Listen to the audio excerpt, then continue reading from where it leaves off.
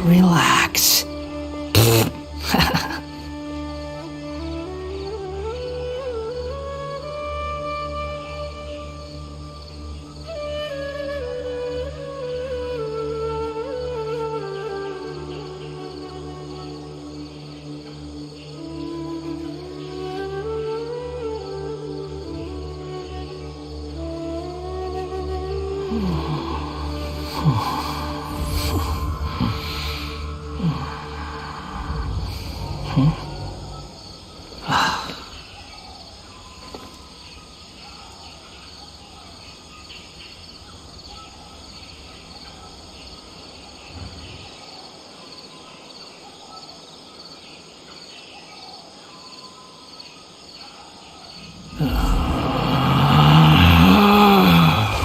Relax.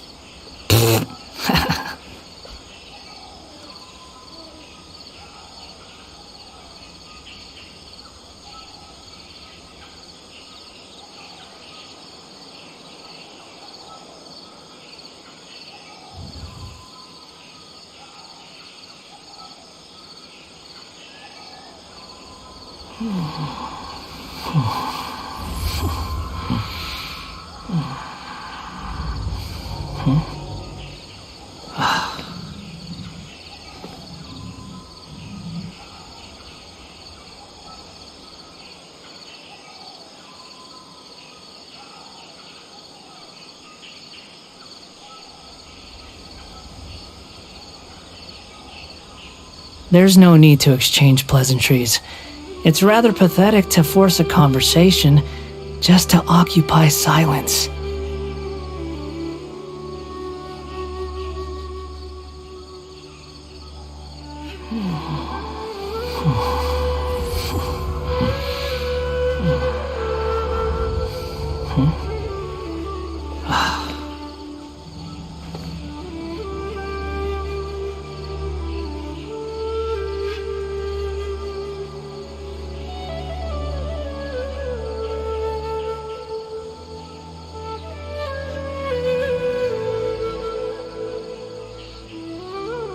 You think I've got a sharp tongue? I just tell it like it is. If someone can't handle it, maybe that's their problem.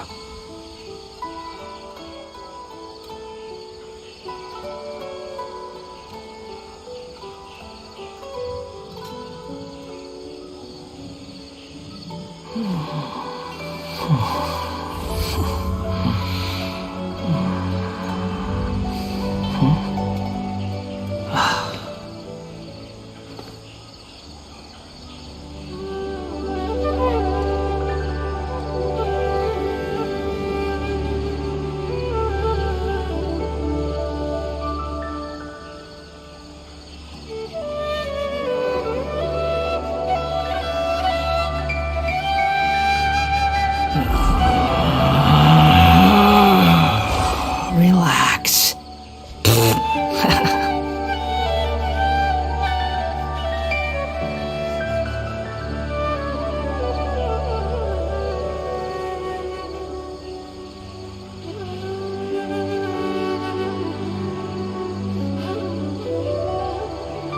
There's no such thing as pure freedom in this world. Even the wind cannot blow on forever.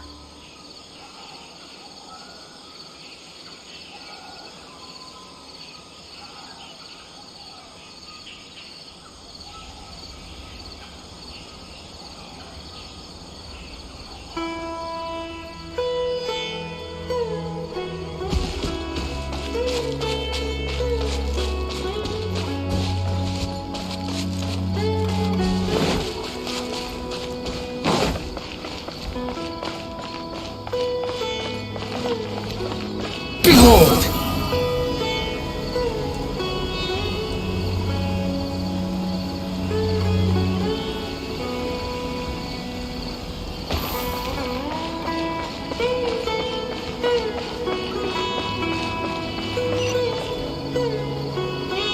Wait! Look who it is!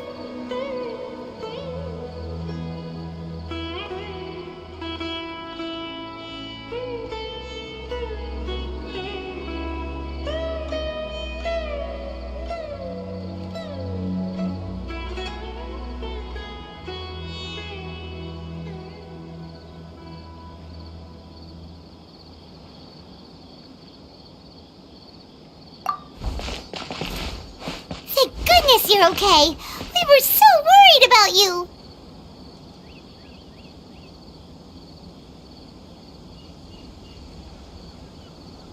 Hey, this was supposed to be a touching reunion, but you're ruining the moment.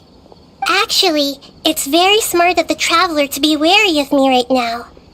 After all, the doctor has shown that his technology can apparently even control human minds. Plus, it's not like you could have known what happened after we split up and I was facing the doctor by myself. Even a pool of stagnant water after a torrential storm can occasionally pass as a patch of sky. Paimon feels like only the real Nahida could come up with such an obscure analogy. Huh? But I wasn't trying to win your trust or anything. All I wanted was to clarify my point. Well, we understand that point now. Please, Nahida, tell us more about what happened. Are those poor people all right? When you left, I was still in the middle of restoring everyone's minds. Thankfully, when the doctor mentioned depositing information into the subconscious, he didn't mean engraving information into their minds. Instead, he did something closer to creating hallucinations. That was still within my power to fix. Luckily, I managed to finish my restorations and mind jump away from him just as he was about to capture me. Whew, what a relief. The doctor sure pulled out some hidden cards, but good thing we had Nahida with us. I wouldn't be relieved just yet. I gave away my true identity when I restored everyone's minds, which means we've lost another one of our trump cards. Also, the doctor is already an expert at modifying Akasha terminals. Maybe it's only a matter of time until he captures my consciousness inside the Akasha. Would that mean you'd no longer be able to jump between minds? Then how do we stop him? He's still at the academia, so it's possible he already started messing with the Akasha.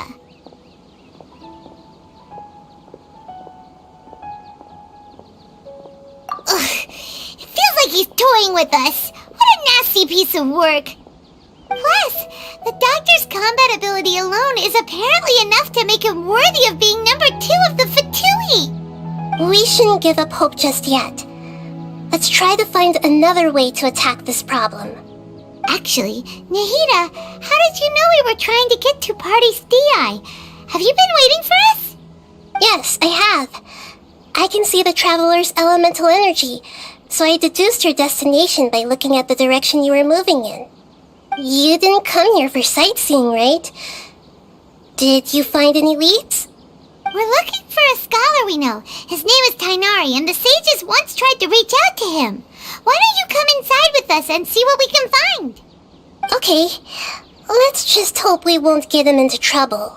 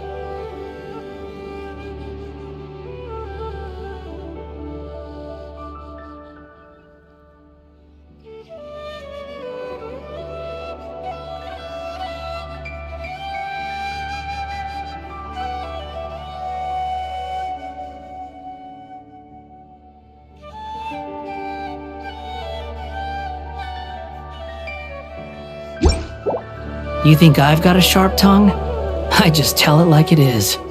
If someone can't handle it, maybe that's their problem.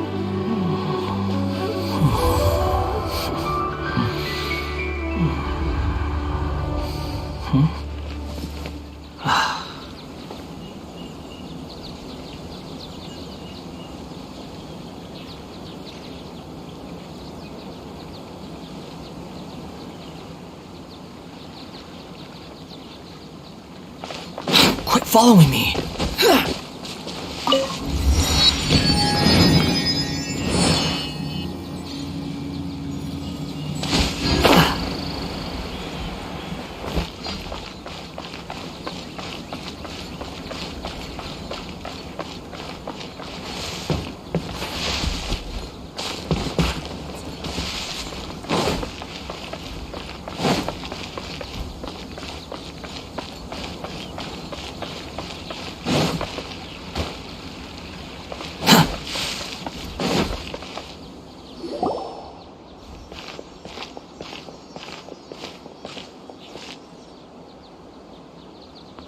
Traveler?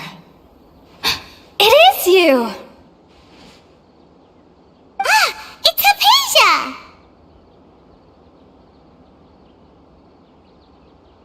What a pleasant surprise! It's so nice to see the two of you again. Who's this? She's a scholar we met in the Avidia Forest. When we last saw each other, she was still training in the... what's it called? Satyavada life? Oh, I see. That's right, we're old friends. You've come at just the right time. Ever since I've come here, hardly anyone has even talked to me. Hypatia, you're way too excited about this. Actually, for you to leave the Avidia Forest means... you're not in training anymore? Wait, no. Did you already finish your training and reach Paripurna life? What do you think? My consciousness has already managed to make contact with the divine. You did it! Congratulations!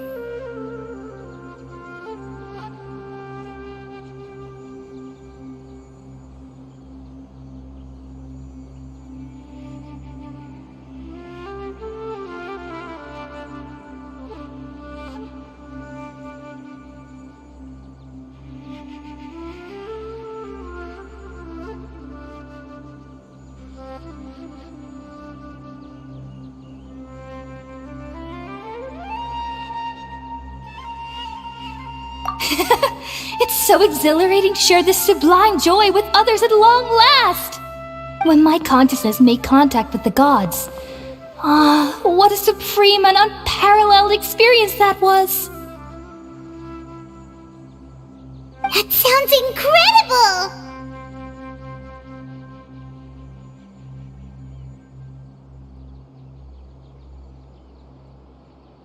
Oh, all right. Actually, please wait. I haven't forgotten my promise to you. Remember? I promised to help you understand what you saw from Irminsul once I gained deeper insights. My current self has not only gained true insight, but I can even help you establish a direct connection to the consciousness of the divine. You can do that?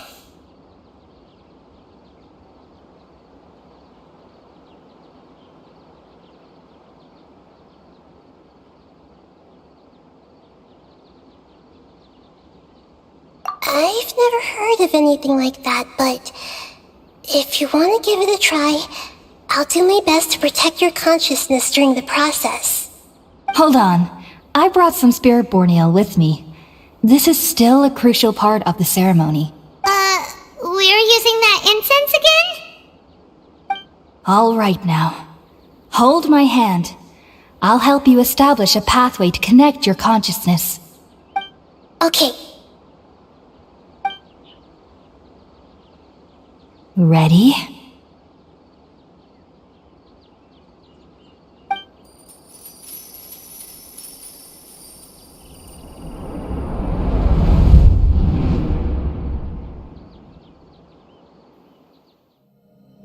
It took 3 betrayals for me to finally understand.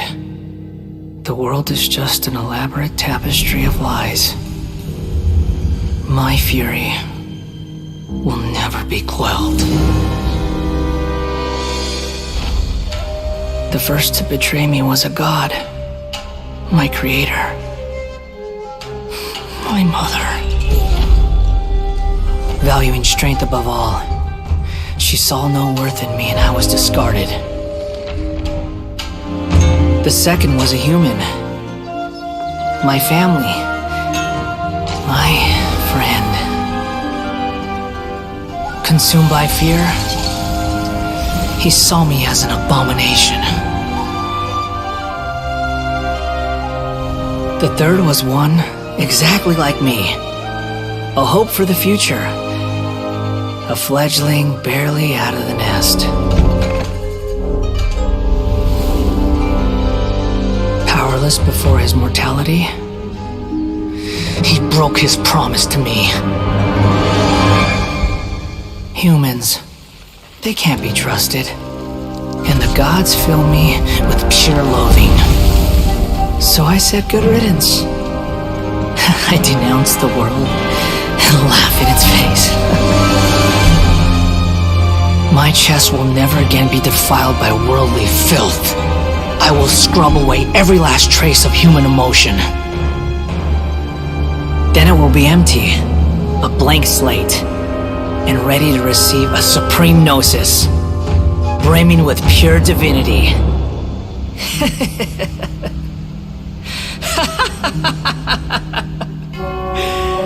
There is no need to fear. The pain will be brief. Your era is coming to an end.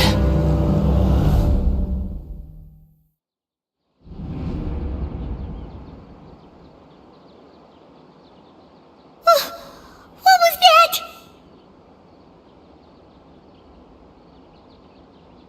Did we actually just see the Balladier's memories? Everything matches what we know about him. But how is he connected to the divine consciousness that Hypatia was talking about? You saw it, right? You felt it, right? Such a majestic god! Such a noble will! Such sublime emotion! Alas, shame. If only that which beats within my chest wasn't a filthy mortal heart.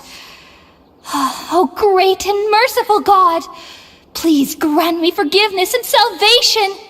Do you understand now? I'm afraid this is no Peripurna life, but rather... Ah! You... Why are you so mean to me? Why is everyone hiding from me? I found divine wisdom. Shouldn't I receive praise and honor? Haven't I uncovered that light in the darkness? Hypatia? That's how I always thought everything should be. Wait. Have I already lost my mind?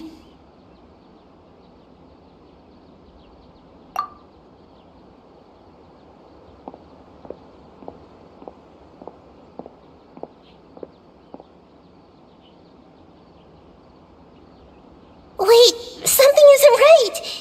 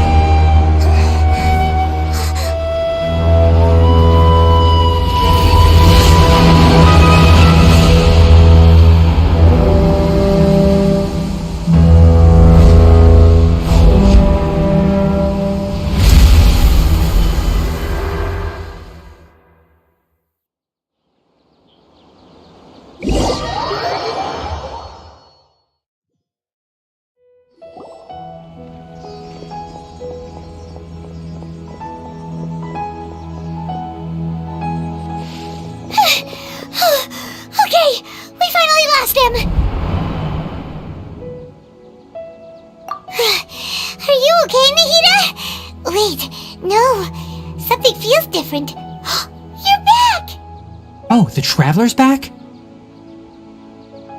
Nahida was controlling your body for a while. It seemed like she jumped over to you as an emergency measure right before the Catherine puppet was destroyed. After that, Tainari heard the commotion and came over. He helped us defeat the mercenaries and then he ran with us all the way here.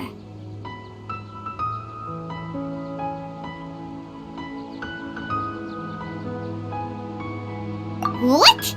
You swapped places? You mean your consciousness also went into Nahida's body? Wait, then where is Nahida's consciousness? Where is she now? I never imagined that an individual's consciousness could be transferred around like this. Had I not seen it with my own eyes, I would have never believed it. I don't think this can be achieved with current human technology. Also, while we were running, the consciousness in your body told me to pass on a message. She said, "The doctor has found a way to trap my consciousness, so I can't journey with you anymore. But even in a moonless night, a shower of starlight can still drown out illusions and lies." Oh no! Nahida's trapped in the sanctuary of Surasthana for good this time. Was that message all she left for us? It's pretty vague.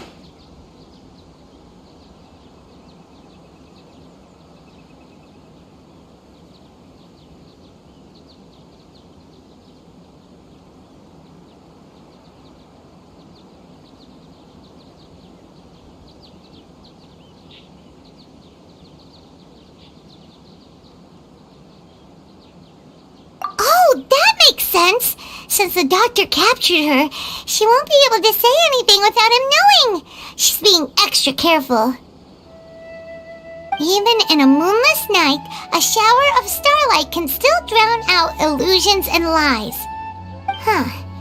Paimon knows the moon illusions and lies are from that alchemical divination at the Sub-Zero's festival. Didn't Nahida use a starlight analogy before? It had something to do with Sataria.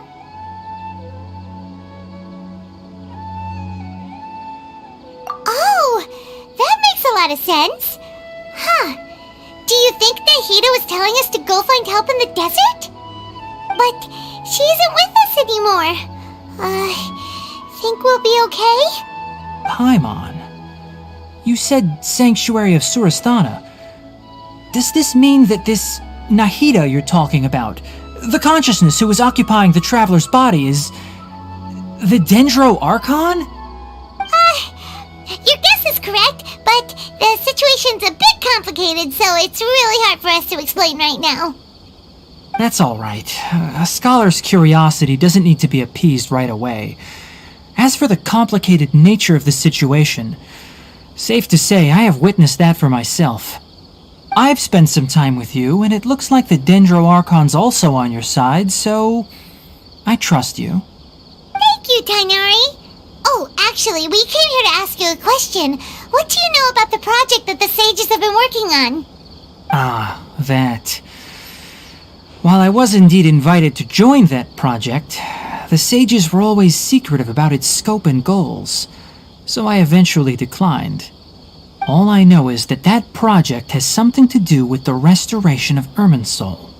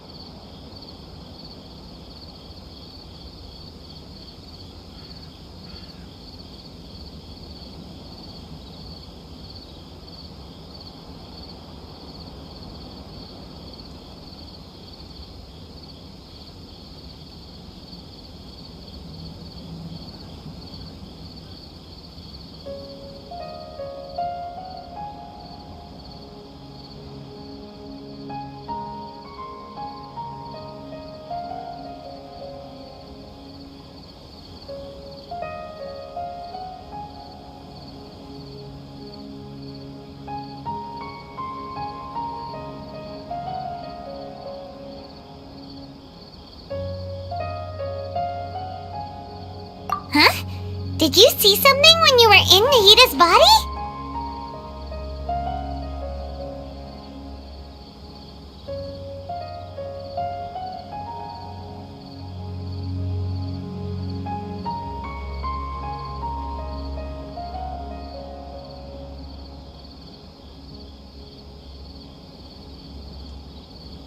What?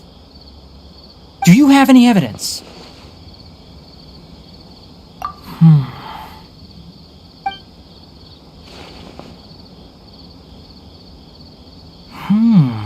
So that's what happened. That explains why Hypatia's symptoms were different from those of the other scholars who went mad. It's because she made contact with the consciousness of a new god who is still in the process of being born. Tighnari, did you leave the Avidia Forest because of Hypatia? I did. I noticed Hypatia's mental anomalies, but since her symptoms were rather atypical, I secretly took her to Pardes Dii and began searching for a way to return her to her normal self. If I didn't take action, Hypatia would have already been taken by the Matra to the desert, doomed to a life of exile at Aru village.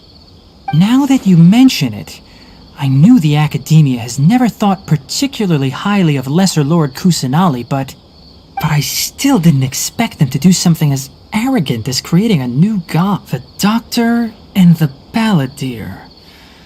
We have 2 Fatui Harbingers in Sumeru. Sounds like we're in for a bad time. From your description, I don't think they've completed their project. There may still be room for us to intervene. But then, what is the connection between creating a new god and restoring Irminsul? Yeah, it feels like we're still nowhere close to figuring out the Sage's goals. Right, we've pretty much gone over everything we need to know, so we should head out. How about you, Tighnari? What are you going to do? I'll stay here for now. I still want to try a few more things to help Hypatia. If you're planning to go into the desert, start by heading for Caravan Rabat. Come find me here if there's anything else I can do to help. May the spirit of wisdom go with you. Thanks, Tighnari. Hopefully Hypatia will feel better soon. We're off then.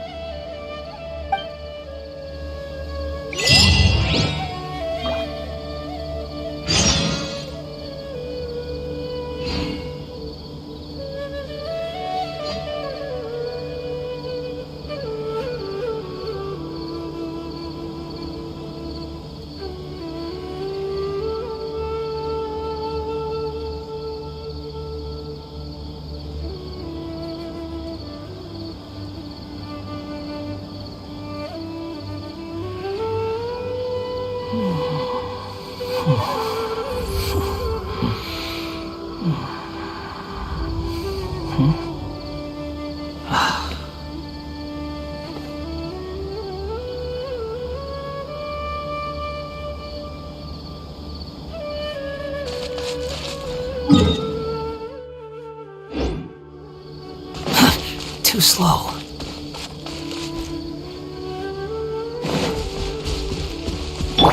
Let's dance.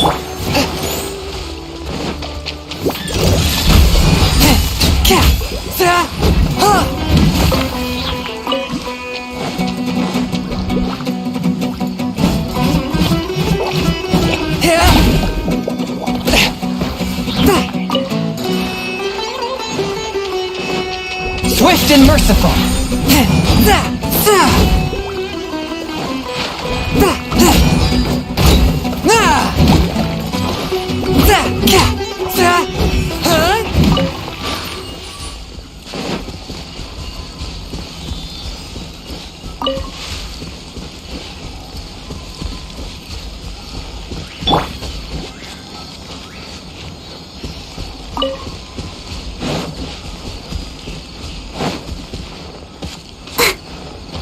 I'll protect us.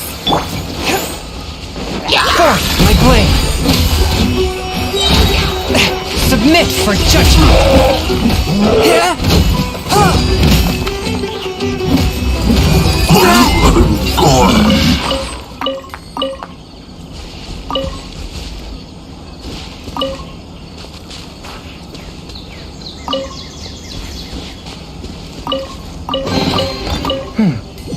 Objects like this may prove useful when purging evil spirits.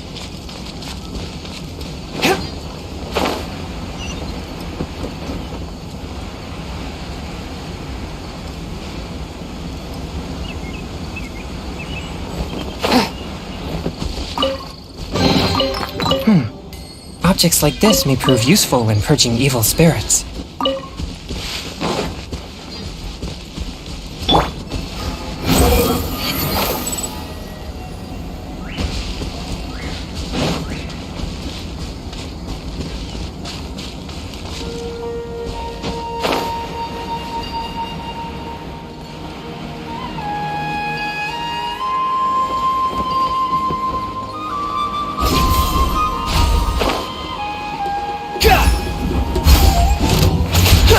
The wind rises. You dare to gaze upon me? That's close enough. Following order. Feeling today back. A touch of frost! You won this one.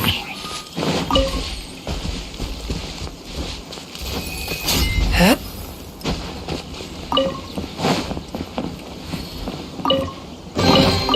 It was worth the trouble.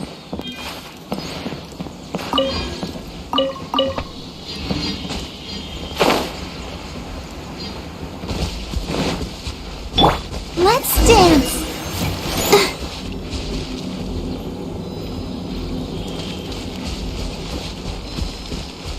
Go, Barbara, go!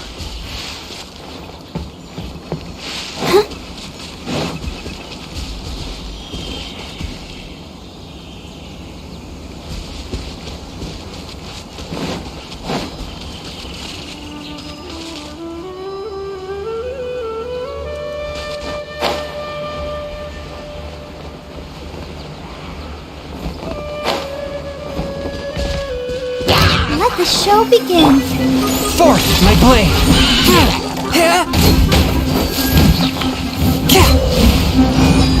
Spirit blade! Attack!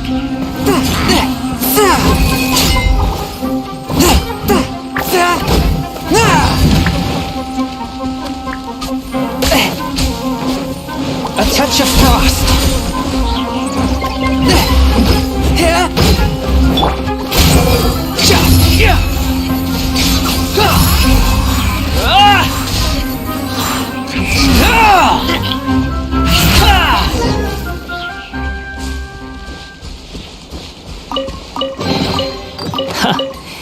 You even want this?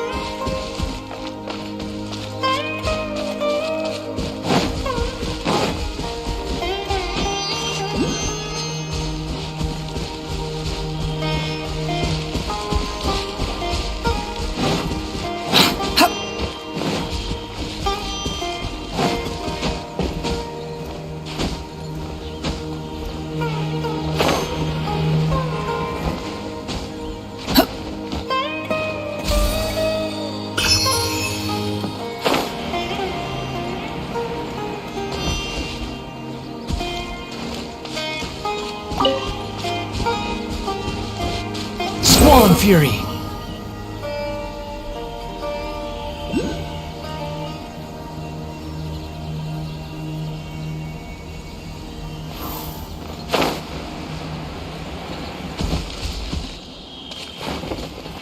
The wind rises.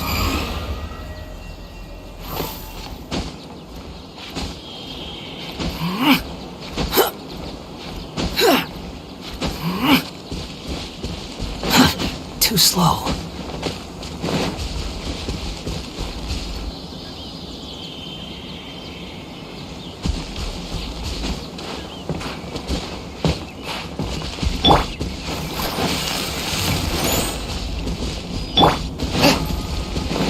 Forth, my blade!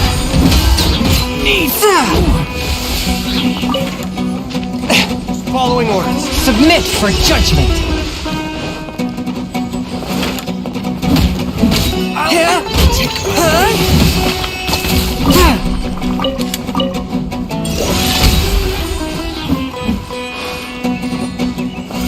Where do you think you're going? I'll be back.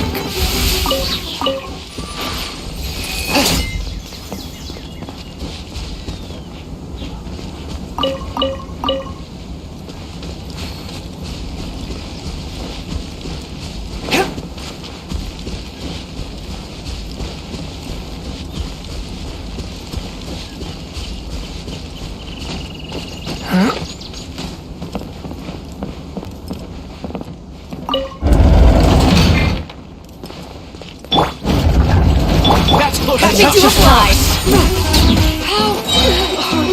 From whence you came! I'll be back.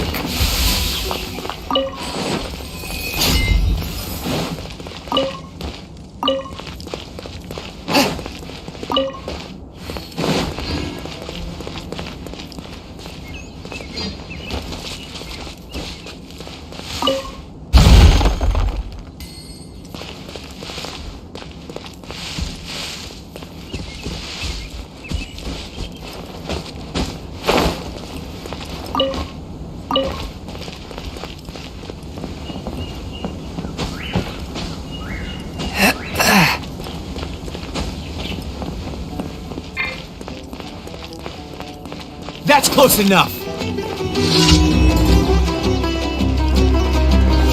Where do you think?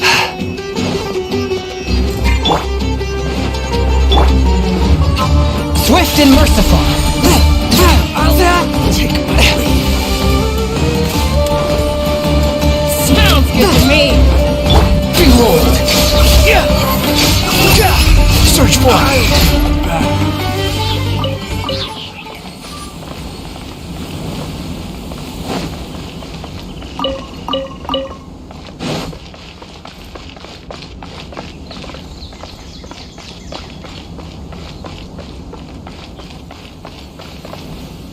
The wind rises.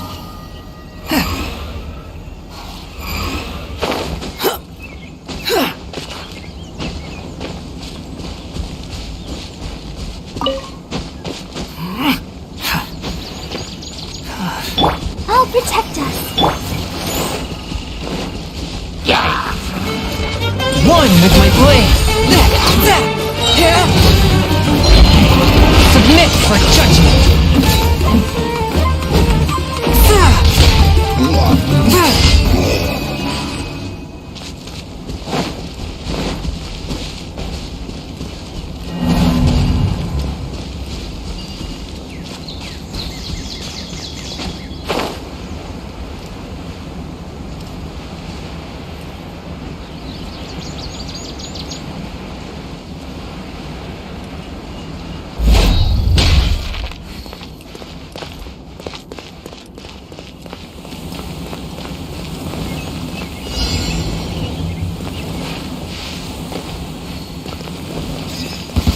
That's close enough. A new Forth, hunt. my blade!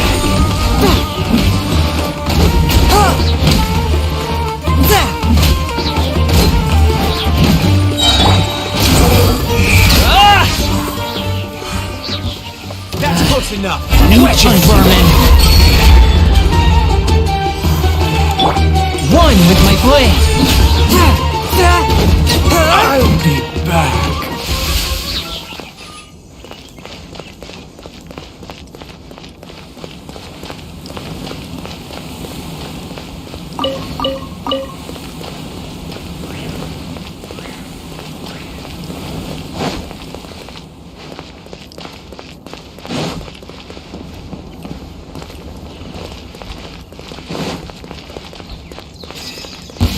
That's close Happy to enough. oblige.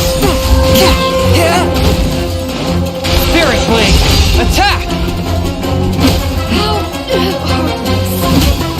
I'll be back.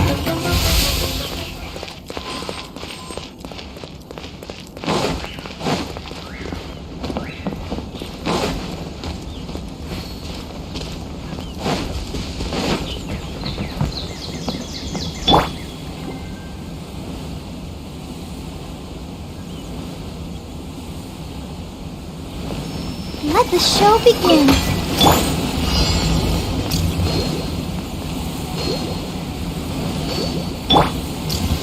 That's close enough. New punching. Swift and merciful! Hey!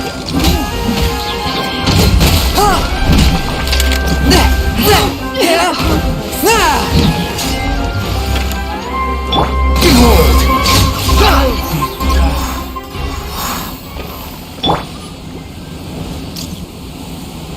That's close enough.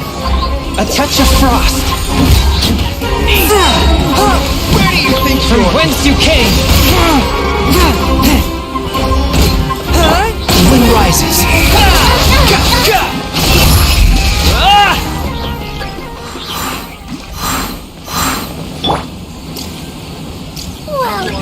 Welcome.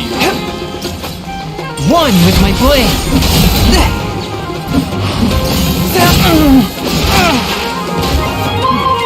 Behold!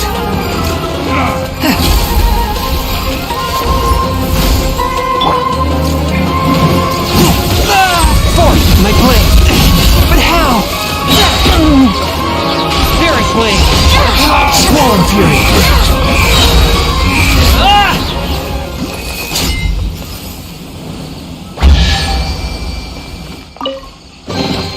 Take it and have fun.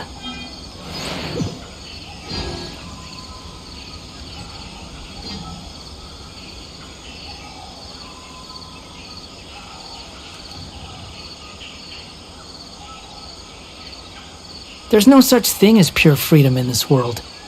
Even the wind cannot blow on forever.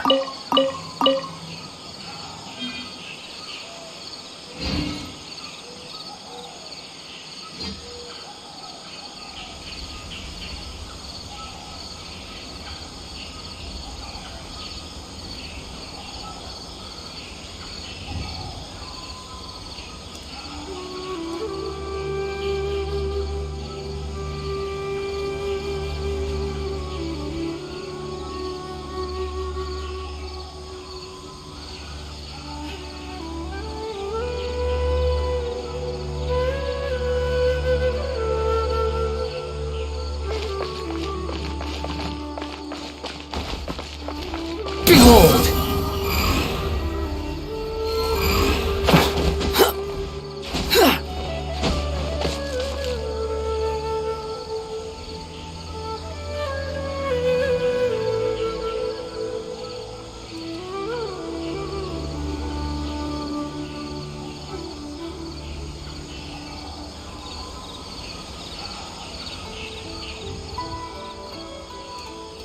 You think I've got a sharp tongue?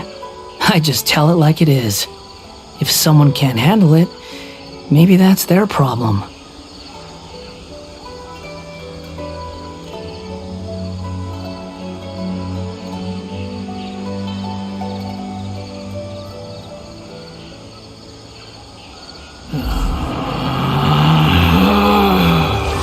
Relax.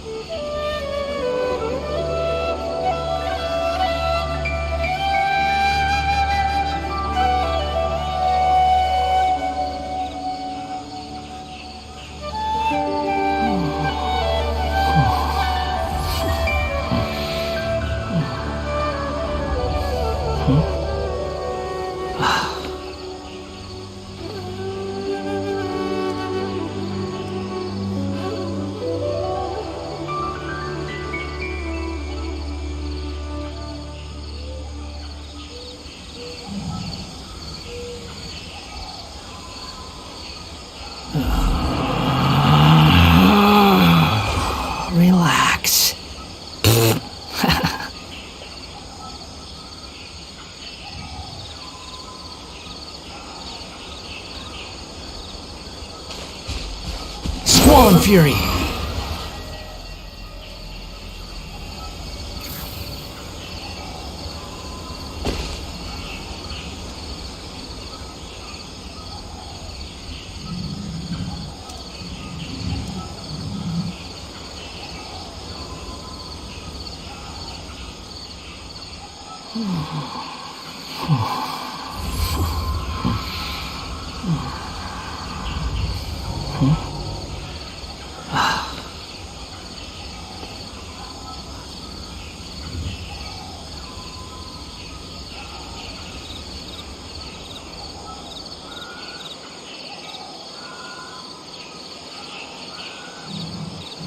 There's no need to exchange pleasantries.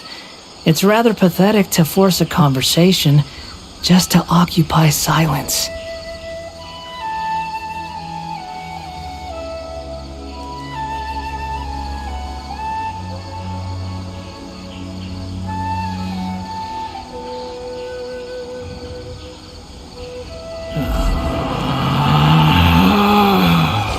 Relax.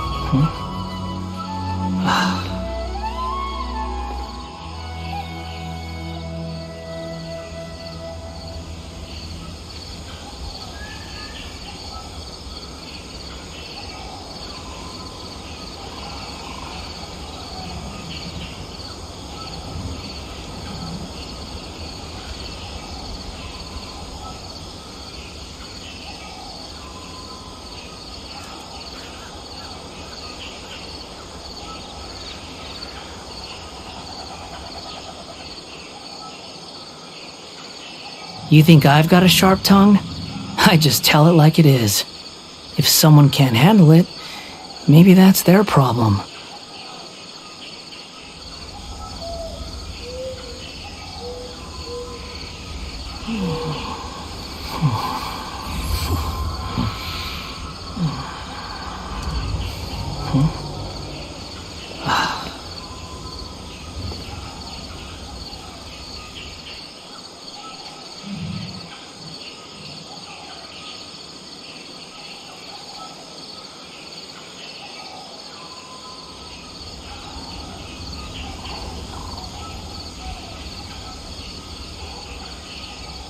There's no need to exchange pleasantries. It's rather pathetic to force a conversation just to occupy silence.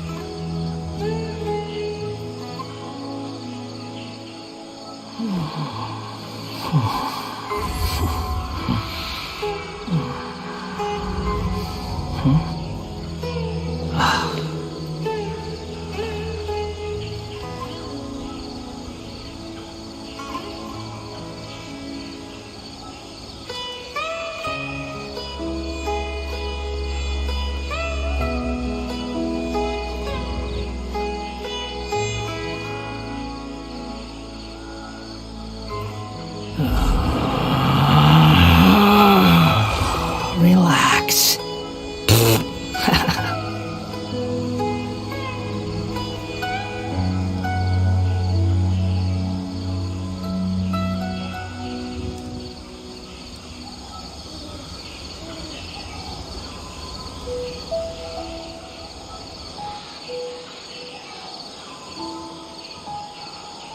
There's no such thing as pure freedom in this world. Even the wind cannot blow on forever.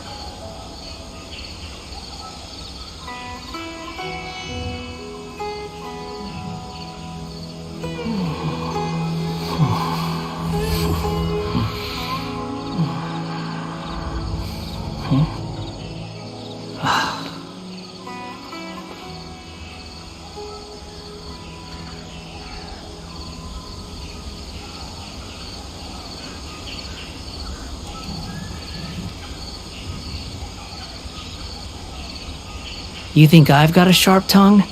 I just tell it like it is. If someone can't handle it, maybe that's their problem.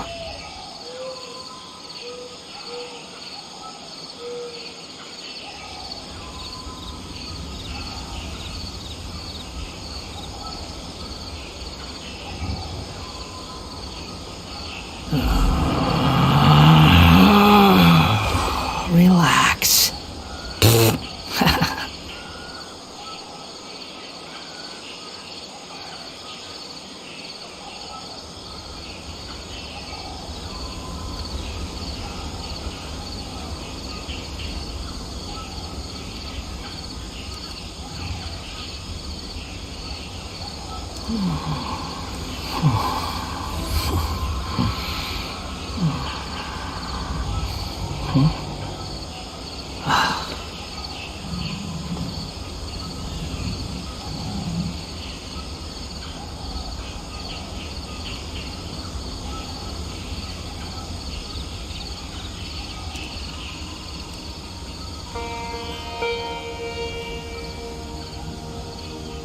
There's no need to exchange pleasantries. It's rather pathetic to force a conversation just to occupy silence.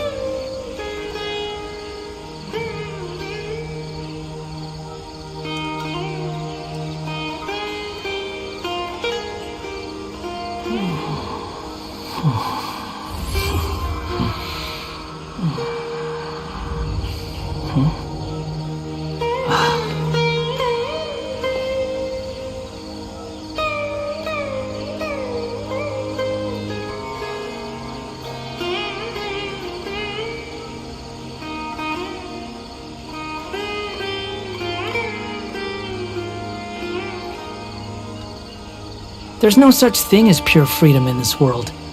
Even the wind cannot blow on forever.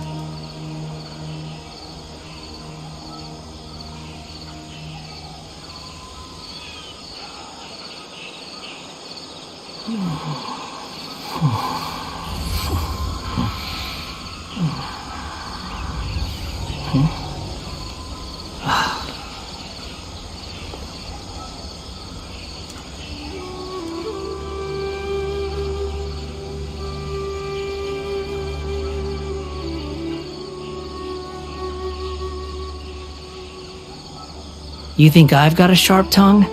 I just tell it like it is.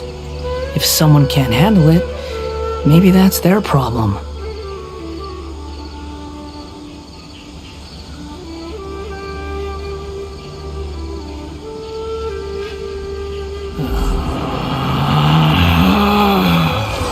Relax.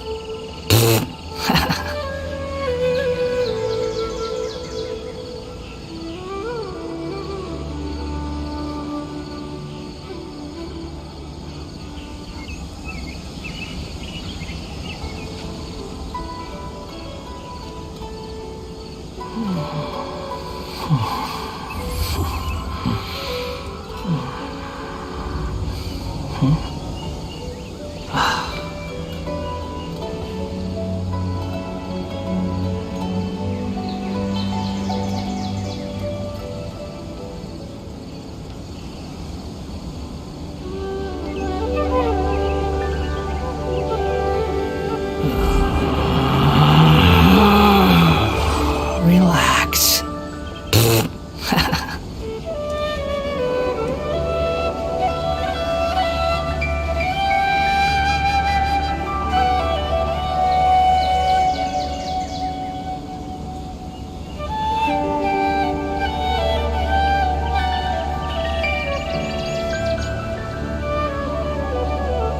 There's no need to exchange pleasantries.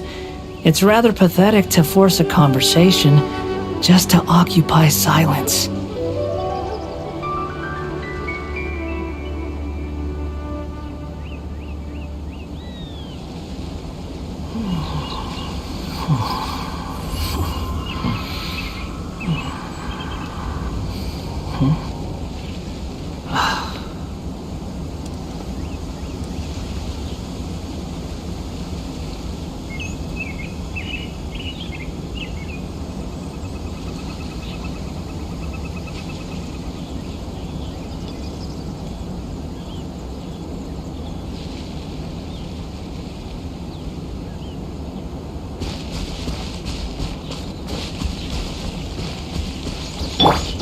Let's dance.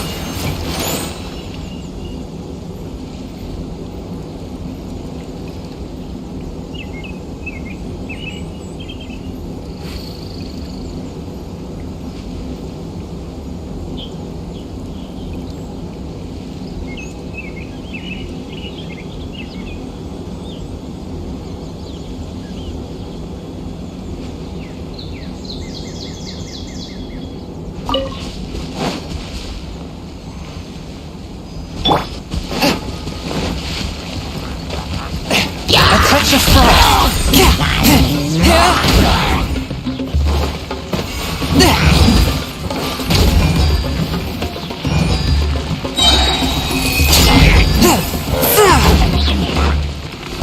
Submit for judgment! Come on, we can do it. I'll protect us. Force my blood!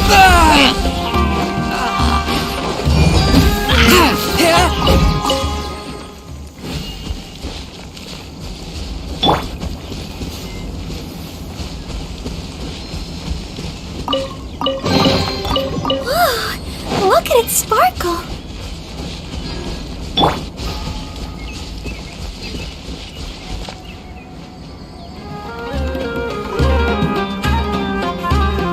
One with my blade!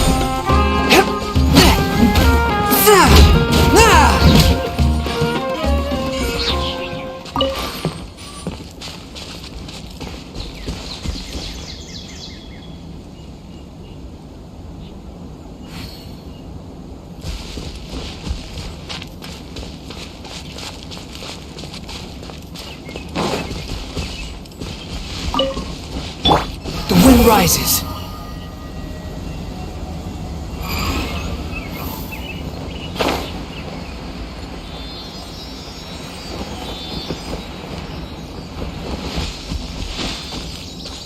Behold!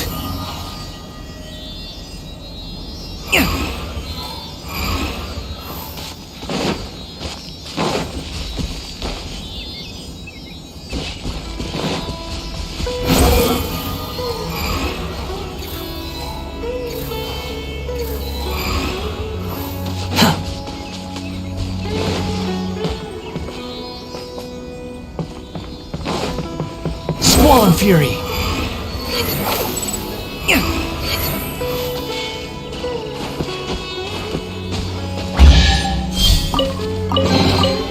Unnecessary.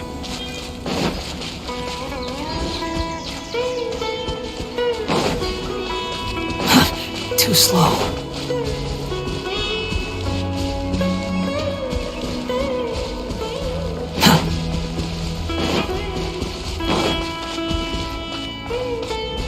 Quit following me.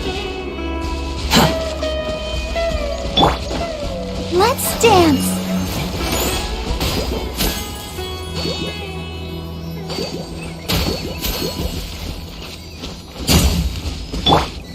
Behold!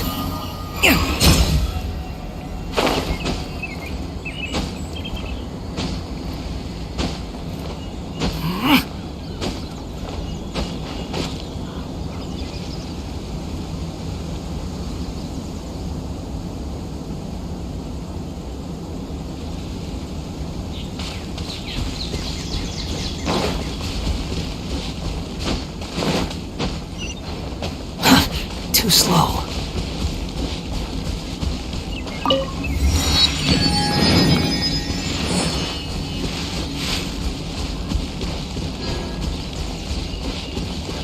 Squall and fury.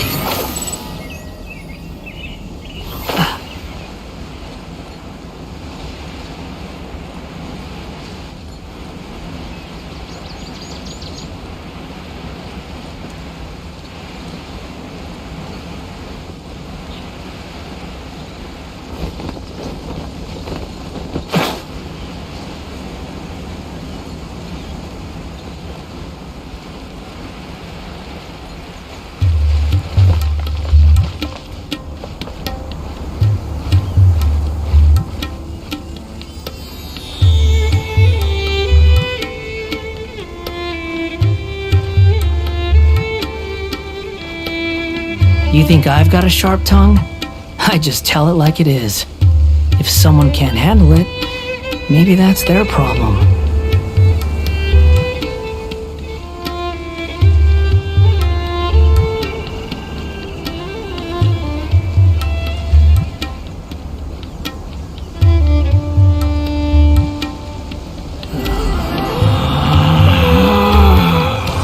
Relax.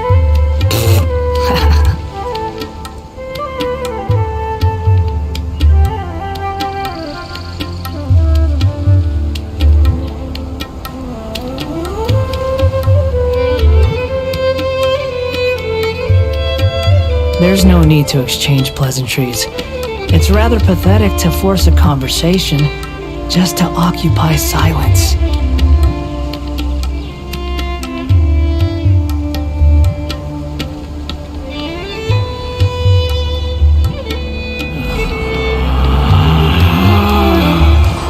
Relax.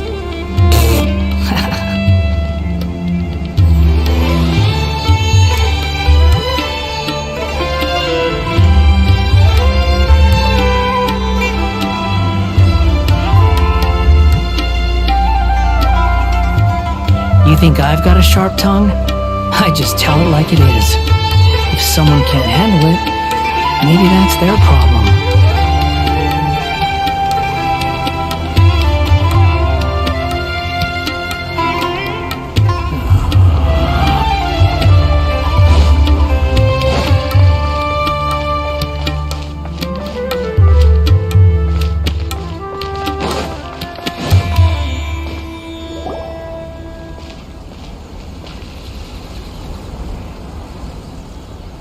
We finally made it to Caravan Rebot.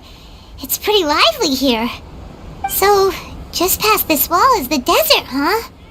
Oh, wow. Paimon remembers hearing people call this the Wall of Samiel. It's made to block sandstorms from the outside. Oh, if it's this tall, it's gotta be the divine work of Greater Lord Rukkhadevata, right?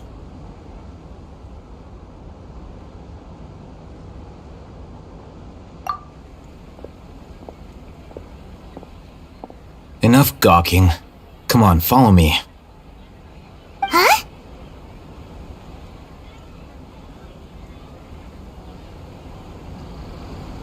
Over here.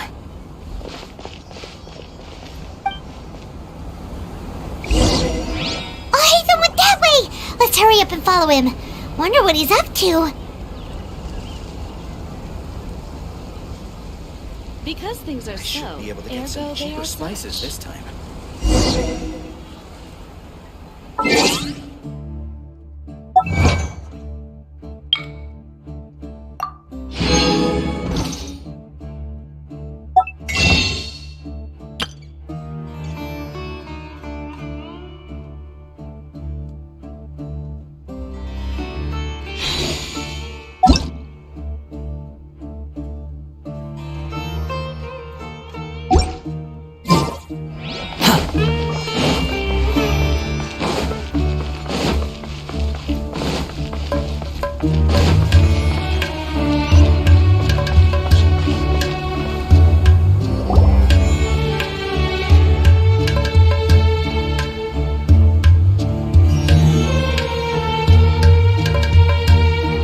What the...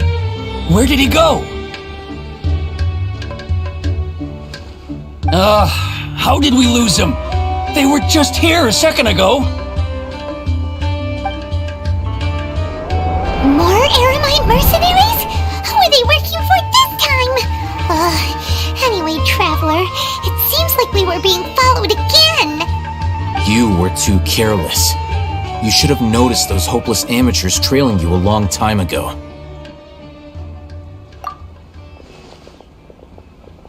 There's no need to thank me. I've never cared to keep track of personal favors. All I did was correct a mistake I happened to come across. It's a habit I developed at the academia. You really gave Paimon a scare, Alhaitham. We never thought we'd run into you here. Last time we met at Port Ormos, didn't you say you were going back to the academia? Wait, Don't tell Paimon that you're here to take us back on their orders! Oh, so you've already landed yourselves on the Academia's hit list. I can't say that I didn't expect it. However, had I wished to turn you over to the Academia, don't you think you'd already be the Eremites' honored guests by now? Oh, right. You do have a point. I have no interest in running errands for that project. As a scholar, I've always belonged to the camp that promotes researcher autonomy. And these days, you're more fascinating than anything the sages can offer. Not quite. To tell you the truth, I'm still investigating the Divine Knowledge Capsule. Unfortunately, I've run into some difficulty. Everyone says the capsule originated in the desert and was eventually moved to Port Ormos. If I am to get to the bottom of this, I must understand how the capsule first came to be. Which brings me back to you and why you're so interesting. The leader of Ain al-Ahmar used the Divine Knowledge Capsule right in front of you, and upon seeing him, your expression became perplexed, and you were lost in thought for quite some time. To have that kind of reaction, I think you must have realized something. Are you interested? Hatham, you really have a ridiculous eye for detail. What kind of person even notices or remembers stuff like that? So that's your answer. Well, I do work for the Academia after all. So considering that, it is indeed, but that does prove you do have some undisclosed information about the Divine Knowledge Capsule. No matter. Rather than simply learning the answers from you, I'd still prefer to investigate on my own. Speaking of, you two are also headed to the desert? That's right! We have the same plan as you! But we don't really have any concrete goals at the moment. Then I'd suggest starting with Aru Village. It's the largest settlement in the desert, so it'll probably have more resources and intel than anywhere else. It's always better to travel with someone you know. Let's go!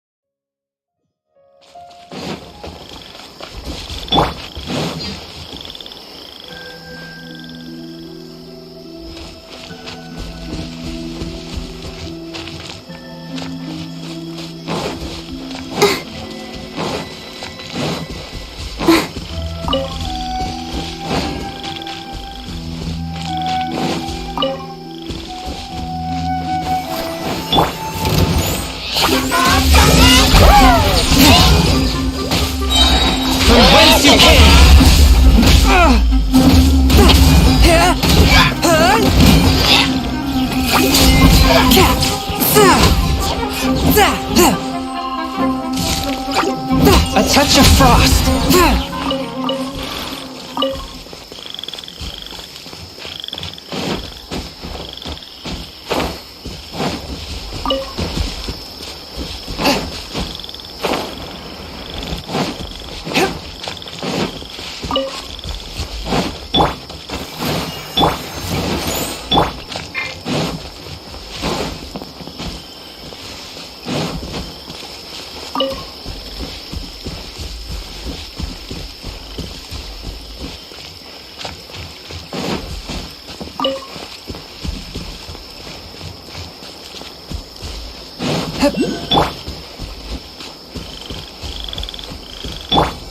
Swift and merciful.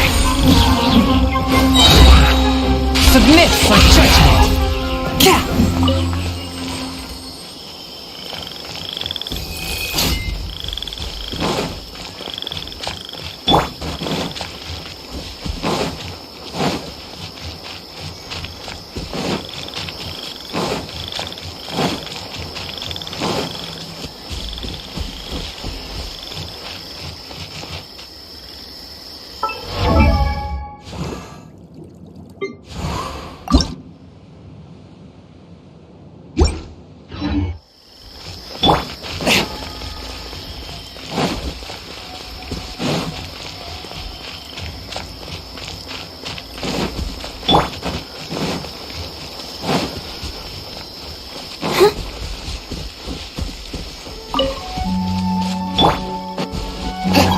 Touch of frost!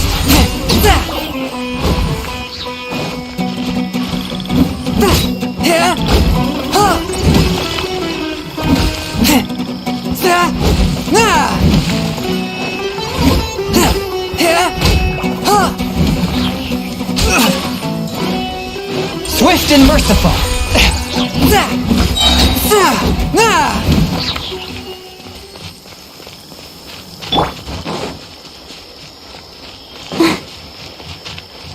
Go, Barbara, go!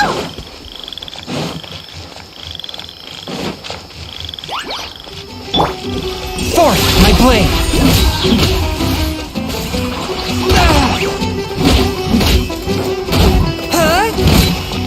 From whence you came!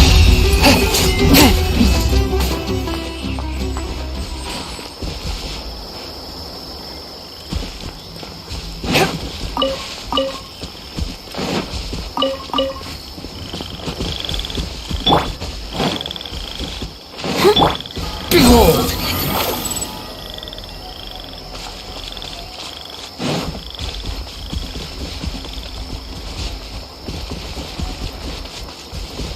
Squall and fury!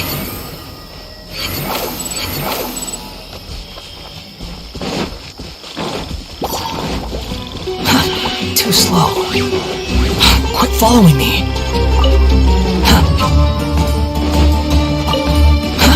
Too slow.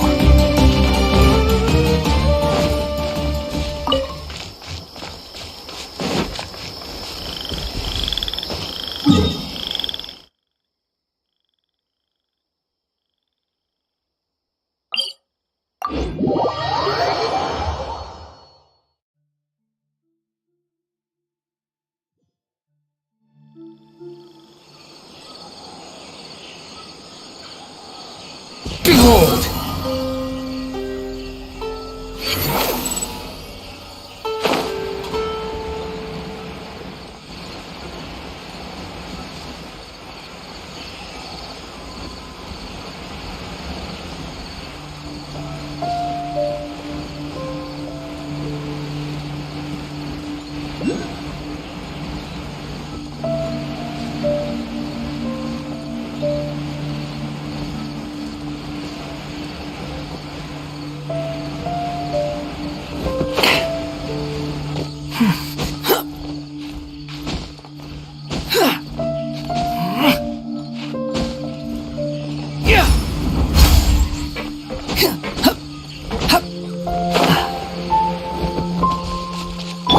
I'll protect us.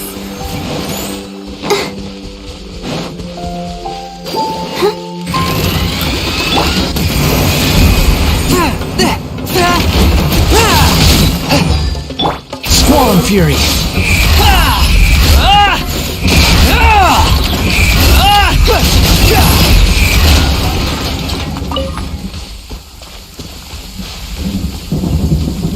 You want to use my hat as an... Whoa! Quit following me.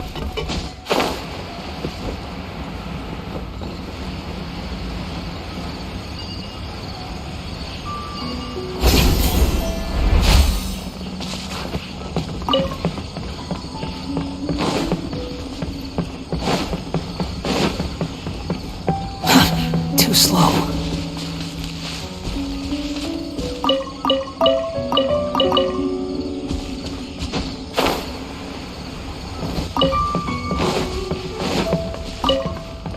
Quit following me.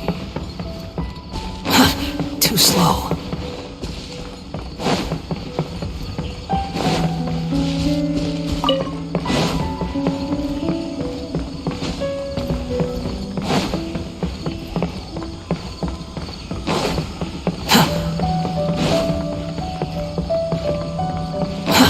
Too slow.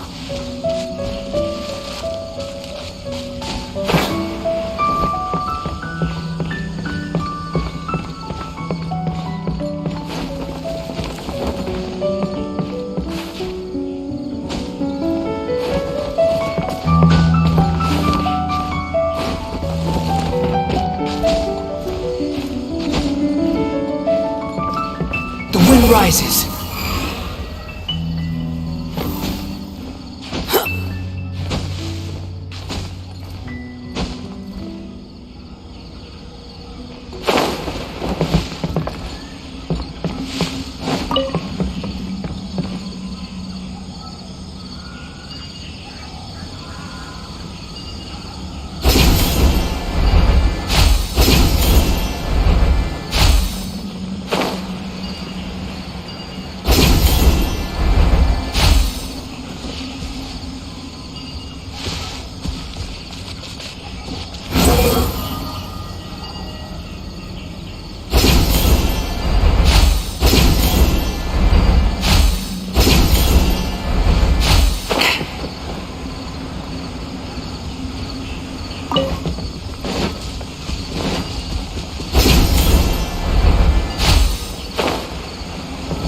Quit following me.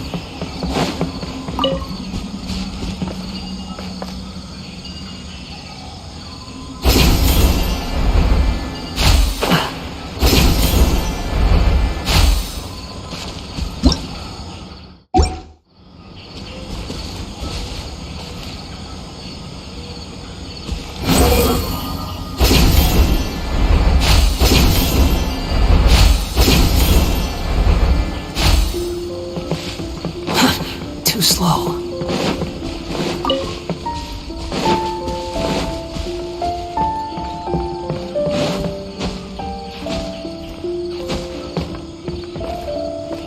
Squall Fury.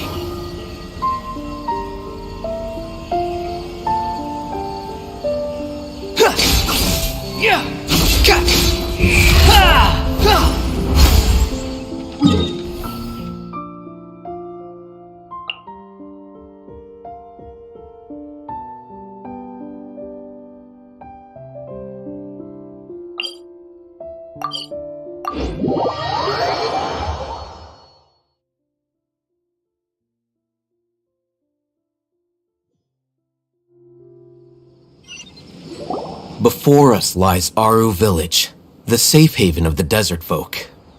Whoa, this landscape is really something else. What a cool place! Let's go check it out!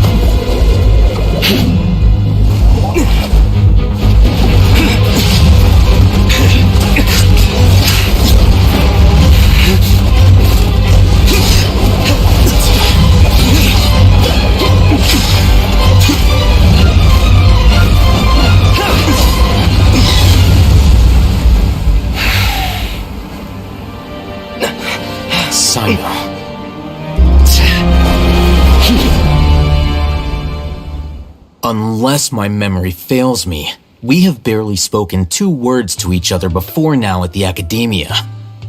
Would you care to enlighten me as to when and how I invited the General Mahamatra's wrath? Oh, Hatham. Do not think you can escape my judgment just because you managed to escape my attack. Judgment? So that's how you'd characterize your actions here, is it? Or would elimination perhaps be a more accurate... Had I used my full strength, not even this traveler would have been able to stop me. Though styled like an assassination, I sought only to ensure that my target would be unable to flee or resist. Standard practice for the Matra, as well you know. Seemed to me more like your own personal touch. Who is that, Al-Haytham? Did you call him? Yes.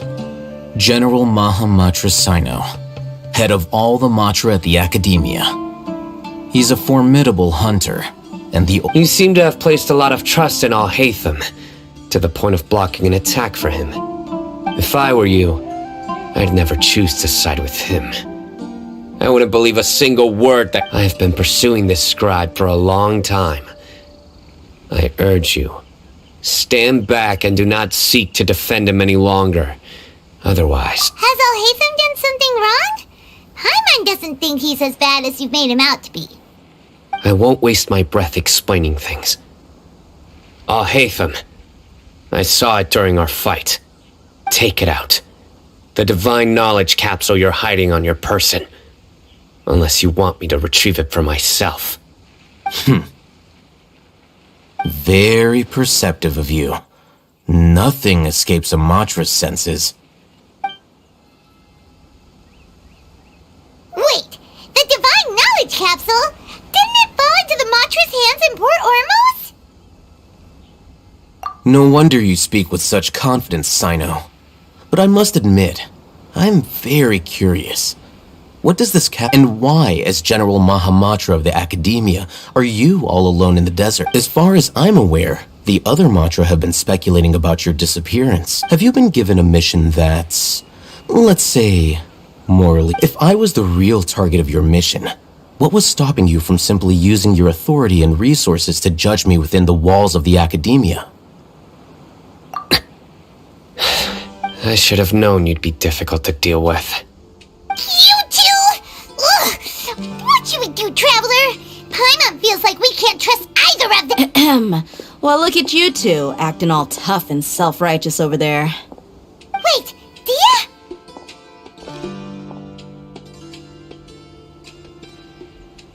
Great! Finally, someone that we can trust! You gotta help us out here, otherwise these two are gonna start fighting again! Yeah, sure looks that way. Two giants from the Academia duking it out once and for all. Not something you get to see every day, that's for sure. Listen, I know you academic types love to fill up your big brains with self-righteous morality and lord your empty rules and virtues over each other. But how dare you bring your petty disputes into the safe haven of Aru Village? It seems like someone's gonna have to beat some sense into your thick skulls until you finally learn to respect these grounds.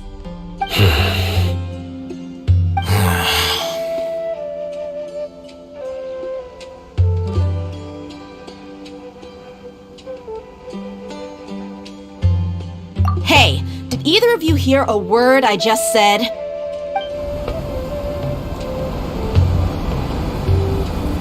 Whoa, what's going on? The wind's so strong. Another sandstorm? What's up with these recently? Hey! All of you, over here, quickly! We have to... Someone's calling for us! Oh, this wind is too strong. That sounded like Candace. Come on, you two. Jeez, are all of you Academia folks such hard work? All right, stop yelling.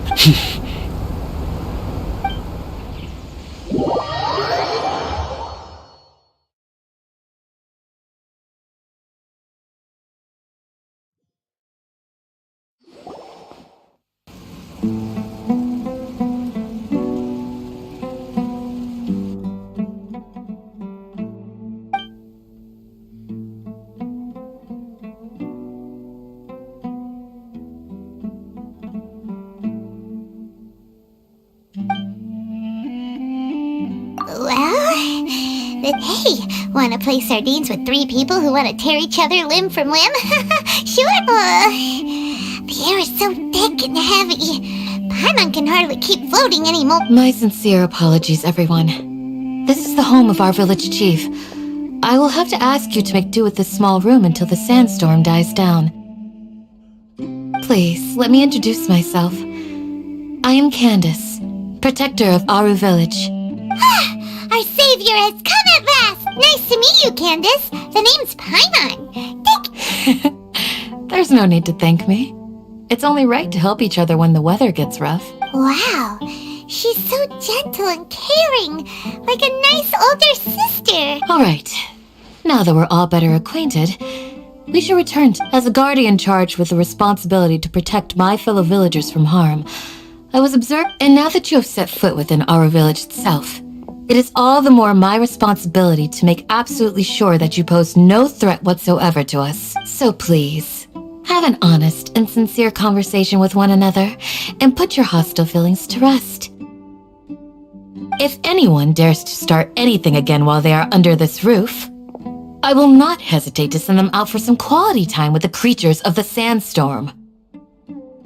Oh, on second thought, Paimon may have have misjudged Candace's character. And that goes for you too, Miss Dia. Do I make myself clear? All right, we got it, Candace. That's what I like to hear. I was supposed to be a mediator, but I might have gotten a little too involved just now. Anyway, one of those two should probably start talking. Wait, that was you trying to be a mediator? I have nothing to hide, so there's no shame in explaining myself. While Al-Haytham wasn't wrong about the other Matra not knowing my whereabouts, it's not because I've been assigned a morally dubious mission. Rather, I've chosen to Exile? A little while ago, I discovered that there was data missing in the Academia's project planning and development files. What little they did report clearly did not match the project's actual progress. As General Mahamatra, I had the responsibility and authority to request an audit. However, to my surprise, the person responsible for the erroneous data was none other than Grand Sage Azar himself. I tried to investigate the issue myself before submitting a formal audit request, but I soon found that all leads and potential pieces of incriminating evidence were carefully concealed from me. I began to realize that they were cautious of me from the very beginning. Unsurprisingly, the Grand Sage rejected my audit request as soon as the submission reached his desk. He even said to me, "The power of the General Mahamatra is granted by the sages. You have no right to judge us." So they really are up to no good. I realized then that to the Grand Sage, the Matra are nothing more than tools for the sages to assert and maintain their control over knowledge. The vows that we took, the principles that we strive to uphold, they are meaningless to the Academia of today. I believed it would be wise to flee the Academia before the sages had a chance to take action against me. This way, they can no longer see nor predict. I will never give up on this investigation. There's no need for someone else to give me power or authority. Sino seems to have the same goal as us. We're all investigating this quest. Now that he's no longer the General Mahamatra, he somehow feels a lot less scary. Well, Sino, if that's your story, then why did you see Al-Haytham as a target? When I was investigating the matter in the Academia, I overheard a conversation between Al-Haytham and a sage. The sages asked you to investigate a blonde-haired traveler. Do you dispute this, Al-Haytham? Like many parts of the project, this assignment was undocumented. Now throw in your suspicious behavior with the Divine Knowledge Capsule, and I think we deserve an explanation. Yes, I was indeed tasked with investigating the traveler. Al-Haytham! After all, the promised reward was so great that hardly any scholar could have refused. The sage told me, once you've completed this assignment, I can give you a glimpse of divine knowledge. A most enticing offer. Unfortunately, those academics don't know me at all. Their words contained one key piece of information, namely that divine knowledge indeed exists. That gave me all I needed to know. From my perspective, the sages are far from trustworthy. Think about it. Isn't it a little strange they're so willing to share divine knowledge with anyone, even as a reward? So, I began my own investigation following the lead of the Divine Knowledge Capsule. In the end, I realized my wisdom in committing to this rather than collaborating with the sages. Had I been less guarded, I probably would have ended up like that Ain al-Ahmar mercenary, incapable of remaining sane for long enough to hold a conversation. You mean that the sages originally planned to dispose of you, using one of those capsules that drive people insane?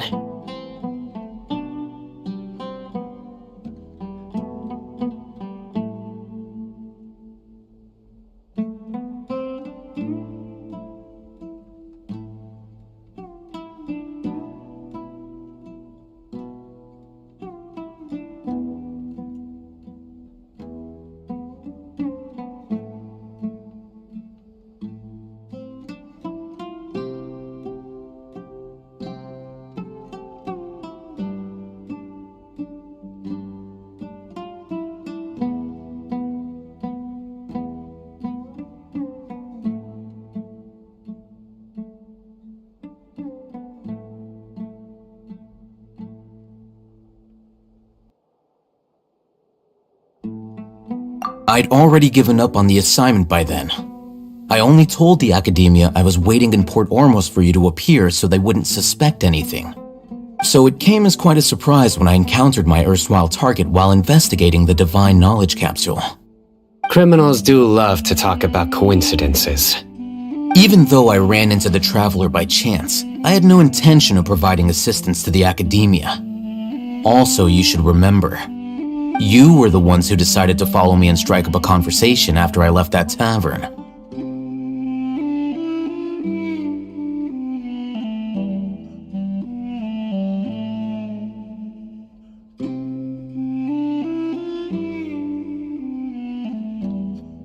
That's true.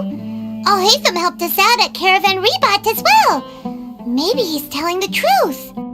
I'm willing to apologize if that's worth anything to you. I took the Divine Knowledge Capsule behind your back because I judged its existence to be a significant risk. I felt that it would be best for no one to interact with it before it had been properly studied. After all, curiosity often proves to be the most dangerous thing in this land. You should be well aware, Scribe Alhaitham, that curiosity can also lead you to danger and suspicion. Answer me this. Did the sages share any information about their project with you? Have I not made myself clear? You and I are both distrusted by the Academia. Do you really think they would tell me anything? Fine. Although you haven't completely proven your innocence, I won't regard you as an enemy, for now. As you wish. Good. I'm glad to see you two clearing up your misunderstandings. And now you, Dia. I believe it's your turn. Oh, sorry. Whatever the boys were talking about must have been so boring that I spaced out. My situation is pretty straightforward. My employer, Dunyarzad of the Homayani family, is friends with the Traveler and is currently recovering from her illness at home. I had nothing going on, so I decided to return to our village for a visit.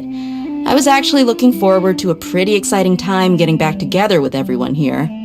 But then I saw these two random guys in the middle of a pointless argument. It ticked me off, and things went downhill from there.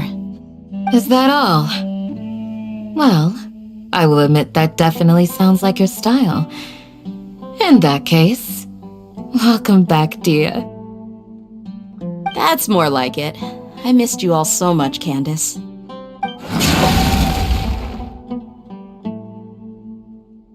Whoa! What was that sound? No need to worry.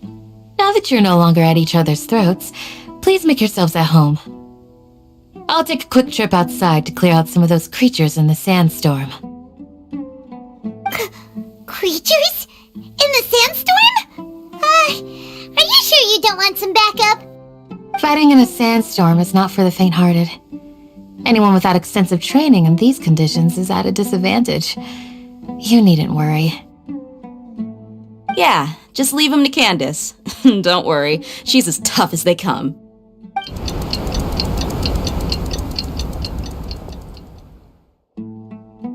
The wind's died down.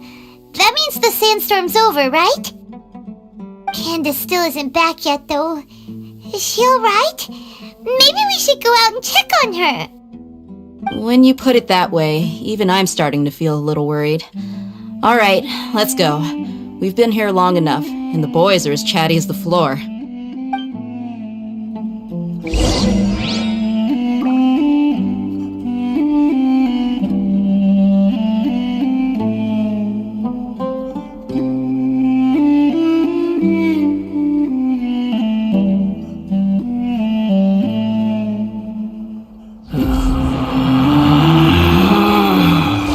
Relax.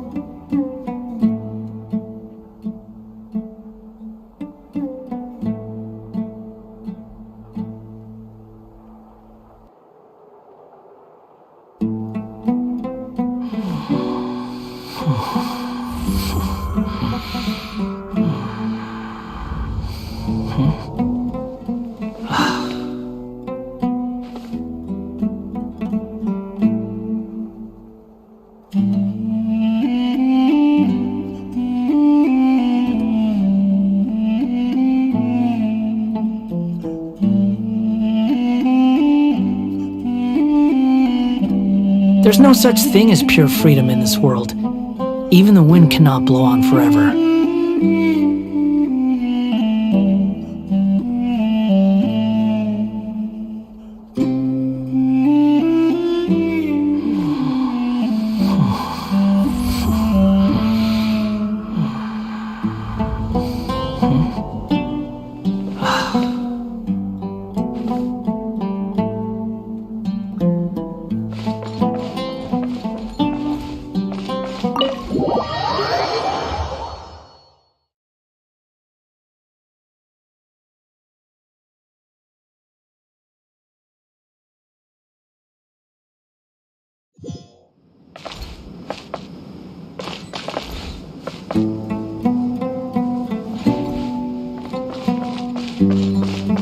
The wind rises.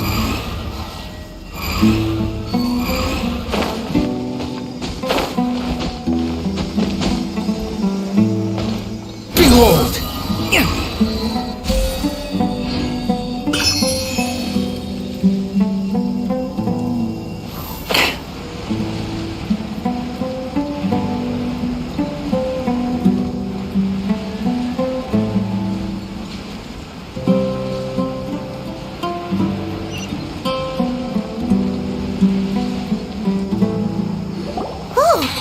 Candace, you're still fighting?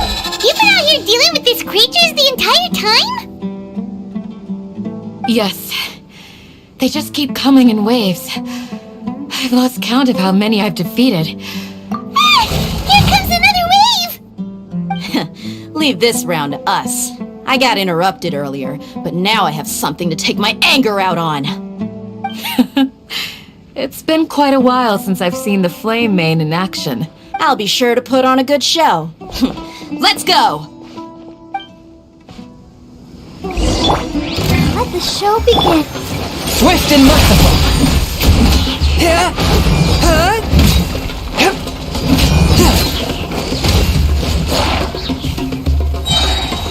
Submit for judgment!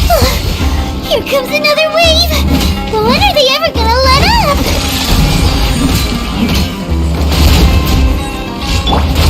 Squall Fury!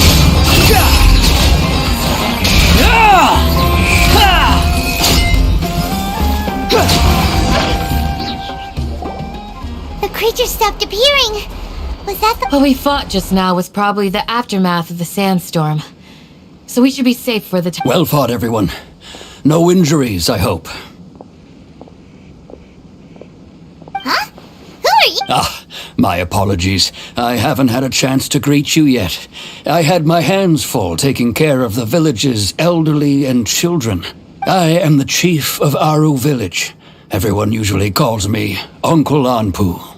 Sir, I am also originally from the desert, but I have not been back for some time now. May I ask if such sandstorms are common? I can't say they've always been common, but recently the storms have become increasingly severe. Besides sandstorms, we also occasionally get earthquakes. According to an investigator who stayed in the village... Another effect of Irminsul's withering.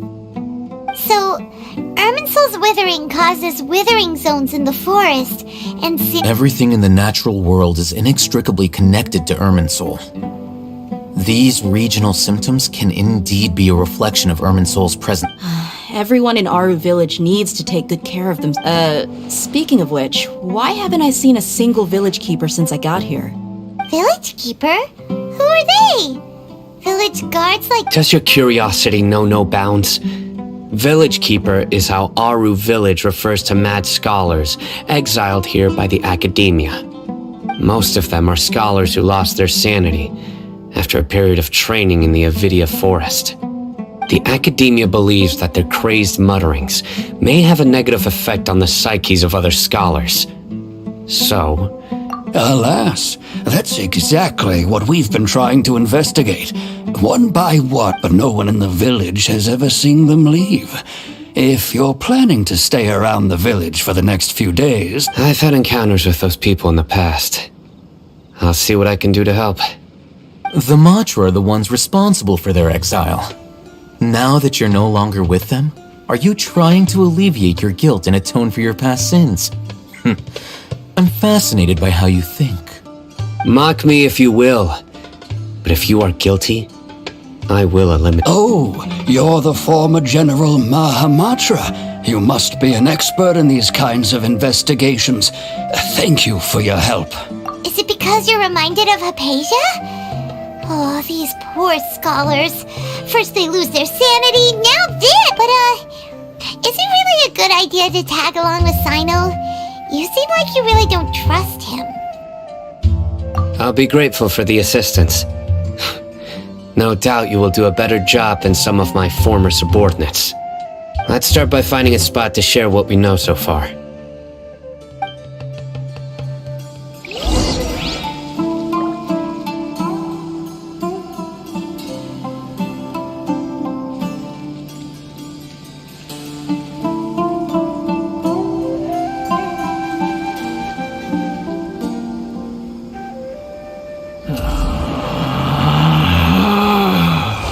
Relax.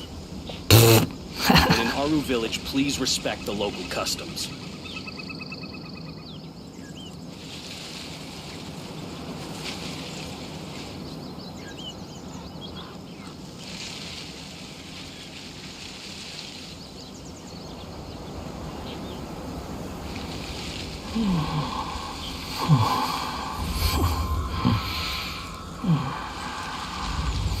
When in Aru Village, please respect the local customs.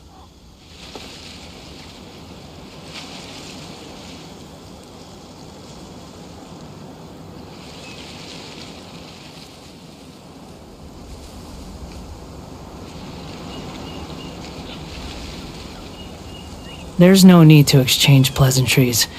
It's rather pathetic to force a When in Aru conversation Village, please respect just the to local occupy customs. silence.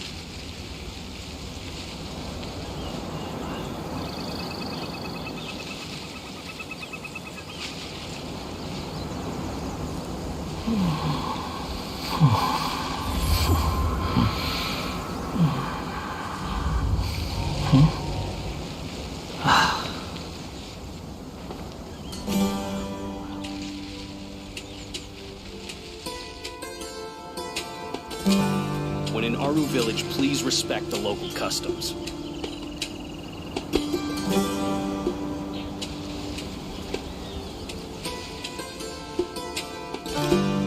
You think I've got a sharp tongue? I just tell it like it is. If someone can't handle it, maybe that's their problem.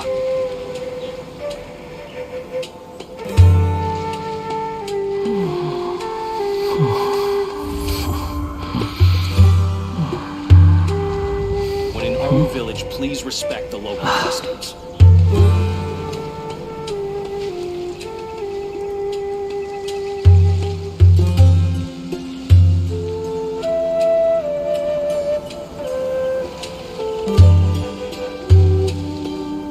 There's no need to exchange pleasantries.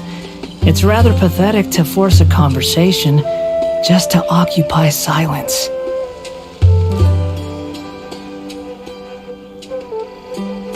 When in Aru Village, please respect the local customs.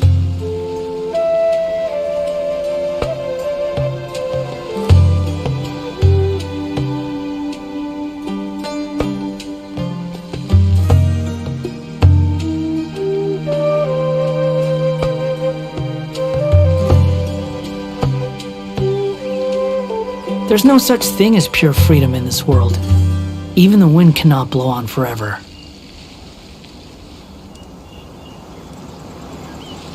When in Aru Village, please respect the local customs.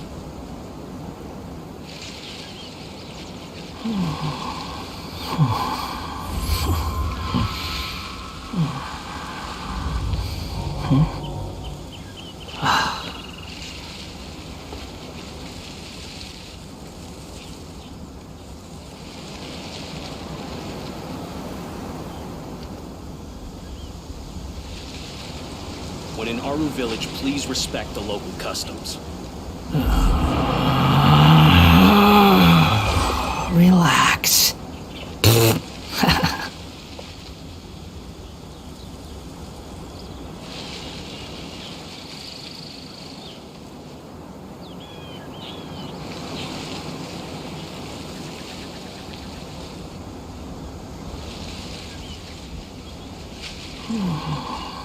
When in Aru Village, please respect the local customs.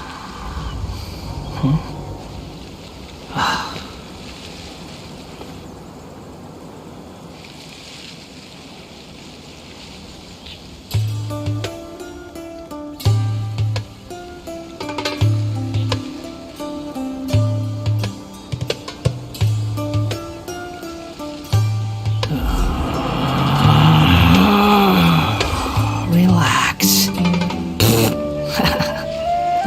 When in Aru Village, please respect the local customs.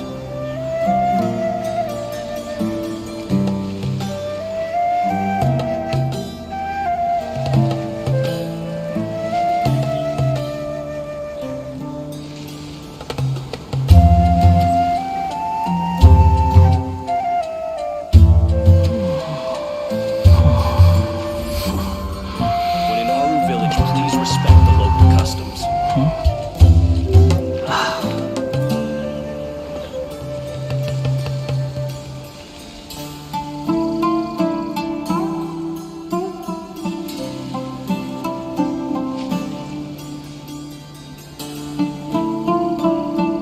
There's no need to exchange pleasantries. It's rather pathetic to force a conversation just to occupy silence. Please respect the local customs.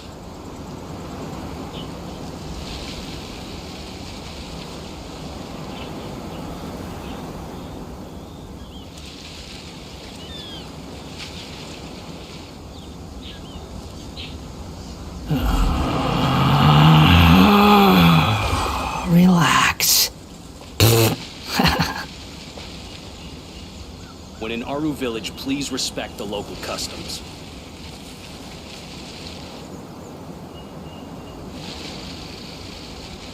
You think I've got a sharp tongue? I just tell it like it is. If someone can't handle it, maybe that's their problem.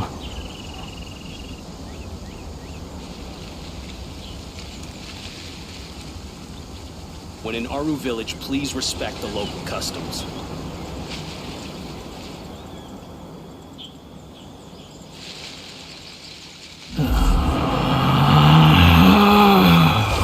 Relax.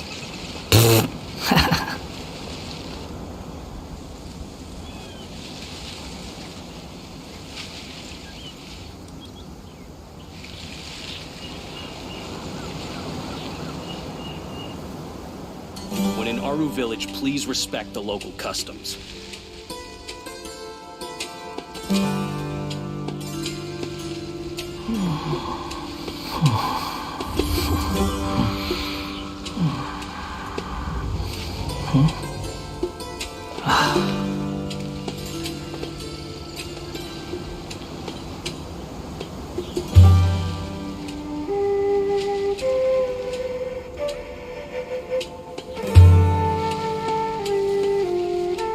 When in Aru Village, please respect the local customs. Relax.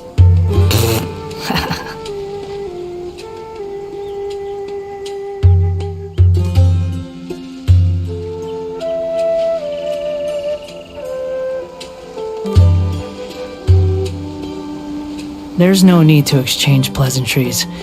It's rather pathetic to force a conversation just to occupy silence.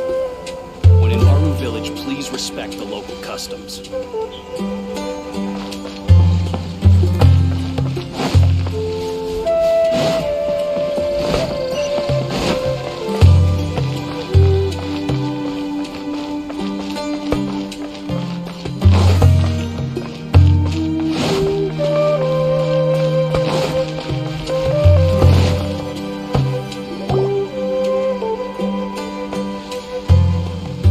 Although I've sent myself into exile, I'm still doing essentially the same things as before. Do you still have any questions for me before we start our investigation?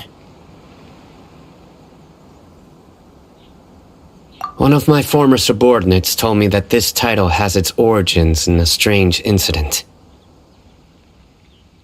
The Academia has long exiled mad scholars to Aru Village. A mysterious phenomenon exists here. When mad scholars first arrive, they are as incoherent and deranged as before. But after spending some time here, they invariably begin to calm down. Initially, the people of Aru Village greatly resented having to take in the mad scholars. But a strange incident one night changed that. Aru Village was struck by the strongest earthquake in living memory. Seeing buildings on the verge of collapse all around him, the then chief of the village was preparing to take everyone to safety.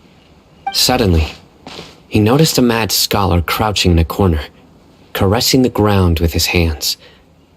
A soft, green light radiated from him, like a divine glow against the backdrop of night. Despite the powerful tremors that ripped through the ground that night, all the houses remained upright, almost as if they had grown roots reaching deep into the ground.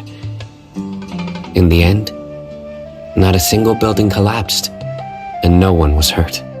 After that, the people of Aru Village treated the mad scholars with greater kindness, and began to refer to them as the village keepers. A soft green light? A mad scholar protecting Aru Village? What do you make of it, traveler?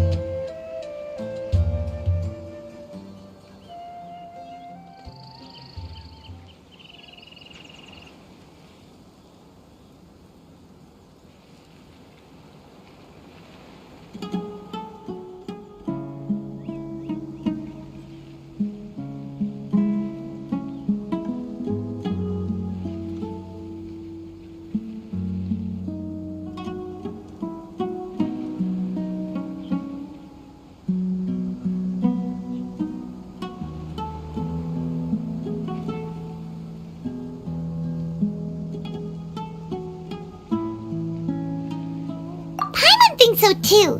Actually, Sino, do you know if any of the mad scholars continued to wear their Akasha terminals at Aru Village? In theory, they would continue wearing them so the academia could still monitor their activities. With that said, the main Akasha system would no longer have... Oh, no wonder! Everything makes sense then! Add in the fact that they calmed down, it was probably Nahida who calmed them. If you are able to draw a conclusion from this one story alone, then it appears you possess much more information than I do. So, what do you make of the story? Really? Lesser Lord Kusanali. What? You don't believe us? Lesser Lord Kusanali was definitely using the Akasha to give her power to the mad scholars! No, it's not so much that I don't believe you. I'm just struck by your reasoning. Lesser Lord Kusanali, the current Dendro Archon. Is she really active? The Academia has always placed far greater importance on the late Greater Lord Rukkhadevata. They've more or less ignored Lesser Lord Kusanali, and I've never had any reason to doubt their views. In addition, I've never heard any stories about Lesser Lord Kusanali and her deeds. To me, she might as well have been a god that never existed. No way! Nahida definitely exists! She's a... How should Paimon put it? I've spent many years interrogating criminals. Good! Then you should know that we're telling the truth! That look in your eyes. I've never... How can this be? To think, our Archon has been amongst us this entire time. Alright, now it's our turn to put our skills to good use, but easier said than done. Especially since we don't have any leads. Excuse me, are you here to help me find my Huh? By the sounds of it, a resident of this village. My name is Isak. Is your grandpa a mad scholar? Hey, don't say that. Grandpa is just Grandpa. What? The person you're referring to is not a local, yet you are. Grandpa is just Grandpa. He's my I heard everything you said to the village chief. Please, you gotta take me. Ah, so you're the one who was eavesdropping on us around the village chief. I was planning to go out and take care of whoever it was, but I had a vague feeling that they didn't harbor any... Whoa! Hazen wasn't kidding about Matra having sharp senses.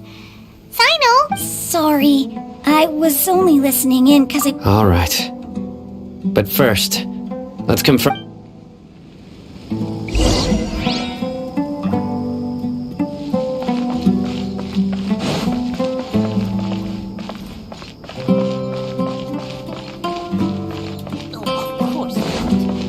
Quit following me. Quit following me. Too slow.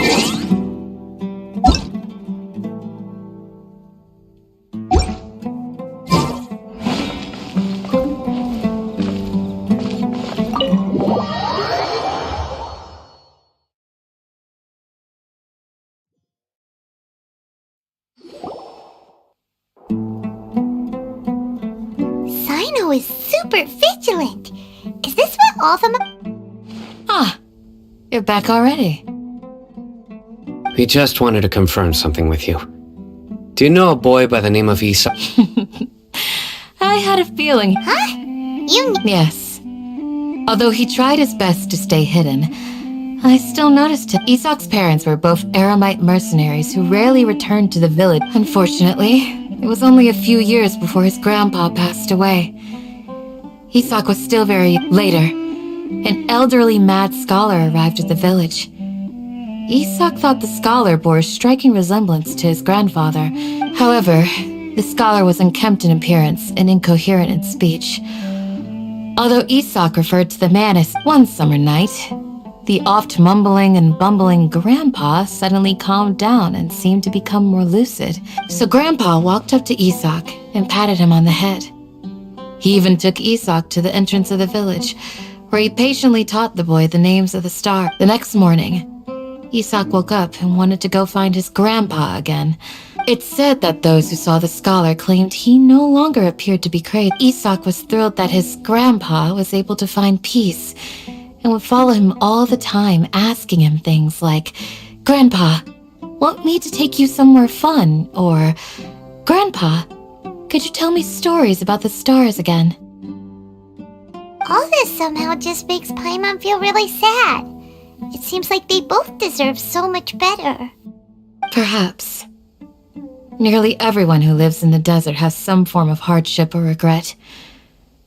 But even so, we must still continue on with our lives. It's also my reason for fighting. I must continue to protect this land.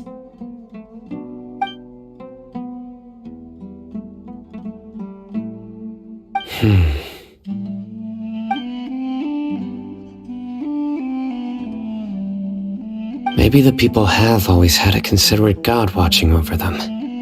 Huh? What did you say, Sino? No, nothing. As long as Isak keeps his word and doesn't get in our way, we can take him along. Perhaps you are more compassionate than I gave you credit for. Please accept my thanks on Isak's behalf, Sino.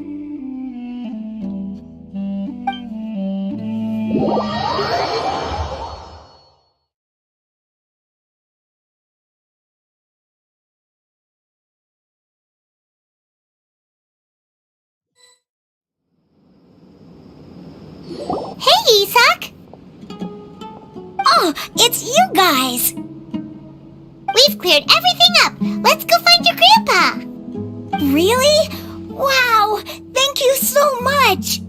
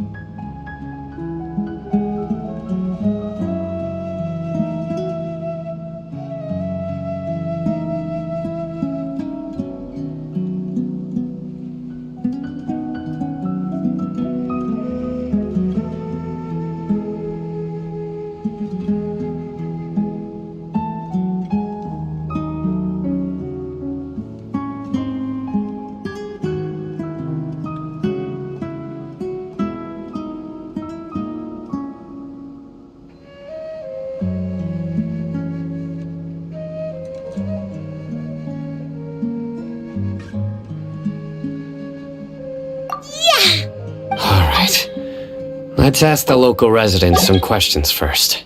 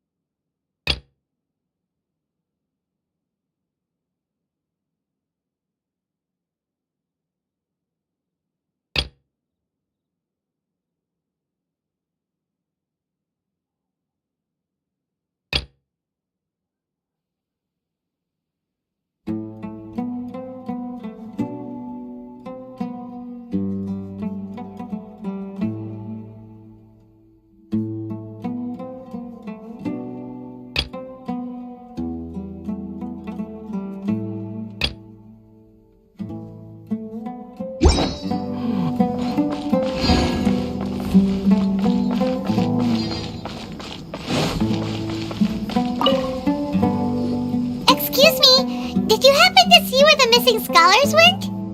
You mean the village keepers? Oh, let me think. When I was eating dinner the other day, I saw one of them by the side of the road, muttering away and eating mushrooms and tree roots. They shouldn't go around eating that kind of stuff. Okay. Did you notice anything else? Anything else? No, I think that's all I have to tell you. Sorry.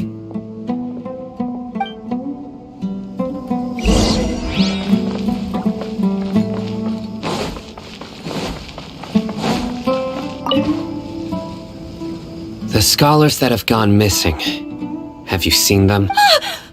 Those eyes. Those fierce eyes. You look like a real... Don't change the subject. Right.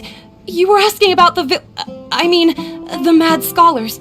I think it's been a few days since I last saw it, but honestly, I feel quite sympathetic towards them. Even though they act a little strange. Do you also think Grandpa and the others are... Grandpa? Oh, hello there. It's little Isak. You mean that nice man who looks like your grandpa? He was actually the one who protected my house. I saw it with my own eyes. He happened to be staying near my house that day and was It still feels pretty surreal now that I think back on it. Did someone teach them? Well, whatever the case, I'll always be thankful to him and whoever taught him to look out for others. I'm pretty sure that if I ever went mad, I wouldn't be able to do... Gotcha! Thank you!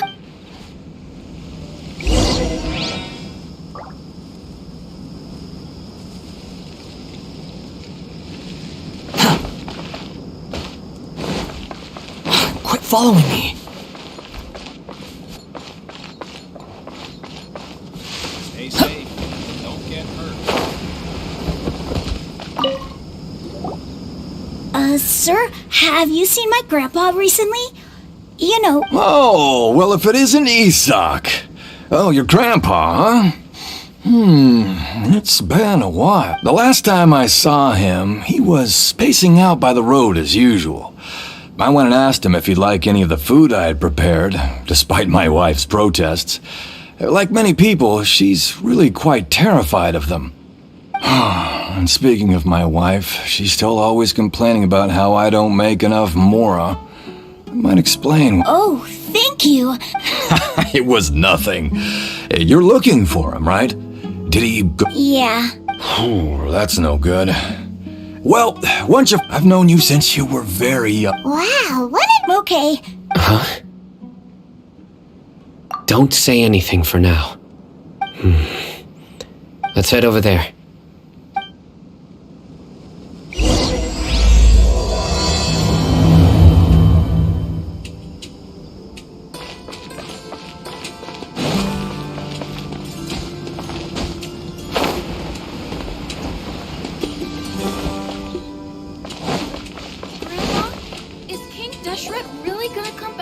Listen, see if you can make out what they're saying. Have you heard? The mighty King Deshret, the sovereign of our faith, will soon return to this world. Yes, of course I have. King Deshret is the one and only true ruler of this land. I've never believed in any other gods.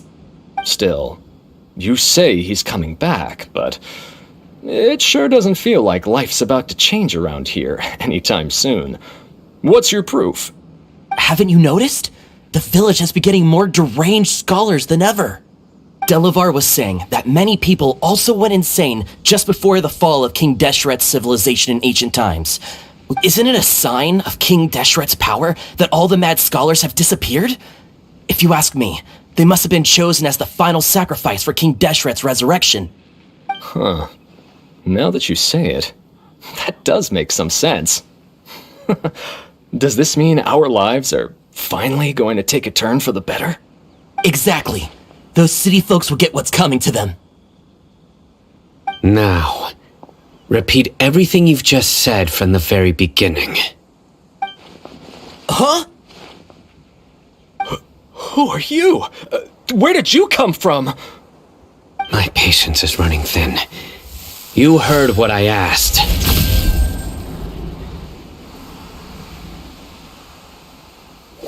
Yeah, bro, this guy's something else. Just look at his eyes. One wrong move, and he's gonna flay us alive. Let's not get on his bad side, okay? I am no match for this guy. Oh, okay, good sir. What is it you would like to know? Tell me about King Deshret's resurrection. Well, I only know a few things from hearsay. I went for a drink the other day and heard others talking about a rumor that the madmen will disappear and that King Deshret will return to this land. I'm not making this up, I swear! Hey, go on. Keep talking. It's true. It's all true, sir. We desert folk have had more than enough of those people at the academia. They keep sending us all their mad scholars and won't let us have a good life. Would you want to live like this if you were in our place? The radicals were even more thrilled than me when they heard the news. We're all praying for King Deshret's speedy return. Delavar also said that once King Deshret returns to our side, it's only a matter of time before we conquer the land on the other side of the wall. They're all willing to serve under King Deshret and fight for a share of the glory. Is that so? Seems like he still wants to know more. Keep talking. Got it. At first, I told myself it was just the drink talking, but then all the mad scholars vanished without a trace, just as the rumors said. Please don't beat me up just for mentioning these rumors. If I'm guilty, then everyone else around here is also guilty. I'm just saying what the others said. The people here really like King Deshret, but dislike the Dendro Archon.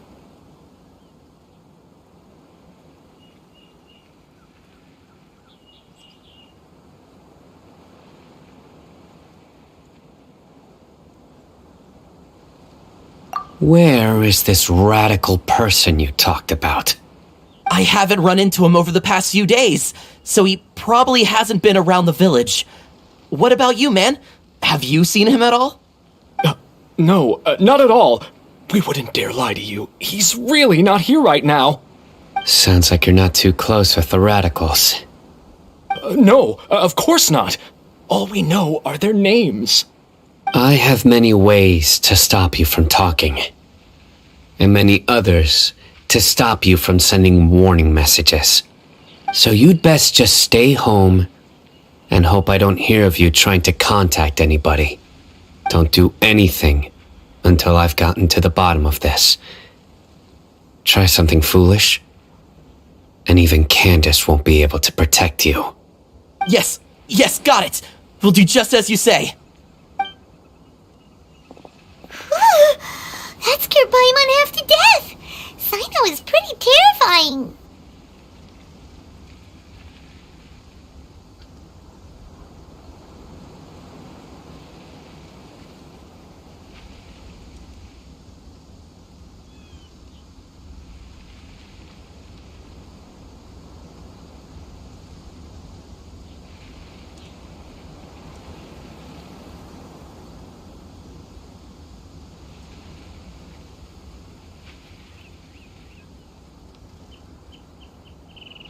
He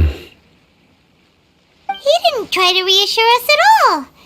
It's like he's used to hearing that. Oh, Paimon bets lots of people have told him that before.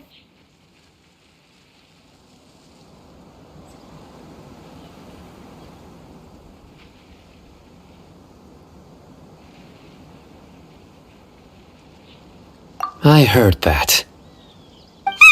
Sorry.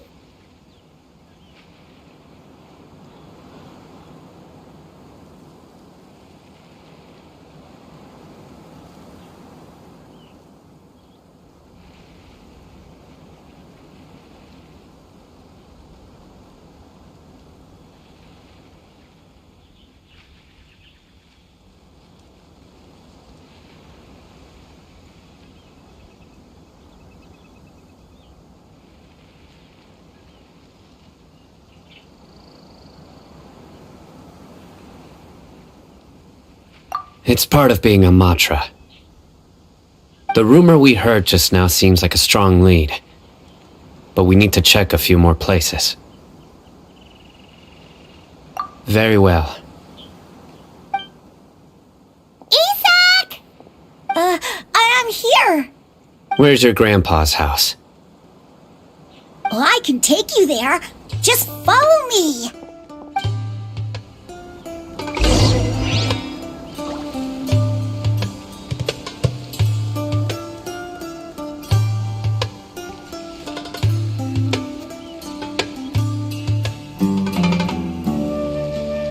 There's no such thing as pure freedom in this world. Even the wind cannot blow on forever. Join the Eremites and embrace a wonderful new life.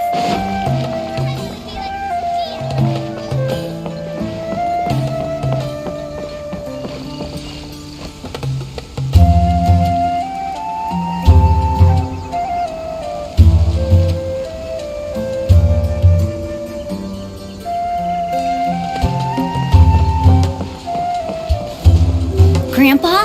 Oh, he likes to be alone. Sometimes he stares at the sky in a daze, and other times he just pokes at the ground with his fingers. Every now and then, he yells out at the top of his lungs, so a lot of people are really scared of him. But he's a good person, really. I know he is. I swear, he's just like my real grandpa.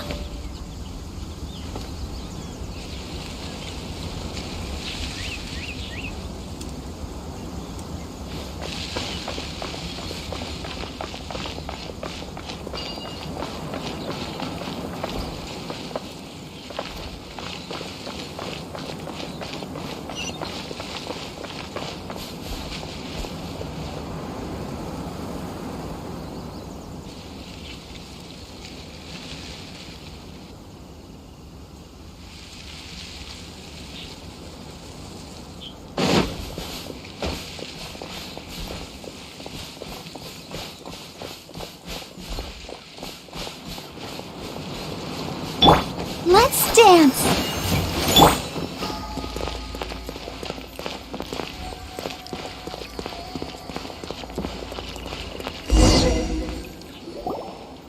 Oh, this is where Grandpa usually stays. There sure isn't much here. No. Incense? Please don't say it's the same one as before. But are you okay?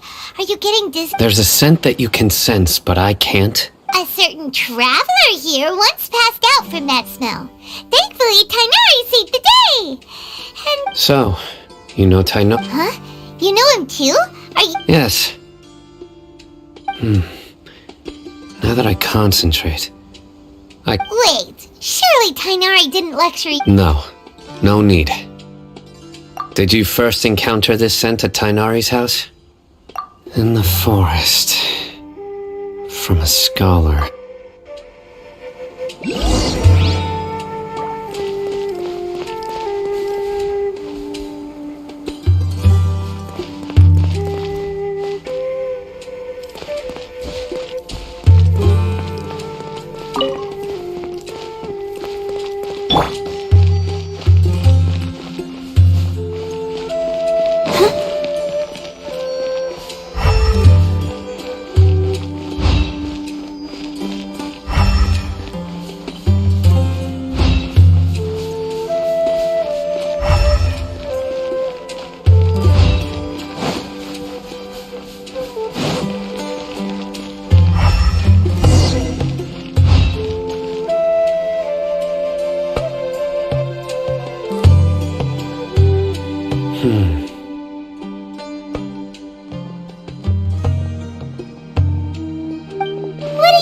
for, Sino? Here it is. Take a look right here. Paimon doesn't see anything. Although the traces have been completely buried in the sand, there are footprints here. From the size and shape, they belong to an adult male. This pattern is a common one from this area. Local shoes. This was probably someone from the village. The scent is quite faint, but still extant. The footprints head in the direction of the door.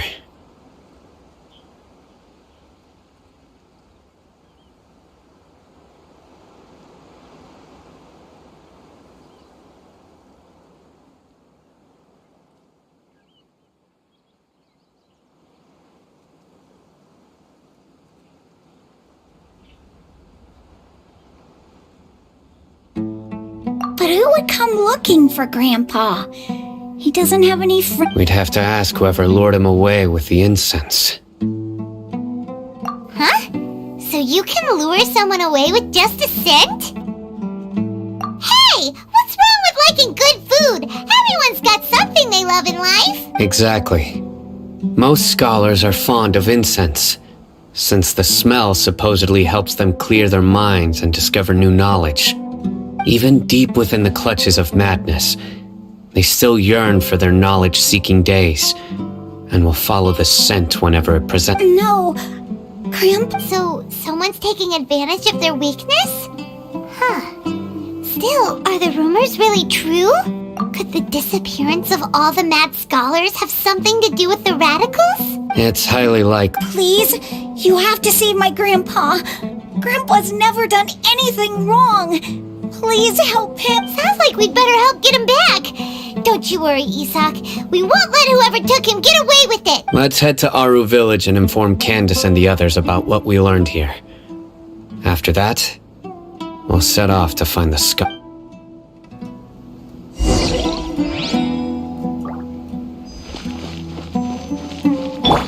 Behold!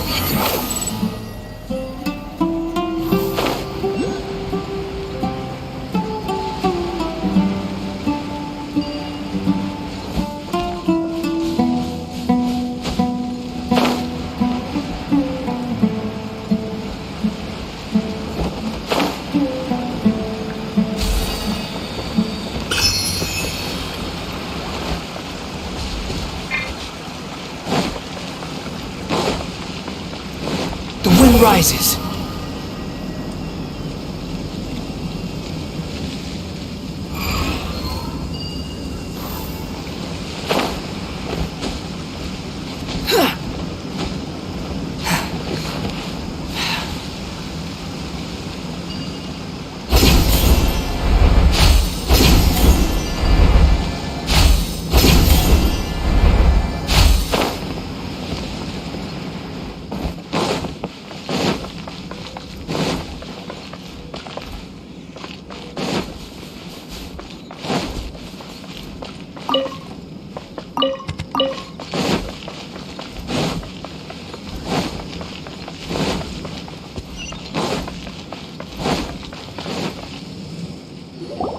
Right. The darker fabric definitely looks a lot better. That'd be my choice. We're back, Candace! We've got a lot to tell you. Ah, welcome back. Sounds like everyone's friends already. Oh, Dia's here too! You bet. So, everything goes smoothly? Reasonably. Alhaitham didn't go with you? We haven't seen him at all. Huh. I saw him around the village entrance earlier and figured he was investigating with you. I guess he must have gone off on his own. Did you find out anything useful?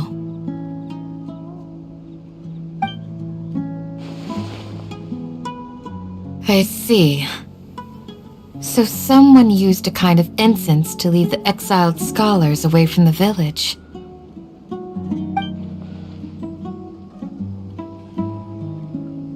The resurrection of King Deshret? First I've heard of it. Far as I know, the kind of incense you just mentioned is only popular beyond the wall. Scholars are fond of it, but as you can see, there aren't many scholars still studying around these parts. No seller would be able to make a profit here. Not to mention, making incense is a labor-intensive process. You won't see anybody in the desert with the patience to make or sell something that requires that kind of effort. It seems someone from beyond the wall must have been supporting this. Makes sense. So what should we do then? Do we go back to the academia and search for leads there? If it was any other day, that would be your next logical step. But today, you've got me on your team, so you get an extra tip. Didn't you say that the villager got his news from the tavern? Well, I also like to drink at the tavern, so I know a thing or two about these radicals he mentioned. If Paimon remembers correctly, the leader of the radicals is some guy called Delavar. Ah, yeah. Delavar, the scar-riddled bandit, Engur, the wide-eyed butcher, and Jabari, the duck-tailed bearded crook. The whole lot of them are known around these parts.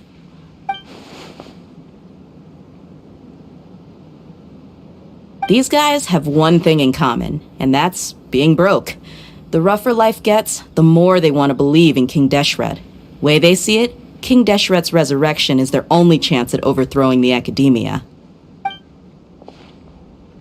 Throwing all of Sumeru into chaos is the only way to change the way of life here in the desert. Anyway, that's my guess why they've chosen to become radicals. Tia! You're amazing! You really know this place inside and out!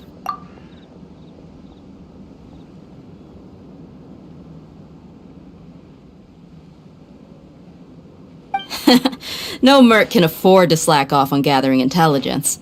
Every mora I've spent in the tavern has been a valuable investment. Let's head out. Now hold on, you're staying right here, Sino. Why? Aru Village is not a big place. Outsiders stand out here like a sore thumb. I'd bet word about you has already gotten out. The desert is unforgiving, so the way of life here is also a lot tougher than on the outside of the wall. You survive on making connections out here. Compared to you, mercs like me are just third-rate amateurs. I've got no actual fighting skills to speak of. But that also makes it a whole lot easier for me to gain the locals' trust.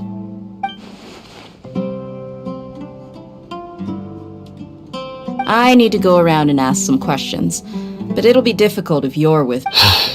Fun. Good, then we've got a plan. The Traveler and Paimon will go to Caravan Rebot with me, and we'll try our best to figure out where the Mad Scholars have been taken. Sino? Alright, sounds like a plan!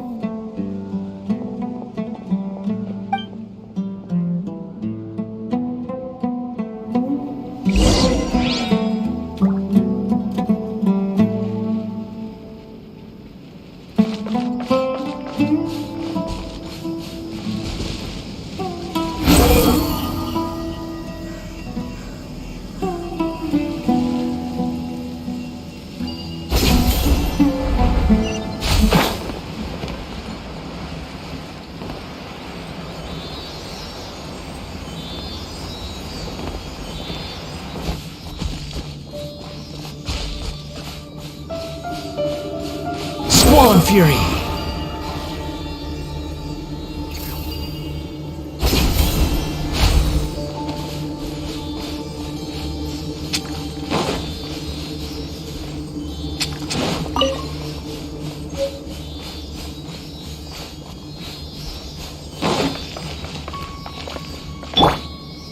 Let the show begin. Unexpected, but welcome.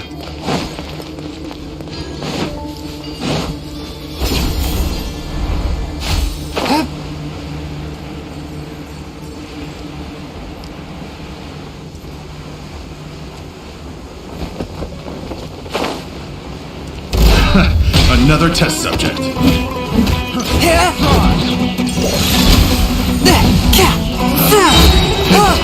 The wrong test subject.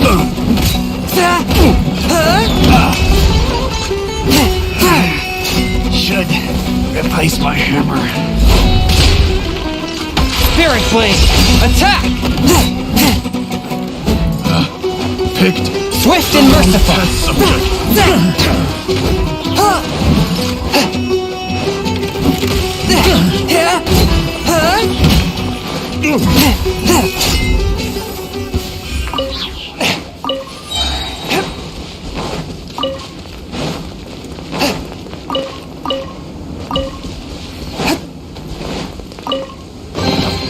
It was worth the trouble.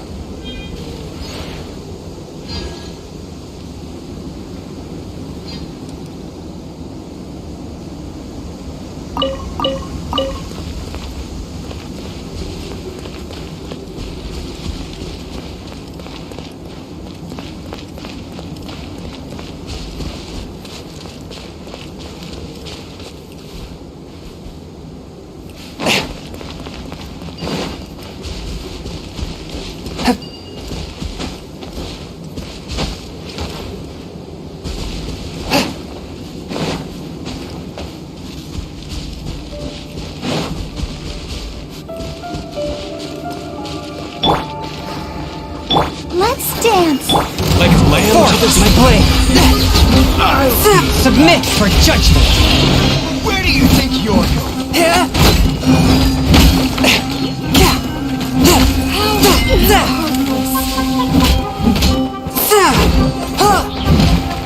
A touch of frost!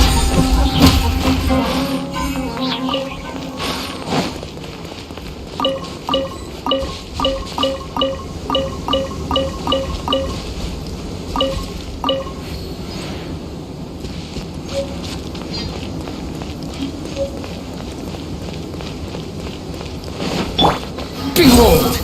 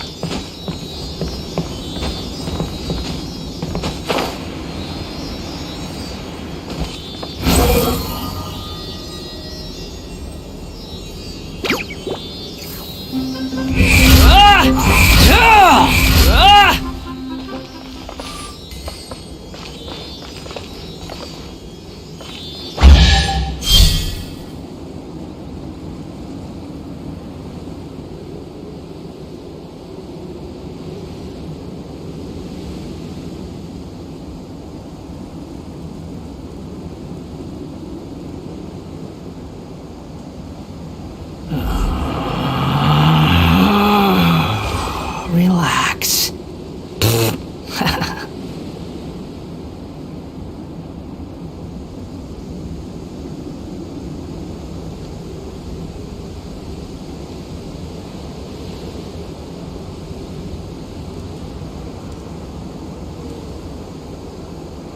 There's no need to exchange pleasantries.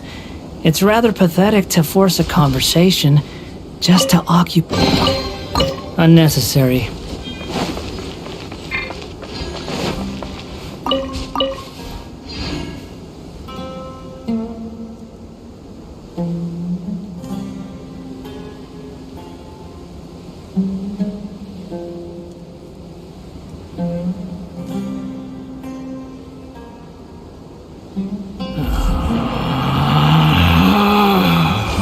Relax.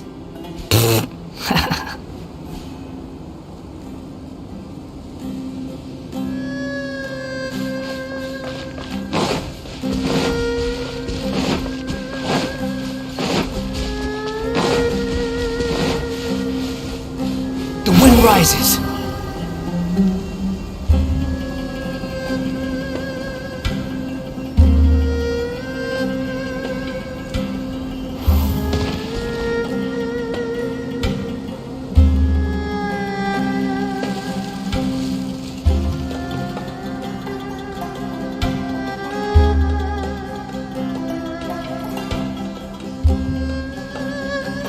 You think I've got a sharp tongue? I just tell it like it is. If someone can't handle it, maybe that's their problem.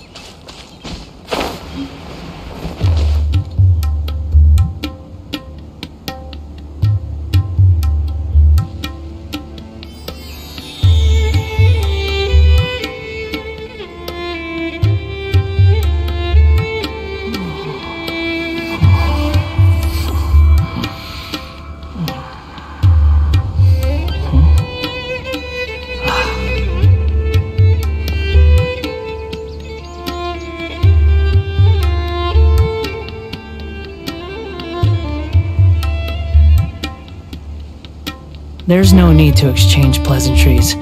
It's rather pathetic to force a conversation just to occupy silence.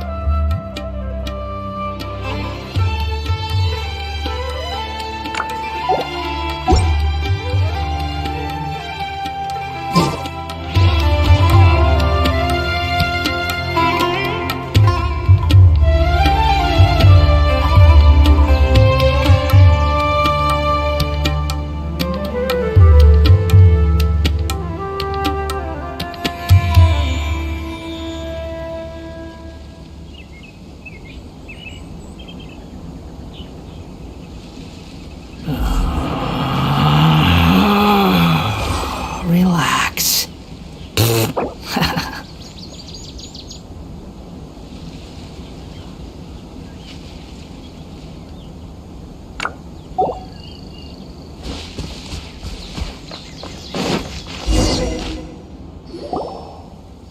Well, here we are again.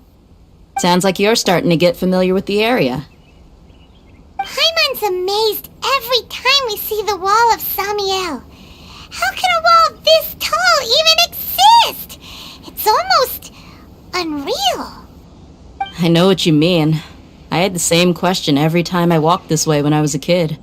Also, why is this high wall here? And can a wall really block sandstorms?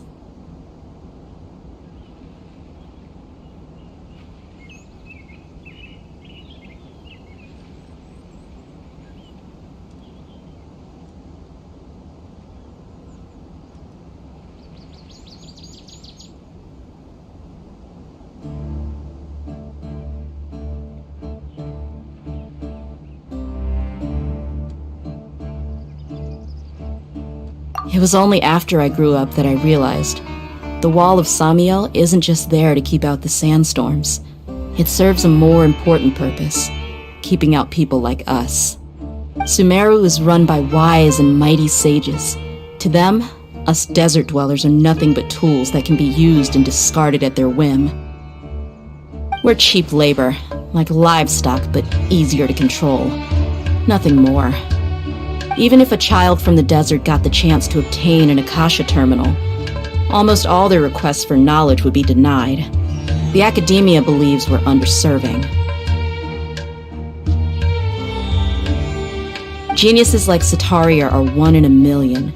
The other children never get a single chance to try and rewrite their fate, even though the academia knows very well that we're humans, just as they are.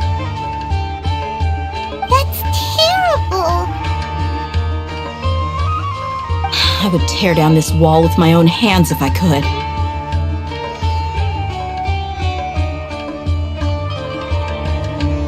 Hey, Dia. You're not thinking about doing anything scary, or... No, not at all. This place just gets me thinking, that's all. Besides, we're here to procure information, aren't we? Yep! We gotta catch those... Shh! Caravan Rebot is crawling with people, so be careful what you say. We don't want anyone to find out what we're here for. Our mission started the moment we arrived here. Let's go check out the tavern. Maybe we'll find someone I know.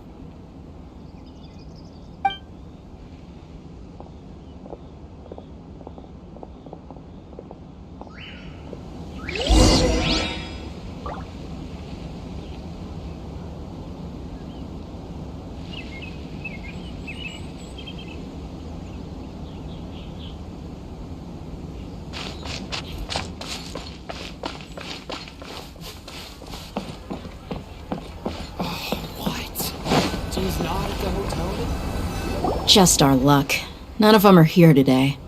You mean, you don't see anyone you know? Dia, is that you? What a coincidence.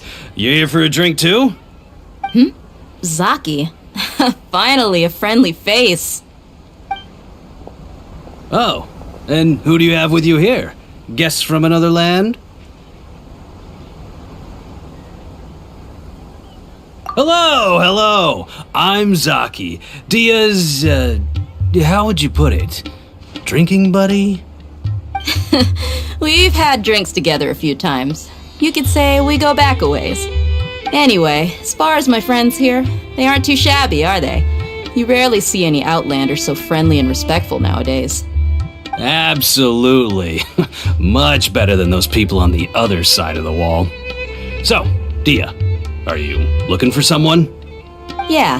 Have you seen Enger, Delavar, or Jabari recently? Of course I have. Matter of fact, we were all here drinking together just a few days ago.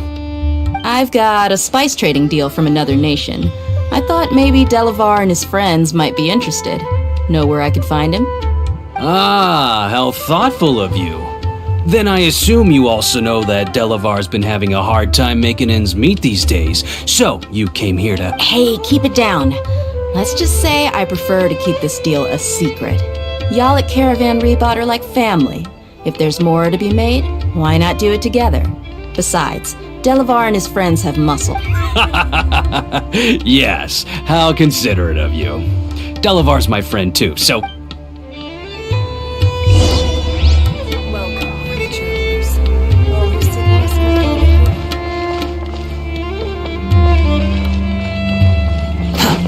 Squall Fury!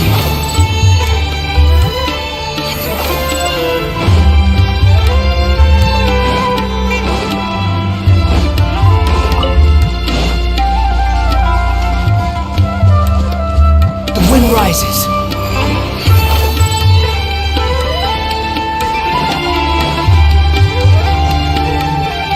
Quit following me. Behold!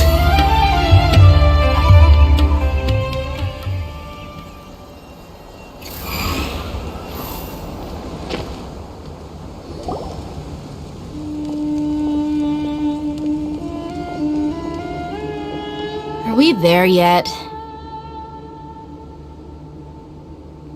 Yep, this is the place.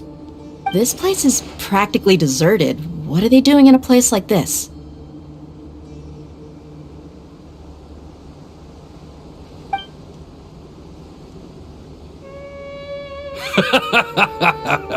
Why don't you take a guess?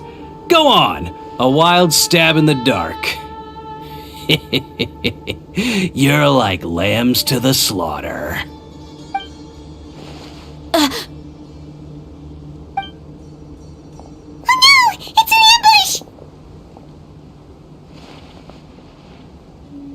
ambush! What's this all about, Zaki? Come on, Dia. You really think we didn't hear about what you said back in Aru village?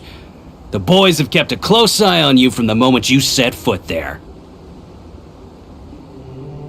Not only do I know that you're looking for Delavar, I also know that you've teamed up with people from the Academia to look for the missing scholars. So, you've been watching us from the very beginning? Uh-oh. Paimon knew leaving Sino behind was a mistake! And you left the strongest one in the village, didn't you? Who do you think you are? You really thought we'd fall for your little business deal nonsense? So you and Delavar have been partners all along. Dia, I guess it's only natural for a traveling mercenary like you to be out of the loop. Those of us who hang around the tavern have stronger bonds than you think. But you got one thing right. We're all looking forward to an uprising in Sumeru. There's nothing more we'd like to see than the desert folk overthrowing the Academia. If that's the case, then I'm sure Delavar wouldn't miss a second of it. I'll be honest with you, if it weren't for what you said in the village, your little monologue about the Wall of Samiel would have convinced me that you're one of us. Delavar. And Edgar, you're here too, huh? Long time no see, Miss Mercenary. You should have known the traitors are what us followers of King Deshret despise them. Dia, I thought that you, a fellow desert dweller, would understand why King Deshret is greater than the Dendro Archon. Little did I know, you don't deserve to join us. Yeah, gee, what a missed opportunity. Adopting radical views and kidnapping innocent scholars, all because of some baseless rumors. Anything else I'm missing out on? See? There you have it. Mercenaries are just a bunch of faithless scum with only one thing on their minds. Mora. Pathetic. You're all like a pack of street rats. You're not wrong. Mercenaries are driven by Mora, and my faith lies with whoever's paying me. As long as there's a profit to be made, anyone can become my friend. Enough talking! Get him! Just as I expected. Let's teach him a lesson, traveler.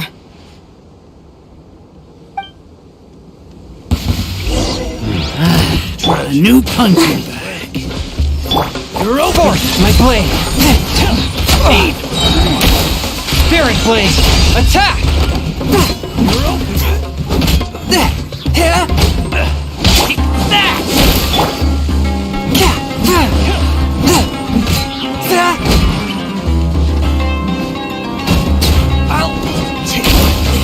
A touch of frost! Submit for judgment!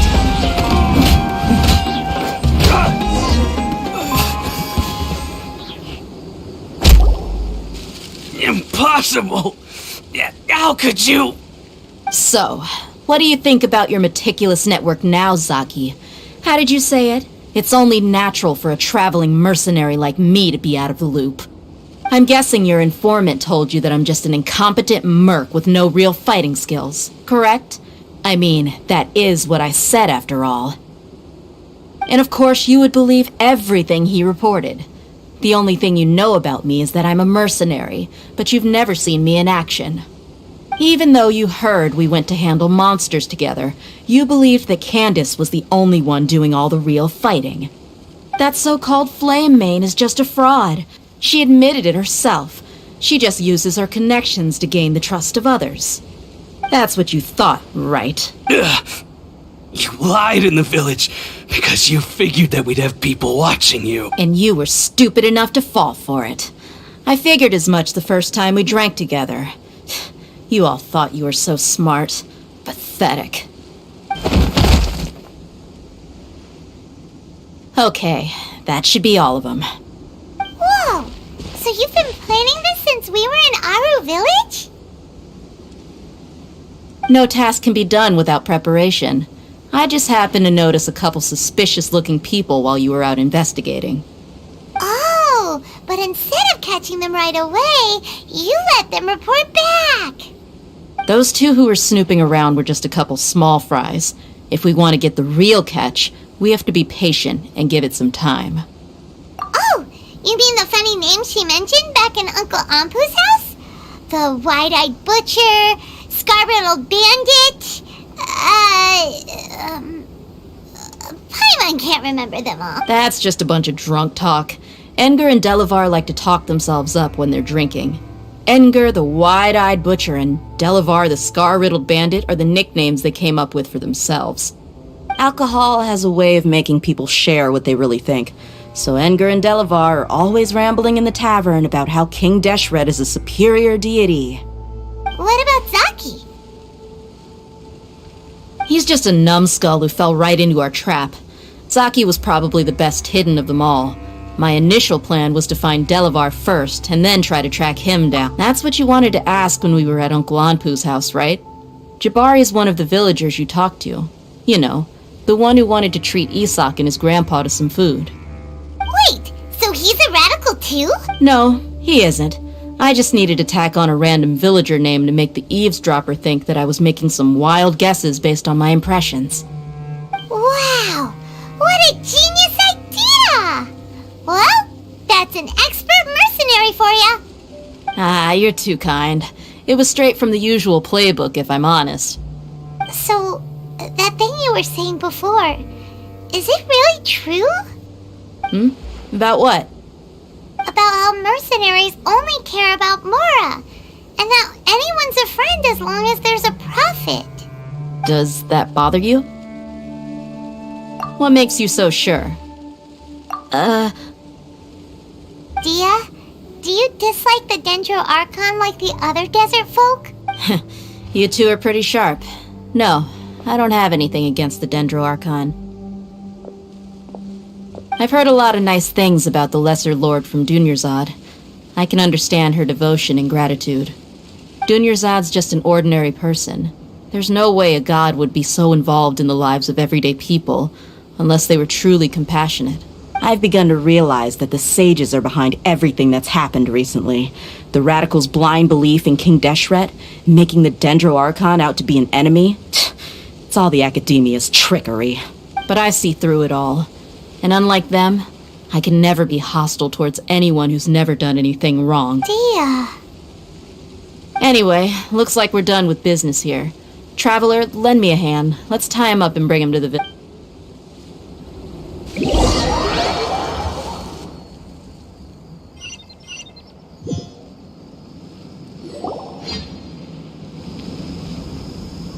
This should be all of them. I'll let you take it. All right. I'll be in touch. Until then, please stand by. Candace, do you need any help? Candace will be okay on her own. I trust her, so you can too. She's been guarding Aru village for quite some time now. If anyone is qualified to question the offenders, it's her. While I'm questioning them, why don't you pass some time by exploring the area? I'll meet you back here tomorrow morning, Traveler.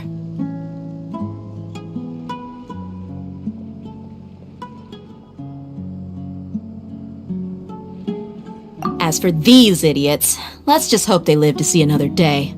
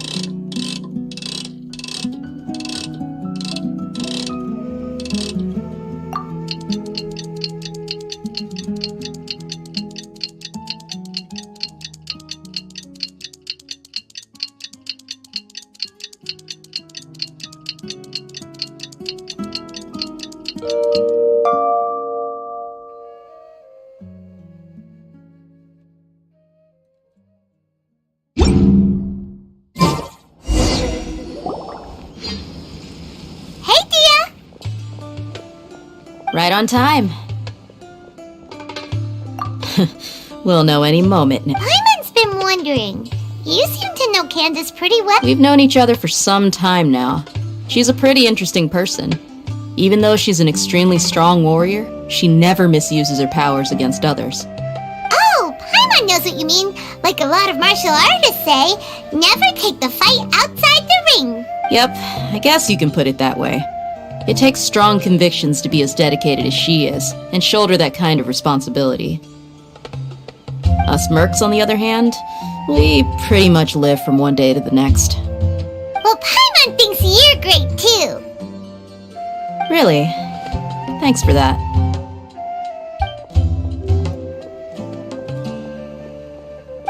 Oh, Sino's here, and he's pretty early too. Yes, I was here yesterday to help out a little. To help out? By doing what? Sharing some interrogation techniques. Oh, you mean you taught Candace some more persuasive methods? Right. Come on in, everyone.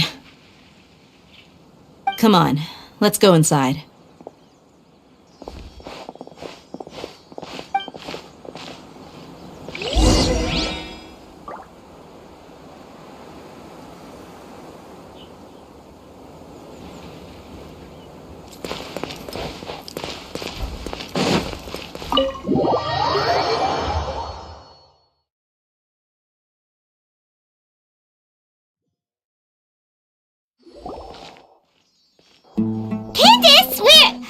Whoa!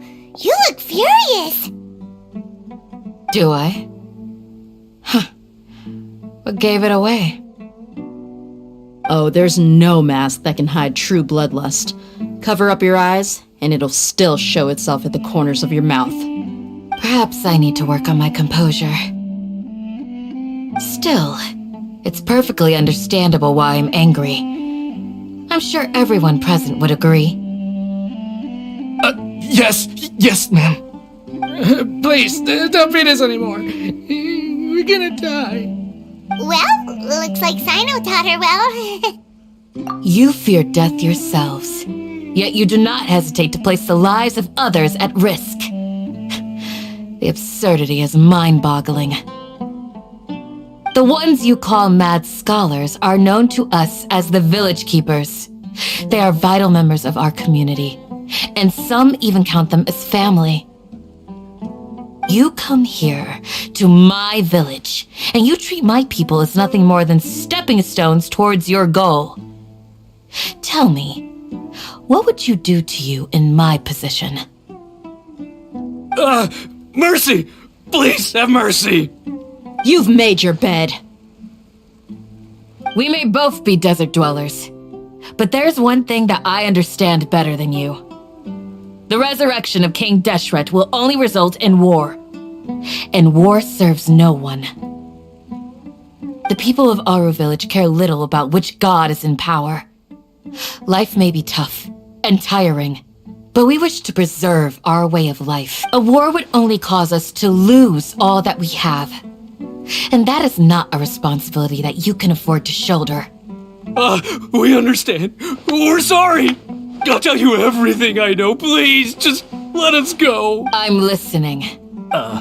You might not believe this, but it wasn't us who came up with this idea.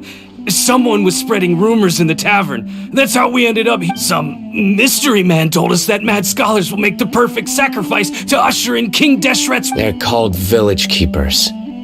Slip up again, and you'll regret it. Yes, sorry. It was all that mystery man's doing. He told us to spread the word about King Deshret's resurrection and talked us into helping him. In return, he said he'll help facilitate the resurrection process. I'm not... That's one. Huh? One what? Strike. You get a total of 3. Then, you die by my hand. Wait, I'm telling the truth. We don't know anything. It was all him. 2. He got us to lure them out of their houses in the night with some kind of incense. We take them to a junction outside the village. Then the mystery guy takes them from there.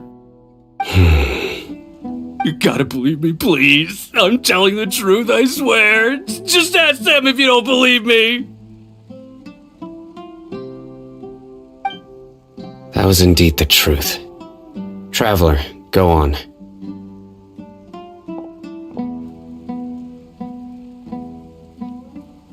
You have to believe me. If I knew that, I would have told you his name right away. That guy, he wears a cloak, and he's always careful to cover his face.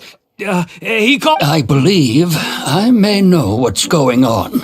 Uncle Anpu.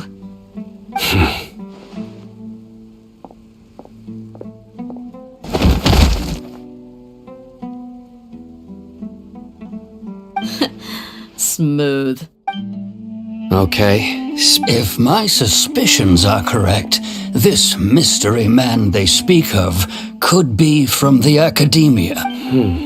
Some time ago, people from the Academia attempted to take the Village Keepers away. I refuse. It strikes me now that this secretive character shares the same goal. Which means it's highly likely that the Academia was purposely spreading a false rumor to trick the radicals into delivering the Village Keepers right into their hands. They were the ones who brought them here to begin with. Now they're trying to take them back? We aren't gonna let that happen. Not the Academia again. Just as I thought, but what could they want with the village? People are nothing but tools in the eyes of the Academia. A change in their plans likely means they found another way to exploit the scholars. Regardless, our top priority now is locating the Village Keeper. You're right. Isak is still waiting for news on his grandpa. Time to go. let's leave the village and try to track them down. Yes. Pack up and get... You got it. Candace, I'll let you deal with the radicals. Leave everything outside the village to us. All right. Let's meet back here once everyone...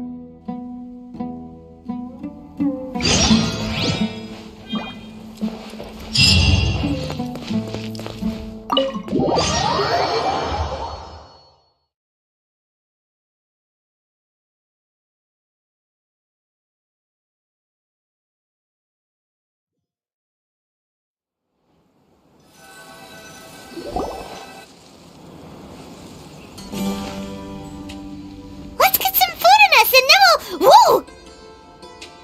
Where did you come from?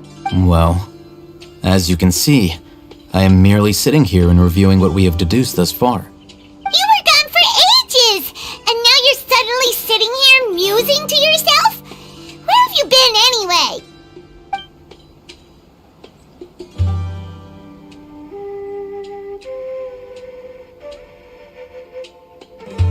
Hey, what's with the silence? You never think things through before asking questions. I'm giving you some time to make up for that. Paimon's so mad!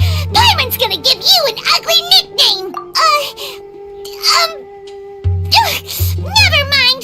Paimon's got nothing. There's just nothing super obvious to pick with this guy. It makes it... Well, you've heard nothing to suggest I left this whole time. So clearly, I stayed in the village to investigate. Anyway, you plan to leave Aru Village and keep searching for the truth of this. Yep. We're not gonna find out anything more by... Enough with the silent treatment! No. I'm just surprised that you decided to team up with him. All Hatham. You haven't helped us out at all ever since we arrived at Aru Village. Bold of you to question our choices.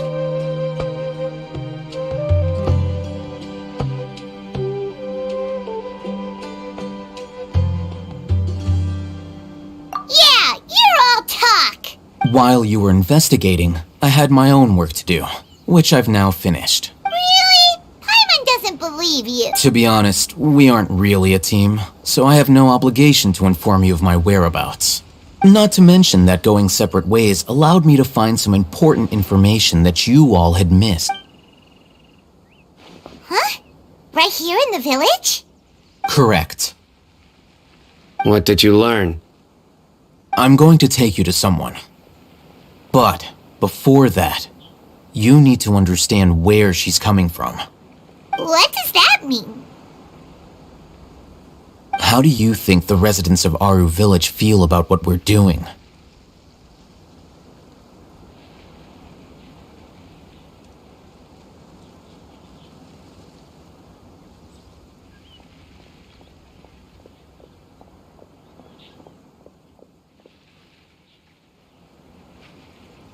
In other words, do you truly believe every single word the villagers tell us? You mean, some of them lied to us? Hiding the truth does not necessarily equate to lying. Again, these people have their reasons. Remember what Candace said? Most people in Aru Village don't necessarily care which deity is in charge of Sumeru. That's because whether King Deshret or the Dendro Archon has power is of little significance to them. By contrast, the perils of their daily lives are ever-present concerns. They won't simply share everything they know with you without good reason. That's why you believed there was no further information to be found in this village.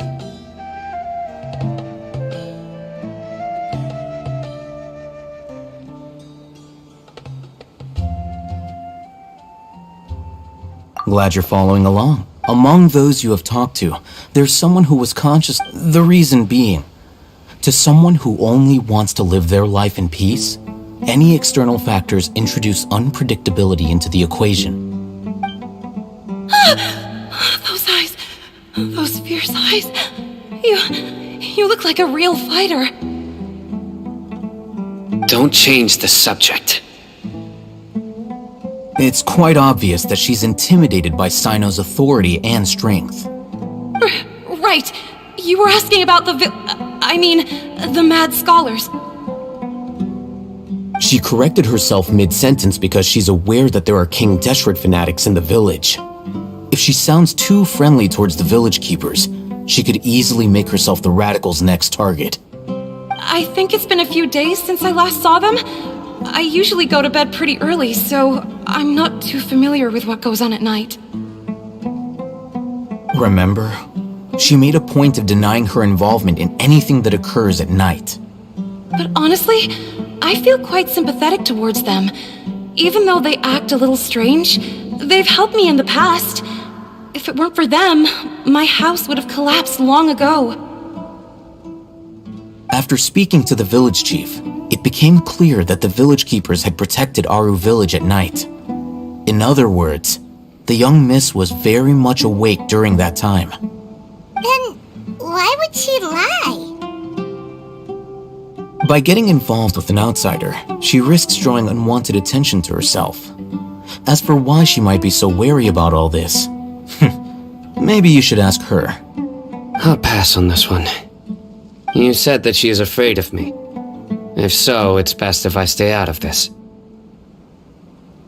We're on it!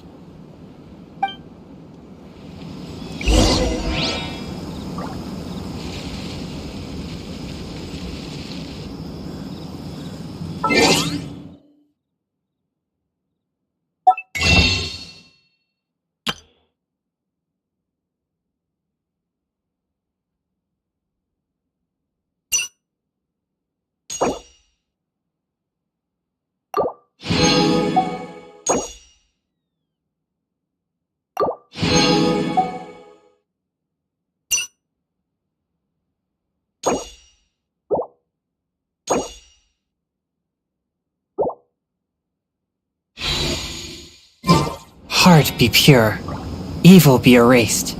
Mind.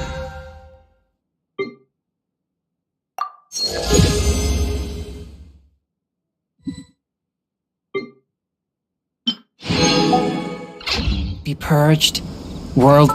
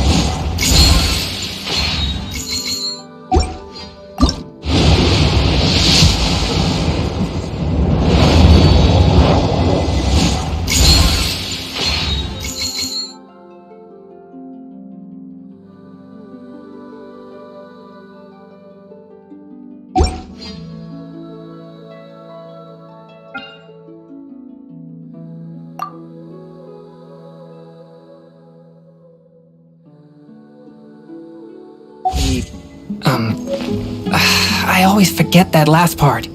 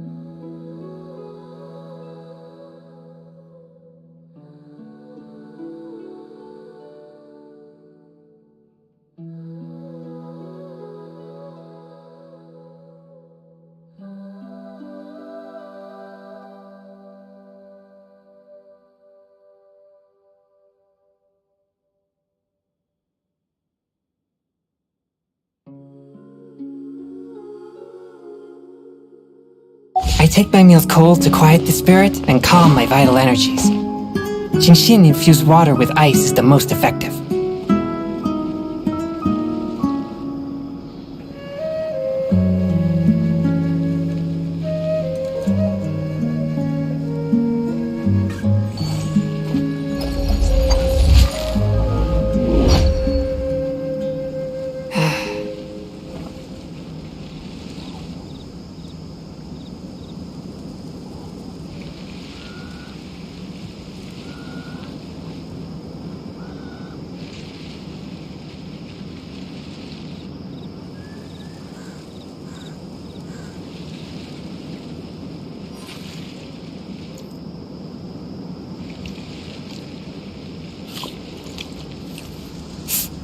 Ah.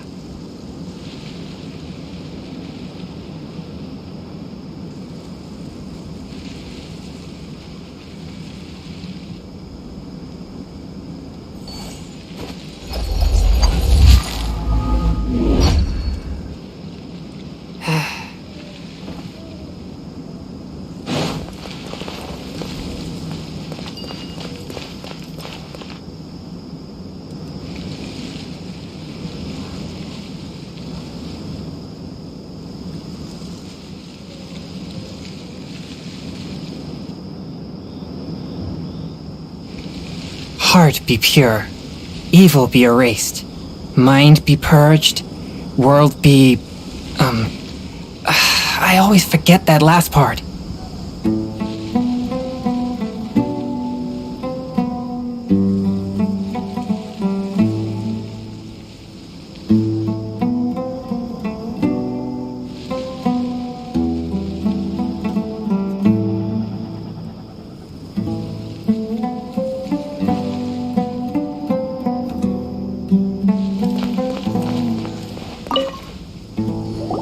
Miss Shawnee, as we discussed earlier, I've brought someone with me. Mr. Alhaitham, I'm aware of where you stand, but how can I make sure that your friends think the same as you? Huh? What do you mean? We need to clarify our stance or something? Go ahead and talk to her. You'll get the answers you want. Go on. Earn her trust. Is it really that simple? May I call you Traveler?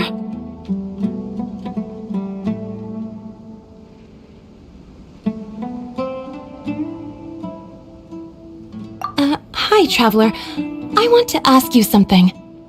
Do you think the resurrection of King Deshret can truly change Sumeru for the better?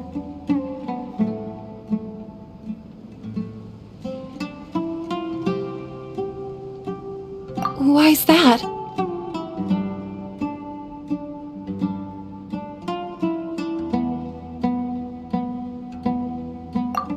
That's very similar to what Miss Candace says. I know you two are friends.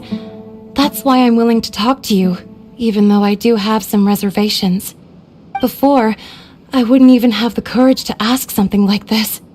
Traveler, do you believe our lives will get better?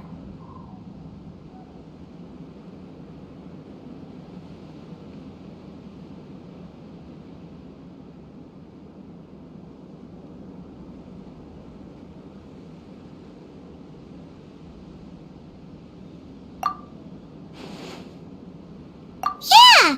We came here from another nation, so it isn't wrong of you to be weary. And we aren't really residents of any one nation. But even so, we've met lots of people from different places, and we've always fought for what we believed in. We have friends in Sumeru, and we want to help them. That's why we decided to stay here for a while.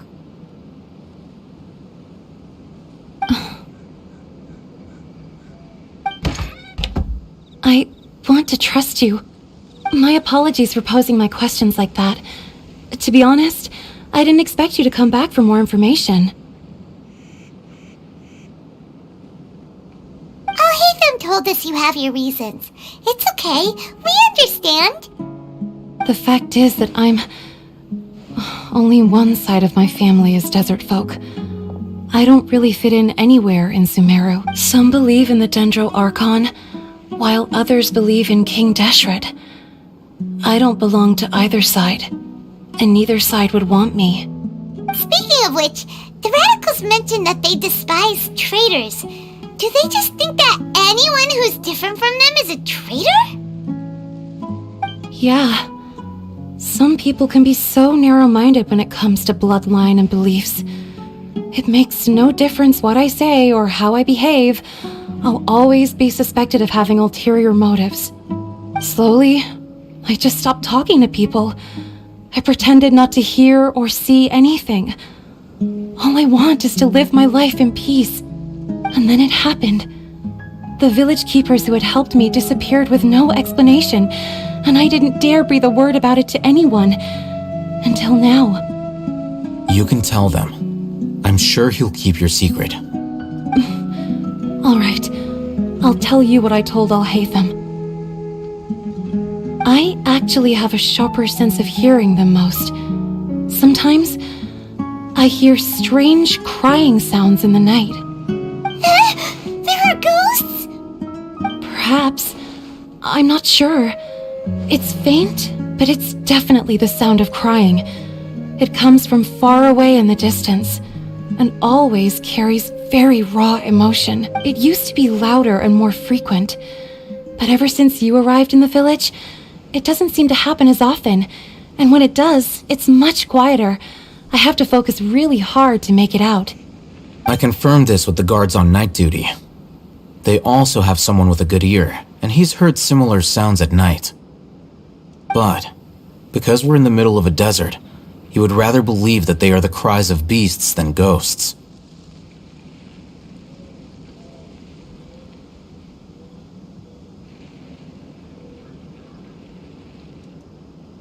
There's really nothing around these parts, except for an old hospital not far from the village. I think they used to use it for treating Elazar, but it's been abandoned for years. Yeah, let's go!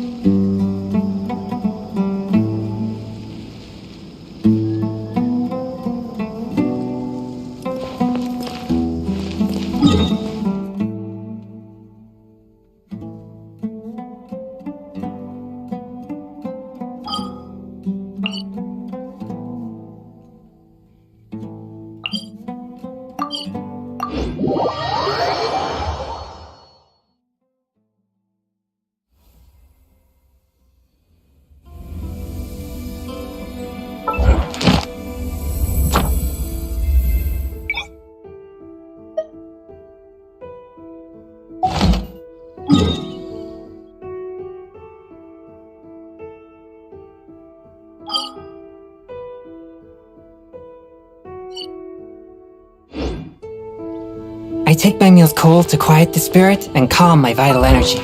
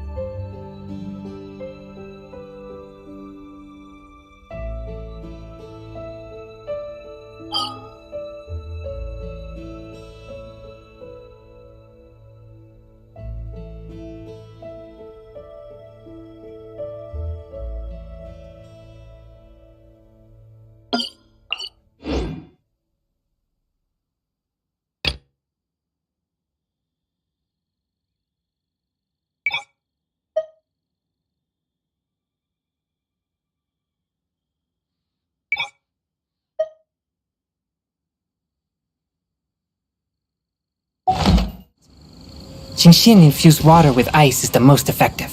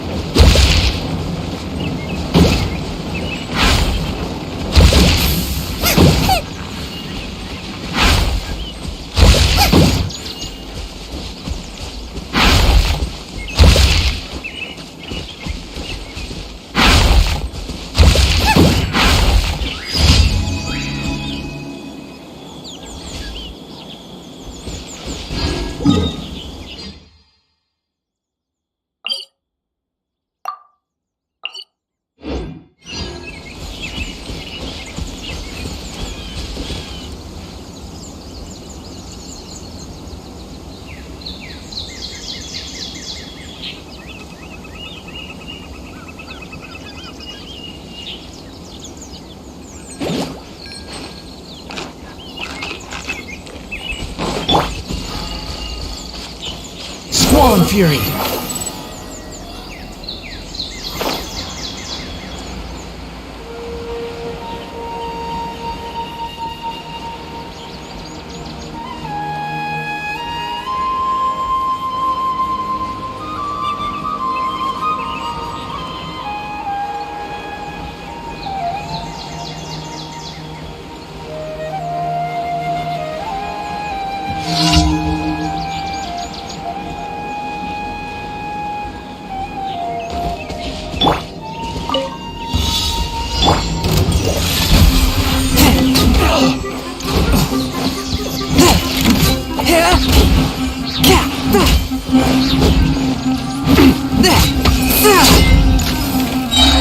Spirit Blade! Attack! My hammer. Another One test with my blade! Try. How? Freeze! I got My hammer hit the wrong test. Cry louder! Let the show begin. Becomes the hunting.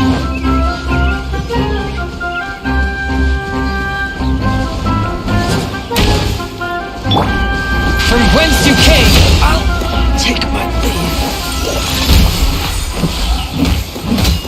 How heartless.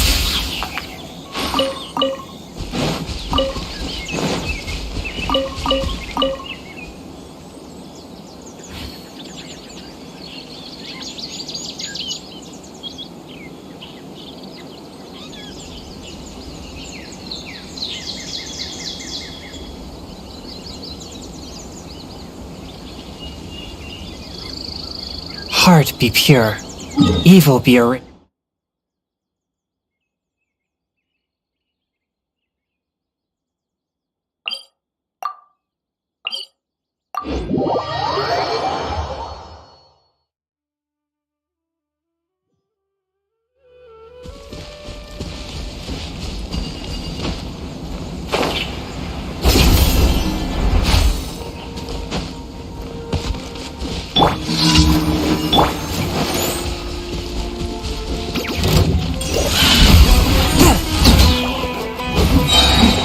Spirit Blade, attack!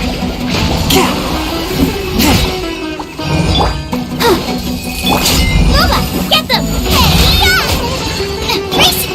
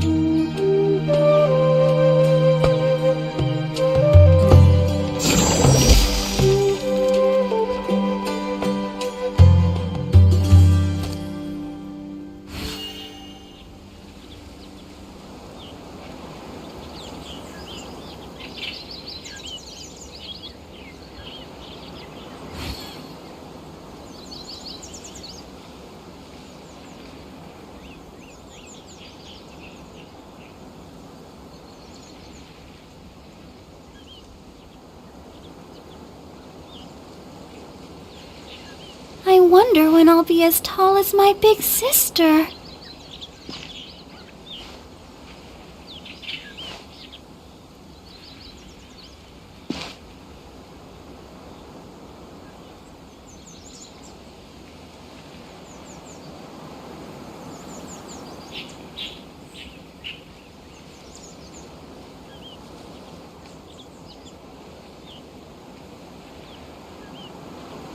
La da da da da da da da da da.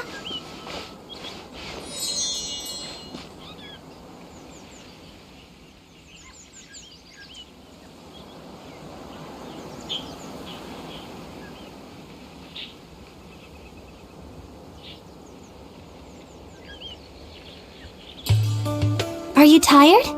Try my new spicy energy drink. I'm sure it'll wake you up.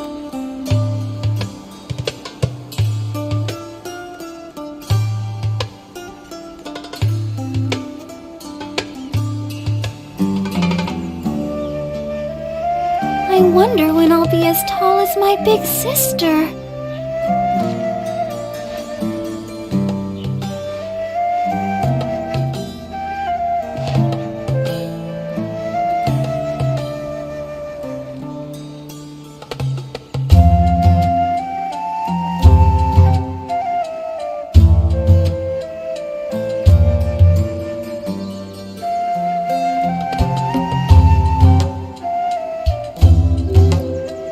Everyone is working super hard. We should be too.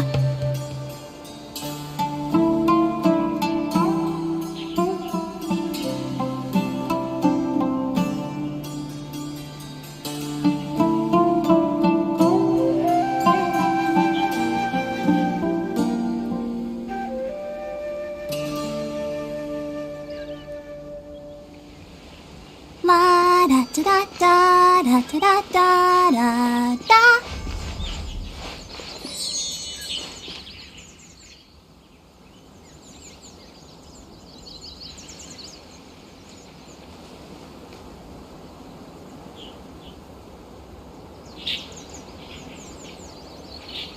Are you tired? Try my new spicy energy drink. I'm sure it'll wake you up.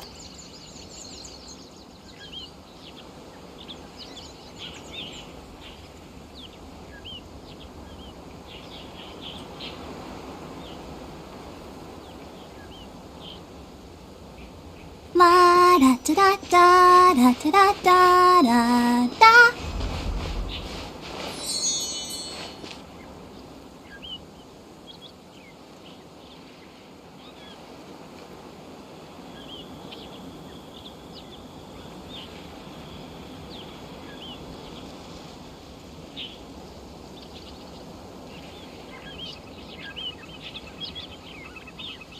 I wonder when I'll be at...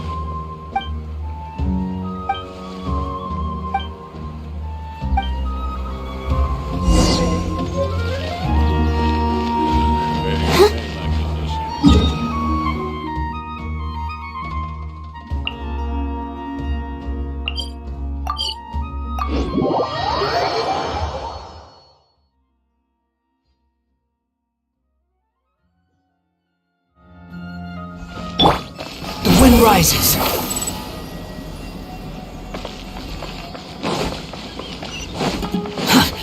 slow. Quit following me.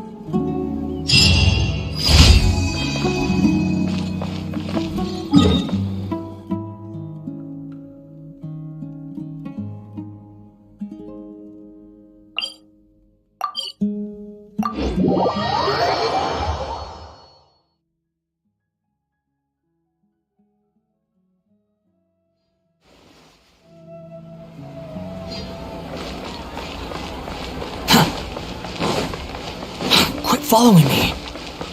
Ad Astra. Thank you for completing today's.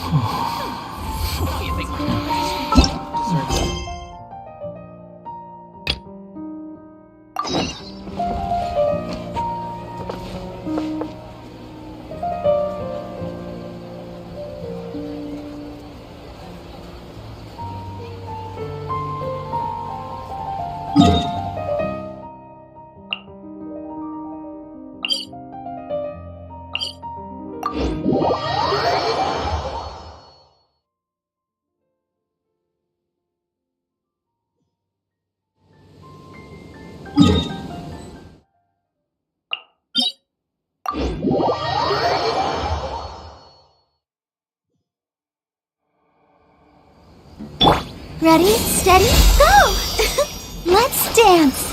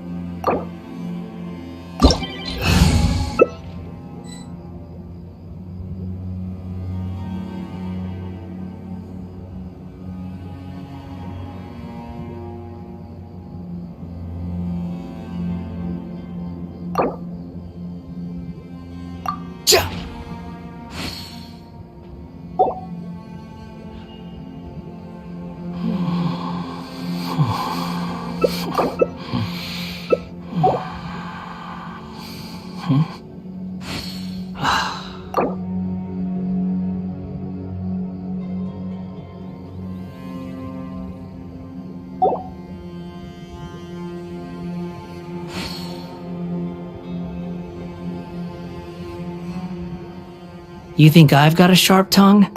There's no such thing as pure freedom in this world. If someone can't handle it, maybe that's their problem.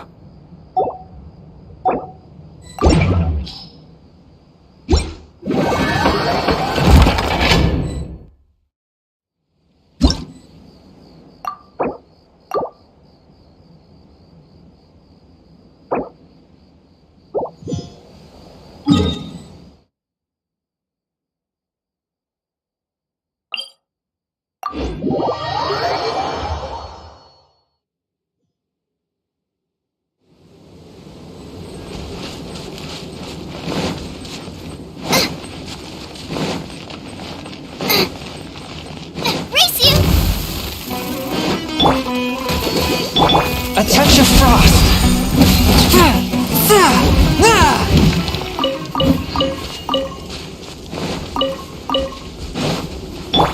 Go, Barbara, go!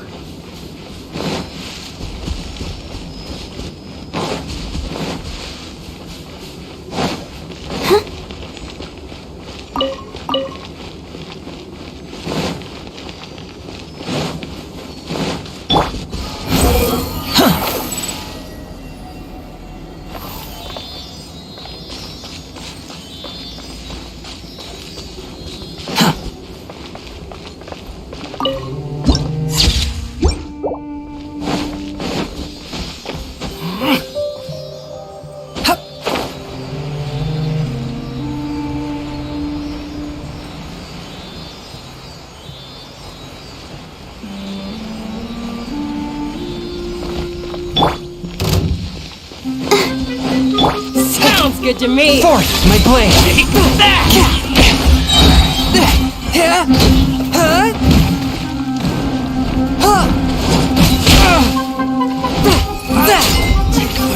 Submit for judgment!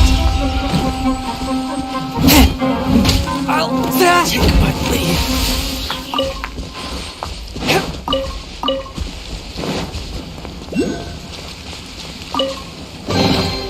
Unexpected, but welcome.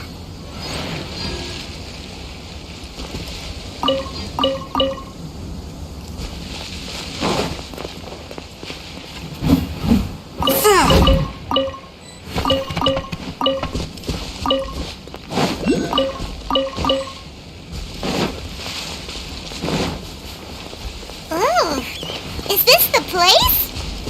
It's in terrible shape, and there's sand everywhere. Empty and forgotten.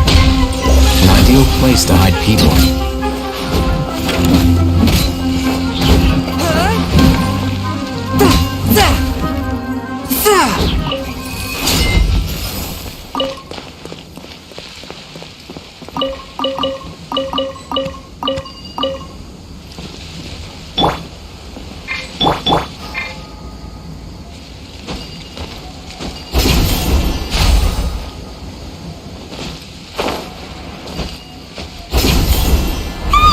Monsters! Watch out!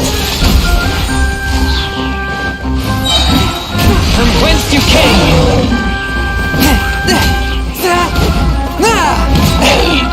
Swarm Fury! Upon the gale!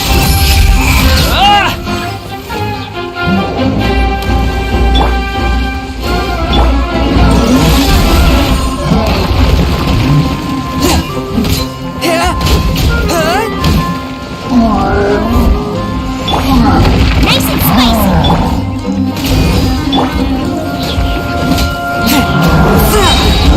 Submit for judgment! Swift and merciful! The wind rises! Bow your head! Let the show begin!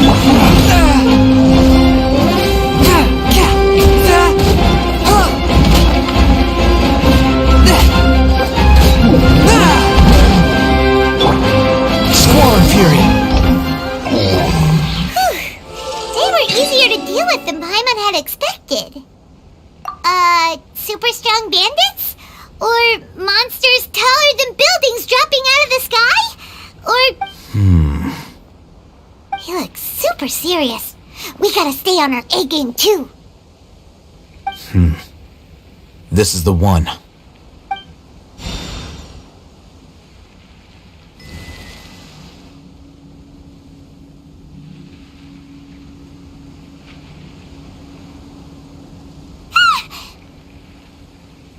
Let's go in and take a look.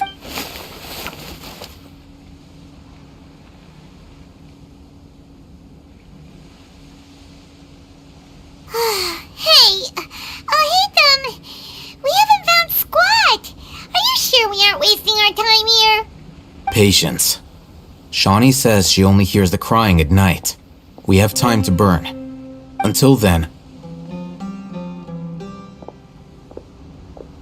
I'm taking a break. And just like that, he sits down. Wait, he even brought a book to read? What are you reading? Let Paimon see! Okay, sure. Huh?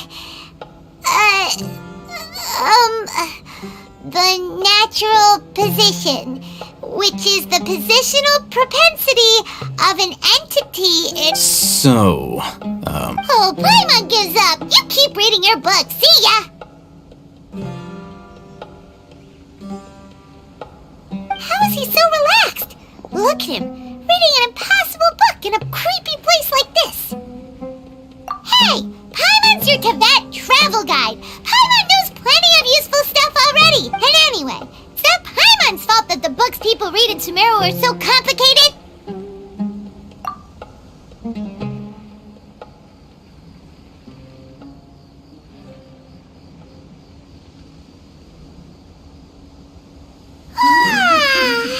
Paimon's getting so sleepy.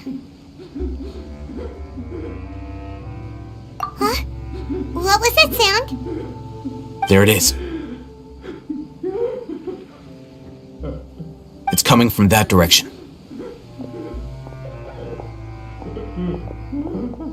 Is the sound coming from here? Huh. Paimon's not seeing anything.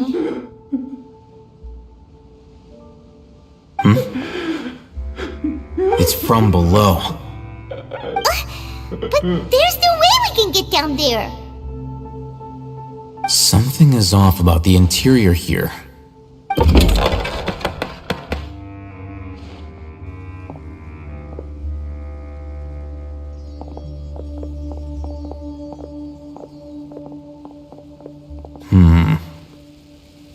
As I thought, there's a hidden... Wow. It's like the top... Oh, it looks like there are other mechanisms.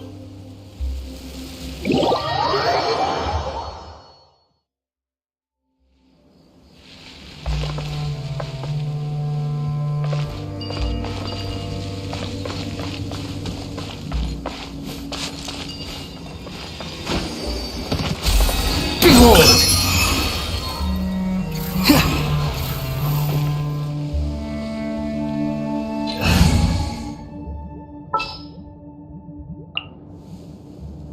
Trainee Forest Ranger...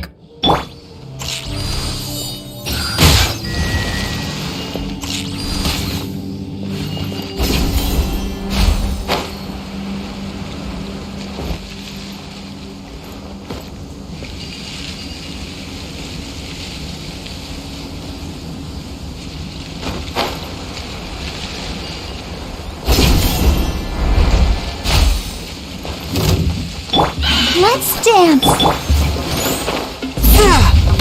Force my blade!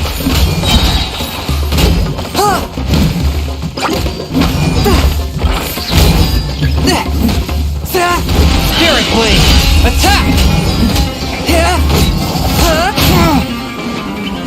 Swift and merciful! Squall and fury!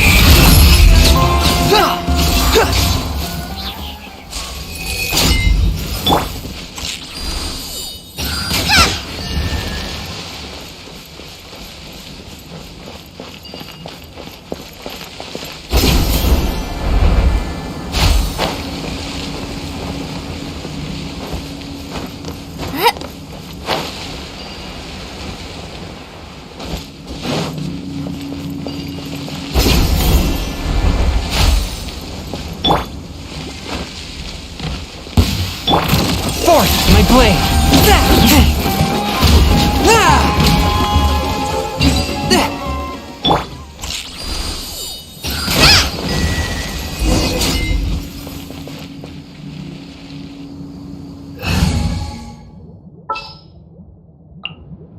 I can't wait any—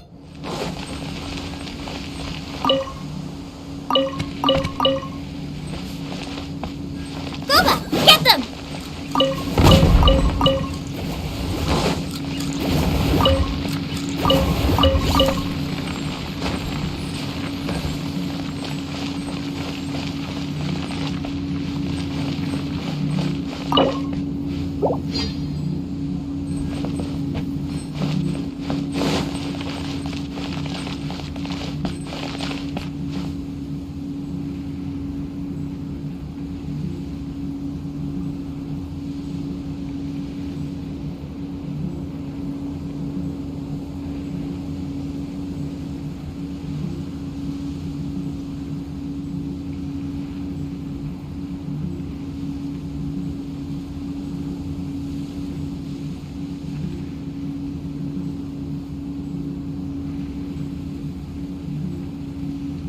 If there's nothing better to do, we could go foraging for ingredients.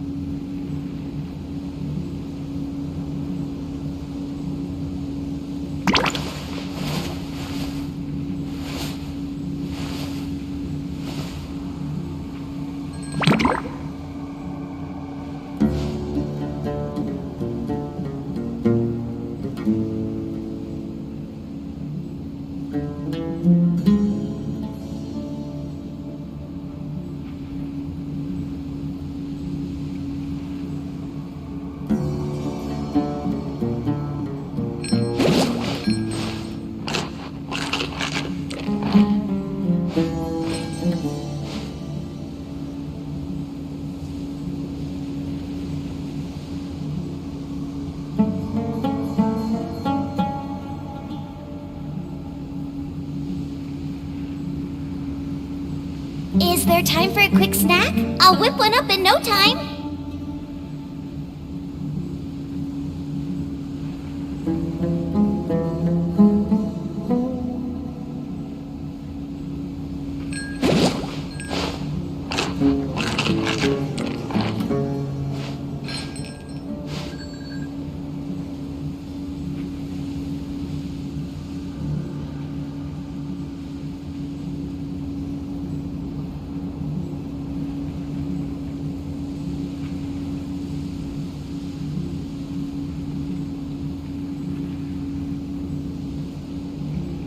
I can't decide whether pyroslimes taste better with salt and pepper or garlic and herbs.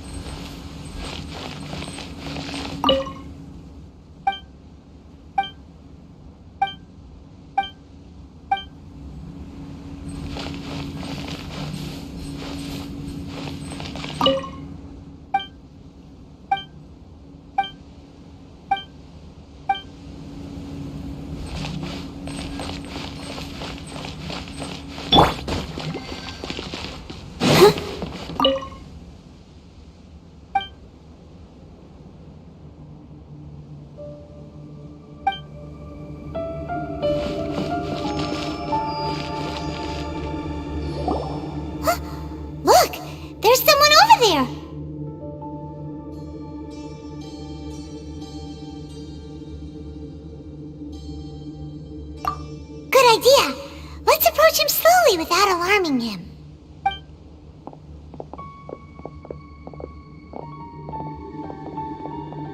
Wait.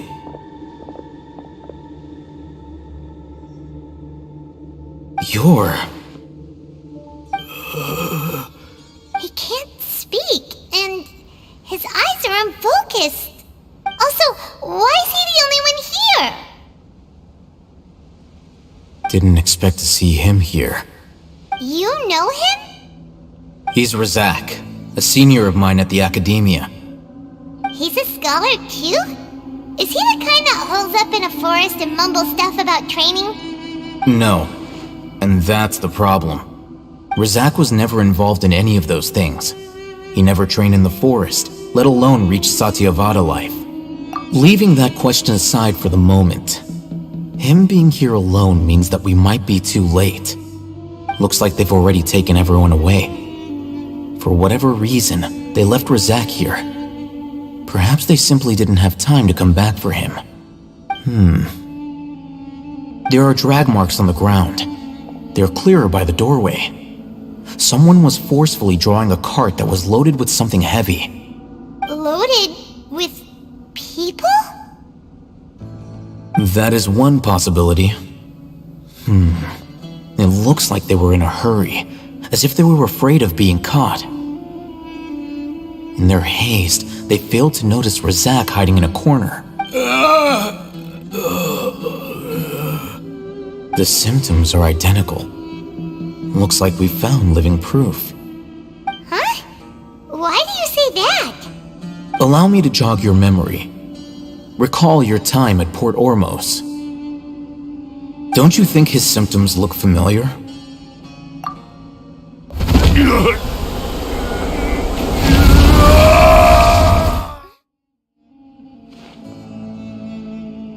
Oh, now that you mention it, they're acting the same way. Correct.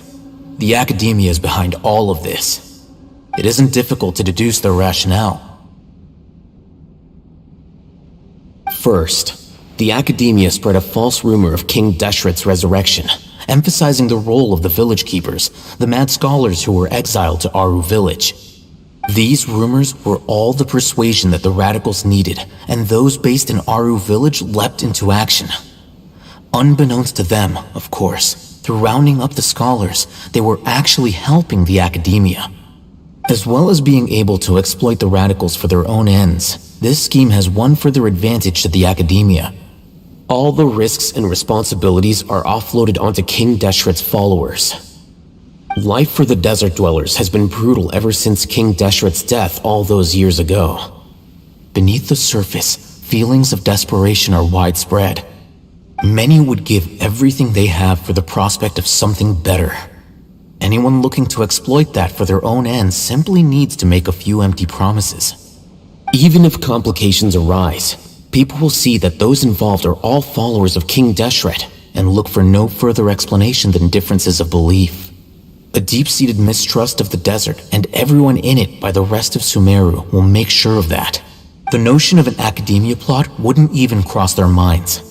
It may seem like a simple strategy, but it is able to work wonders under Sumeru's current circumstances. Oh, that makes a lot of sense. It's in line with the village chief's theory, too.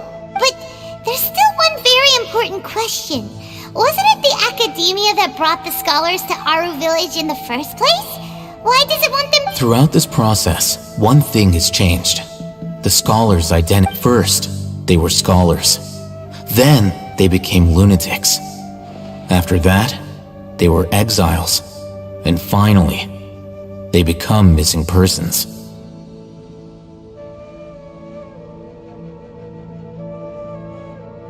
An exile is still patently a living, breathing human being.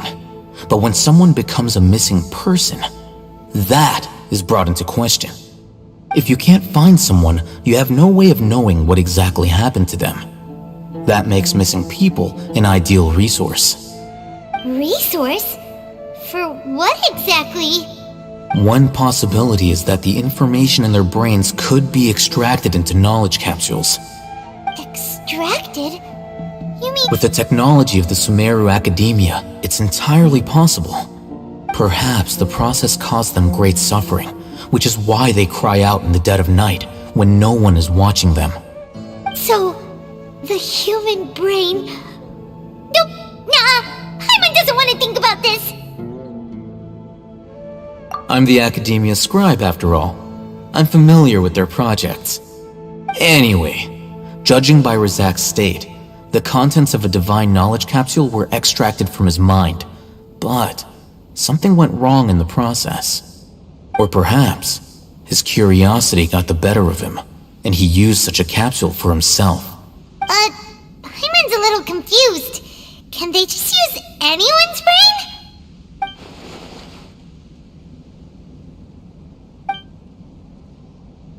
The look on your face tells me you've realized the answer. That's right. To some scholars, gaining knowledge about the gods is their entire life's pursuit. Extracting canned knowledge is just one of the extreme measures they turn to. However, I can't help but wonder, what do they seek to gain from divine? The Academia is going out of their way to look for forbidden knowledge, but what is their ultimate goal? I've spent quite some time trying to analyze the contents of the divine knowledge capsule, but to no avail. It seems like my way of thinking is too different from theirs. You mean you're not even slightly interested in getting your hands on this forbidden stuff? All scholars seek to expand the horizons of knowledge, but I'm not particularly interested in gods, so I don't share their degree of zealotry. Extracting information from people as if they were lifeless objects? If this is the direction of academic progress, then the Academia may as well shut its doors. Sounds like you're really against all this. Of course. The Academia's actions run contrary to their rules.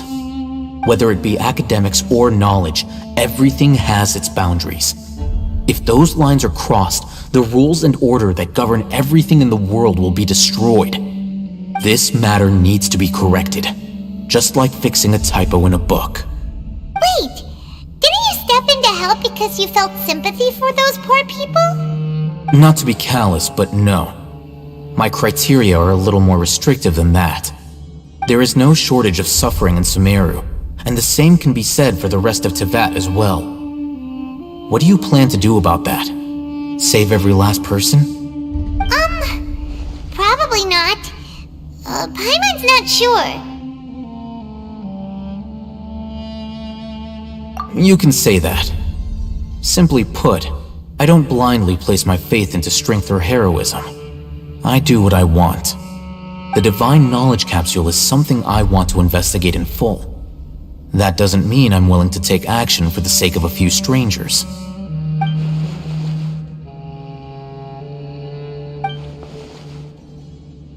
Paimon's been wanting to say this for a while.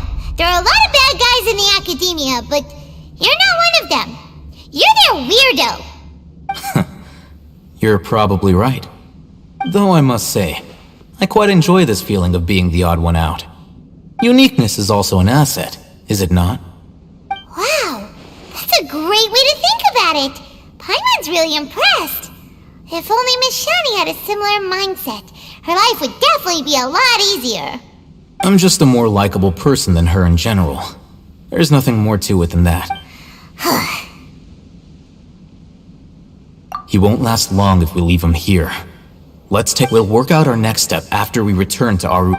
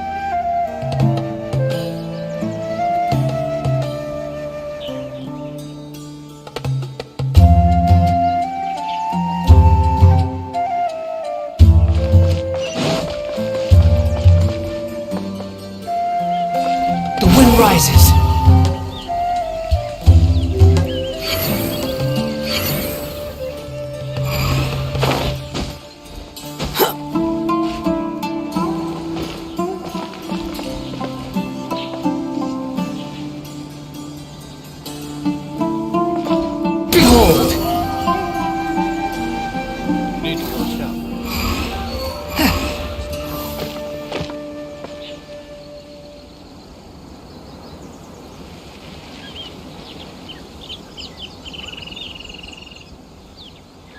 The wind rises.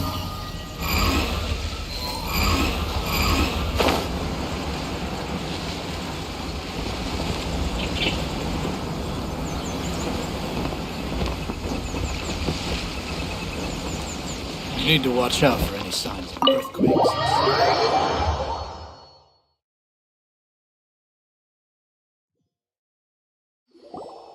We're back!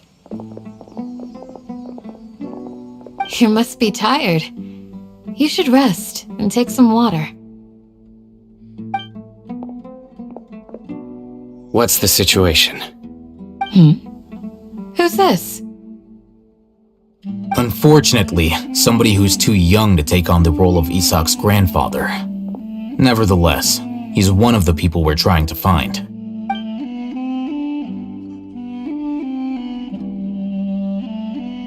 So, at one point in time, the abandoned Elazar Hospital served as the Academia's site for extracting divine cant knowledge. Yep, pretty much! Their plan must have been implemented at some point before we arrived at Aru Village, since divine cant knowledge has been in circulation for a while now. Yet, they fled once we were headed to the village, almost as if they knew we were on their trail.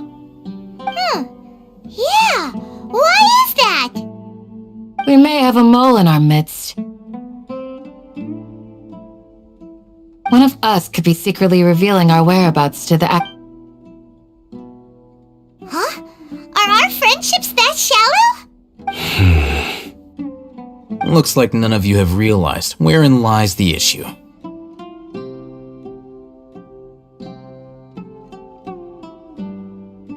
Sino, you're the reason why they can predict our movements. Wait, what's that supposed to mean? Choose your next words very carefully. It is simply a logical inference. So what you're saying is, Sino's the mole. Interesting. And here I thought you were the most suspicious one, Al-Haytham, since you were always acting alone. I know. You have a point, but I realized something as we were returning from the hospital. Sino isn't like any of us. What are you trying to say? Do you still remember who you are, General Mahamatra? As a Matra, you are no doubt privy to certain kinds of information. Before you can take action against someone, you are required to have all the facts available, including the less than savory details. Simply put, the Academia has traditionally allowed you access to a wealth of sensitive information. Knowing their modus operandi, wouldn't you expect them to take precautions against you? If you want to raise a vicious wolf, you need to make sure that you can avoid. The Academia is monitoring me? It's not that simple. The Academia has eyes all over Sumeru, but they have a special protocol for dealing with you. Every so often comes a Nyagarbaha Day. On this day, the Academia enters new information into the Akasha through knowledge capsules. I remember seeing a thick notebook next to the control panel once. Its contents were all about the General Mahamatra, his activities throughout the day, preferred methods of enacting. You're saying that the Academia entered my information into the Akasha too? But what's the point in doing that? My actions aren't important enough to be added into the Akasha. The Akasha is capable of computation. The Akasha's algorithms are entirely capable of predicting your movements using the data entered. When you would depart, the route you would follow, your destination. It knew all of this. It predicted my every move. The Academia has been watching you longer than you think. However, the fact that you resigned is proof that their suspicions were well-founded. So that's how it is. Sino adheres to his tenacity of will and steadfast faith are worthless to the Academia.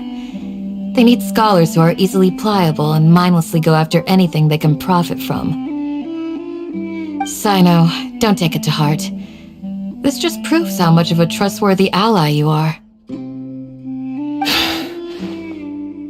They escaped because of me. Don't blame yourself. It's not like any of us would have known. I have an idea. If they predicted my movements, then I might be able to guess where they went. Whoa, you bounced back fast.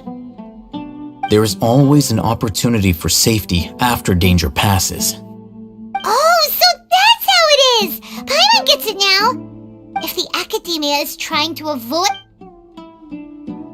Yep, that's... They'll want to proceed in the direction opposite of where I'm going.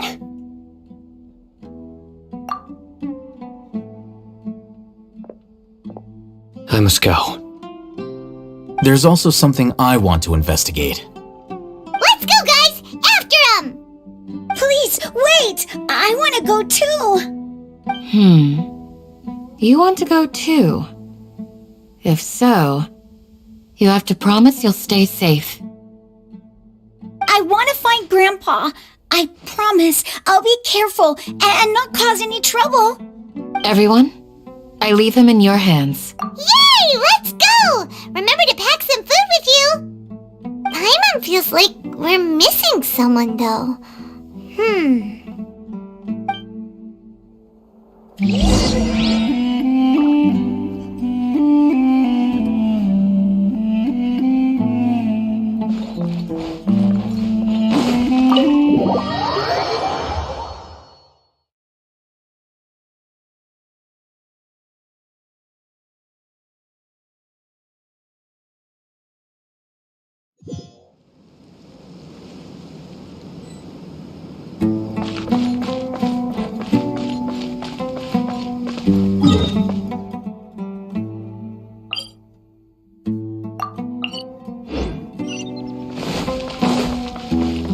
Squall Fury!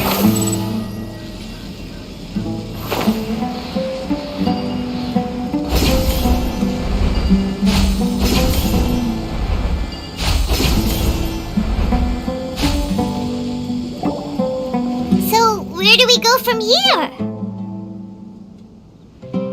Yes. After leaving the village, we should head straight toward the desert.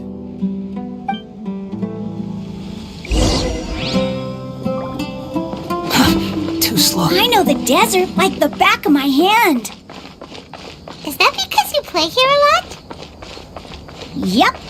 One time, Grandpa almost got lost in the desert, but I was the one who brought him back.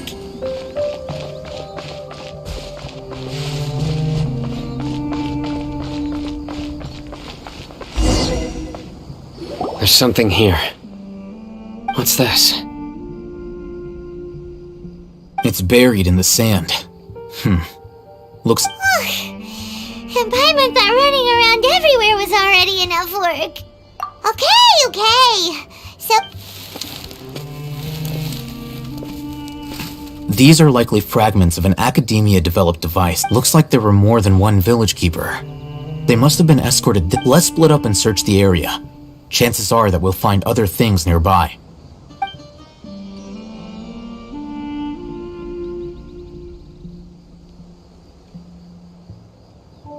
Is this what we're searching for? It looks kind of scary. This is definitely a device used to extract divine knowledge. How did it end up buried in the sand?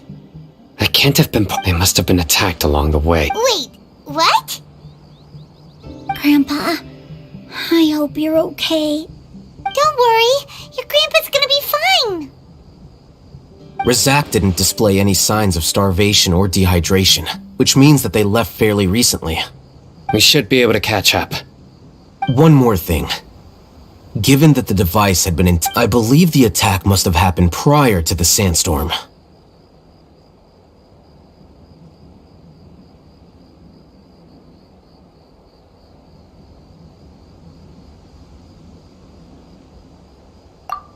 Let's keep going.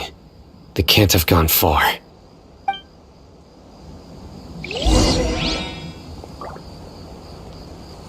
Ugh, but running on sand is so tiring.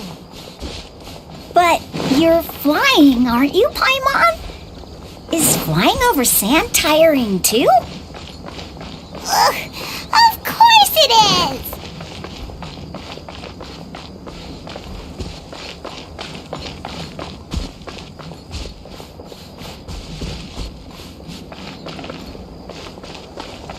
Voices, over there. It sounds like an argument. Whoa, you have really good ears.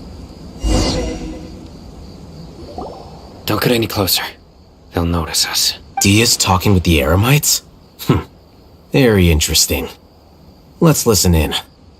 If you had informed me sooner, there'd be plenty of room for us to... You're one of us. We would never lie. Scholars. You don't know as much as I do. Need me to... I knew it. That's our Dia.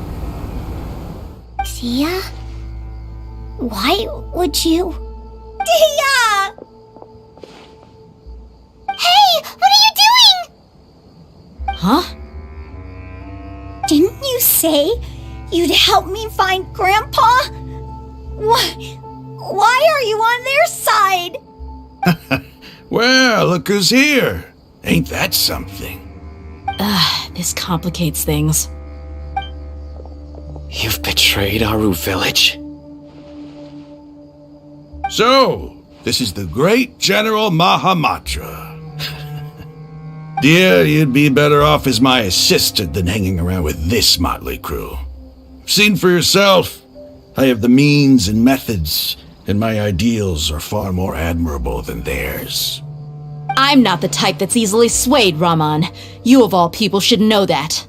Wait, what's going on, Dia? Whose side are you on here? Shut it, Paimon. It doesn't matter. Whichever side you pick, nothing can deter us from the grand mission of resurrecting King Deshret. Once our Lord of Old returns to this land, we will have a new beginning. Face the facts, Raman. It's not gonna happen. You should understand that more than anyone. Have all your years as a merc taught you nothing about placing hopes in a ruler? I'm a desert dweller and a proud follower of King Deshret. Whether I live by the edge of the sword or in peaceful comfort, my soul will always carry this conviction. It's not too late yet. The village mad scholars aren't gonna bring King Deshret back to life. You don't understand, my dear lady. Pursuing our faith is our purpose in life. Even if the chance of success is 1 in a million, we must be willing to give everything we have. Even if it'll expose you to the academia? Even if they end up disbanding the Eremites? Your Eremites, which you've worked so hard for all these years? Yes. We've waited a long time for this day to come. The sun and the moon no longer shine here. All you see now is cracks in this desiccated land. But fate has finally dealt me a hand to put these scholars in our custody. We'll stomp the Academia's forces and fight our way beyond the wall of Samiel. Ridiculous. Think about it. The Academia controls the entirety of Sumeru. Your powers are negligible in comparison. If you still don't believe me, then try asking these 2 men. They're also against the Academia, but neither of them are as arrogant as you. They look more like pawns of the Academia to me. Why, what filthy traitors. Your god abandoned all... It's impossible to communicate with someone so hostile. Perhaps we should. Do you really believe that by kidnapping the scholars, you'll be able to negotiate with the Academia? These people have no value as bargaining chips, but I could be persuaded to take their place as your next hostage. These scholars were exiled from the Academia. I, on the other hand, am their current scribe, and will be a much greater asset to you. Wait, you can't be serious. So, you want to trade places with the hostages, do you? Precisely. Anyway... What are you thinking? What if they decide to kill you instead? Well, that would be bad luck for me. However, I'd get the chance to observe the scholars, perhaps even find out the truth. Think you can talk me over with that confident look of yours? I'm not trying to persuade you. I'm using this as a means of joining forces against the Academia. You are the scribe. What do you have against the Academia? Not all desert dwellers believe in King Deshret, and the same applies to the Academia. Why must all knowledge seekers approve of the Academia's way of doing things? You Academia scum!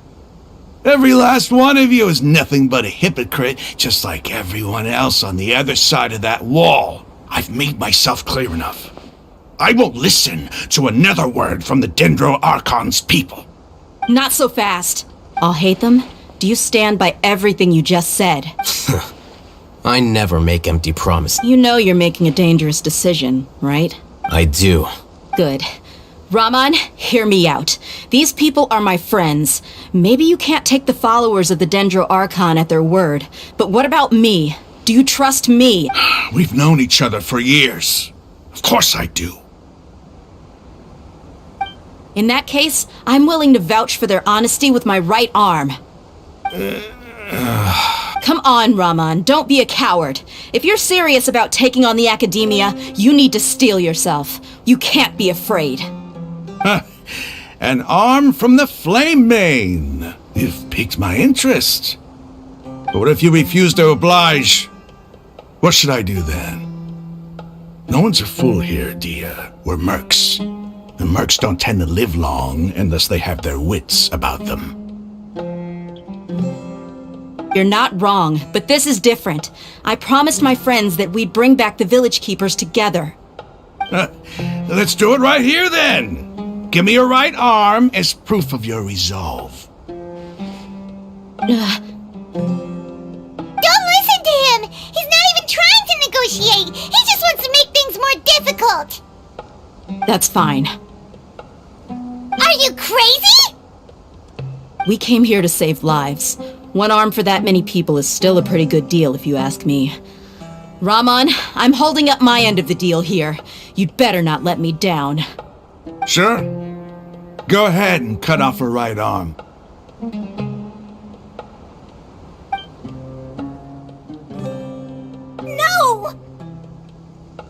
Dia! What are you gonna do? Think of something! You don't have to go this far. That's not for you to decide. Do it!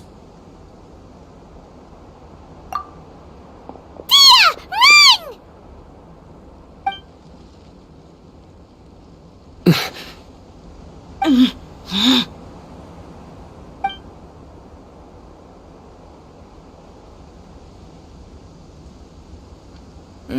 Stop!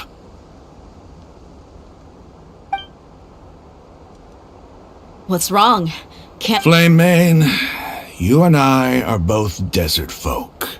Cutting off your arm is no different than cutting off my own fingers. Where's the sense in cutting my own kin to pieces? You've shown me that you're serious. Go on now, take your friends and leave.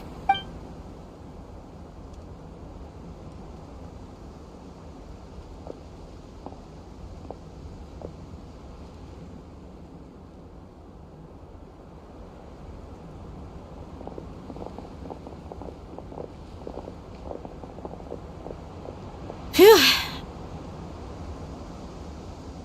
I was really counting on him not going through with it. Dia! That was crazy! Have you all lost your minds? What if he'd actually cut your arm off? Then I just have to hold my claymore with my left arm. Okay, I'm sorry. But sometimes when you're out on a limb, you gotta double down to seal the deal, you know? Don't ever make a promise like that again. I can deal with the likes of them.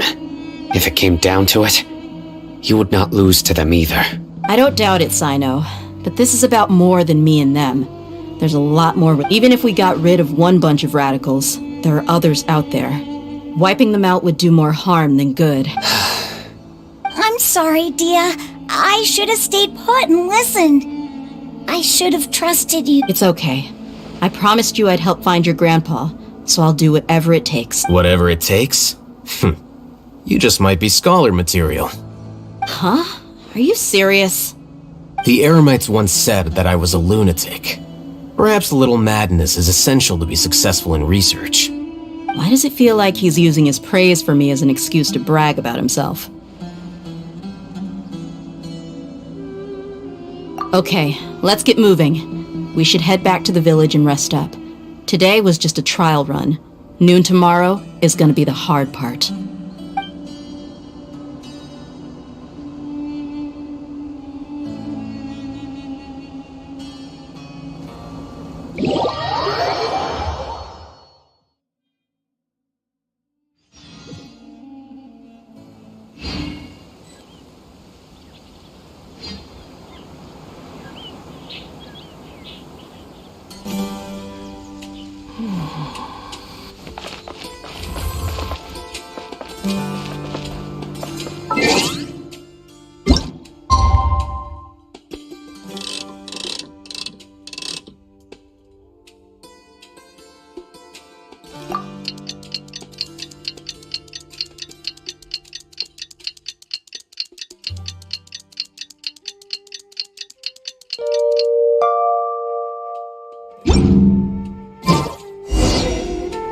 You need to watch out for this.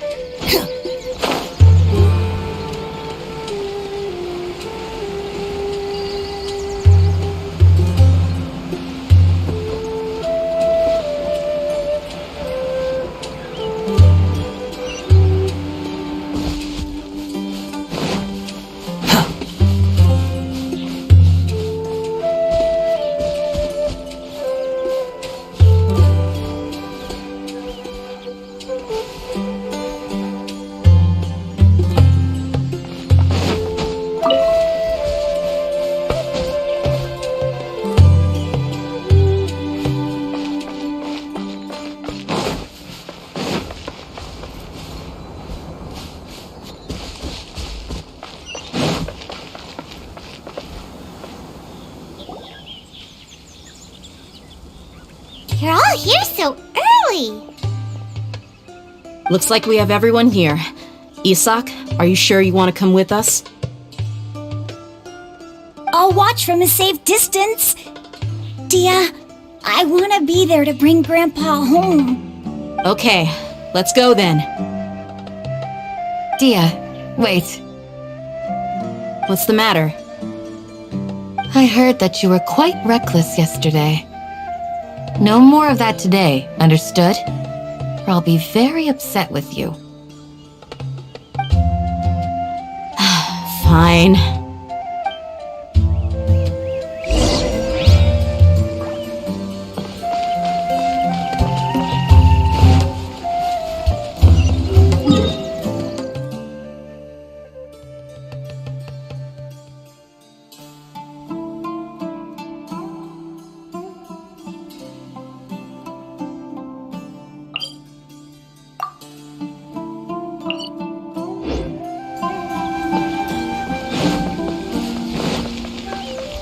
The wind rises.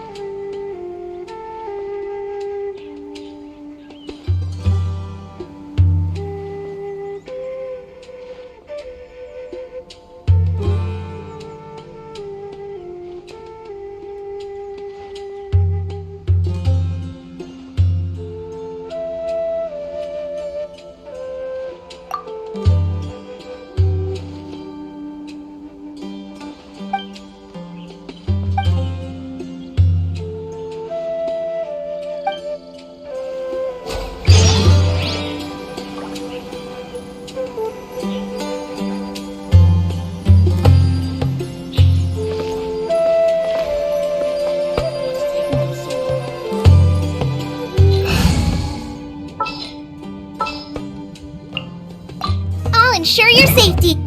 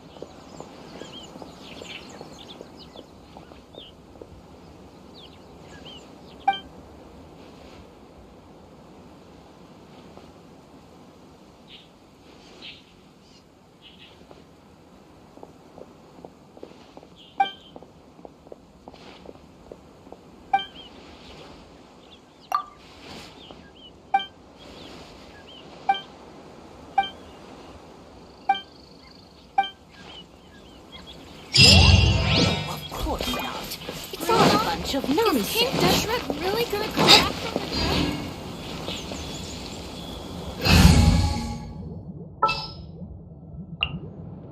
Just sharpen my speak.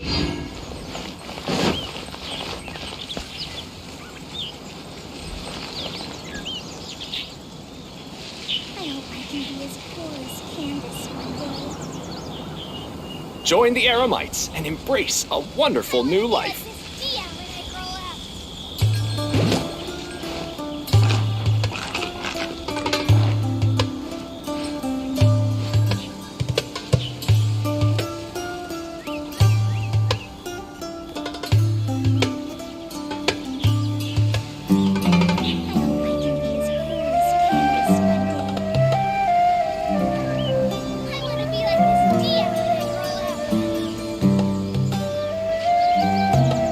Join the Eremites and embrace a wonderful new life. If there's nothing better to do, we could go foraging for ingredients.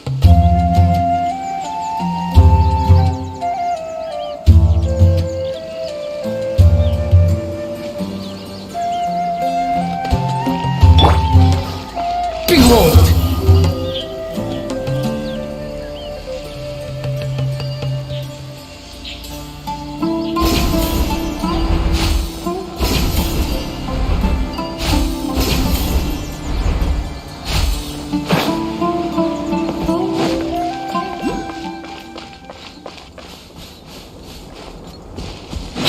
Following me.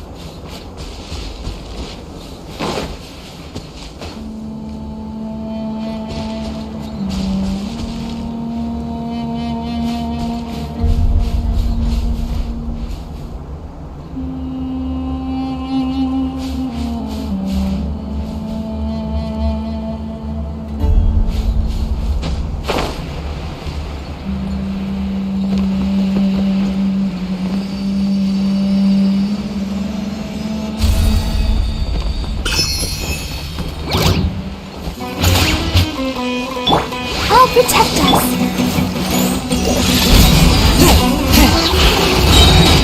From whence you came!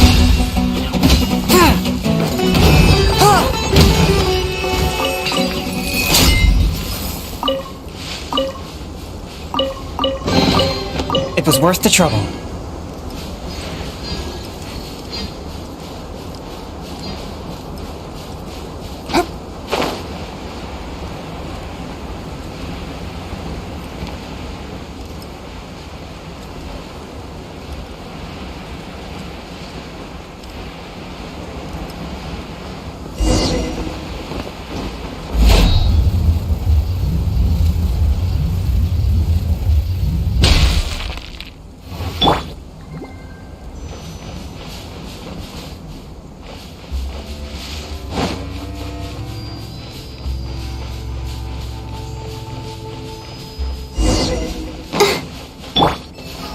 Squall Fury!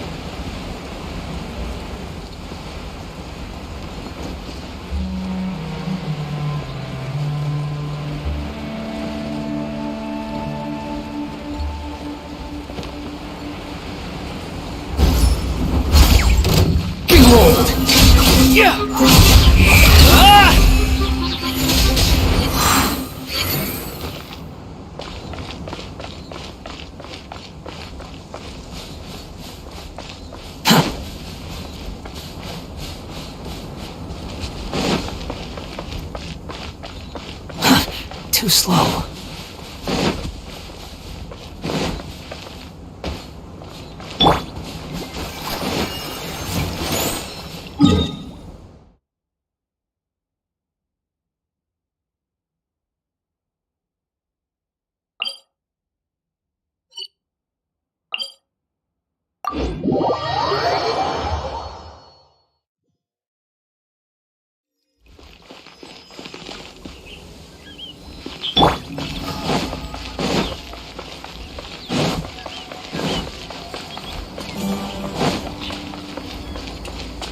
The wind rises.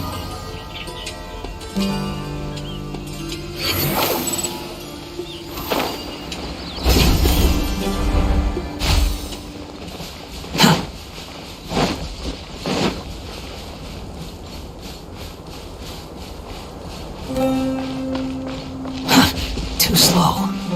Quit following me.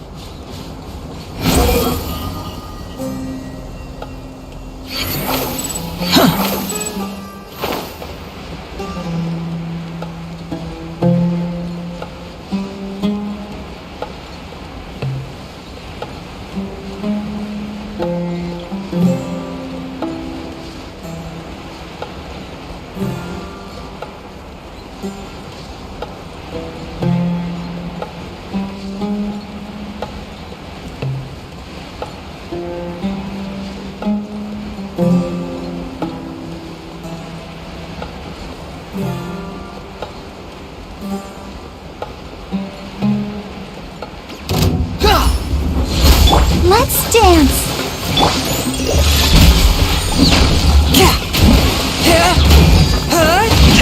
But how?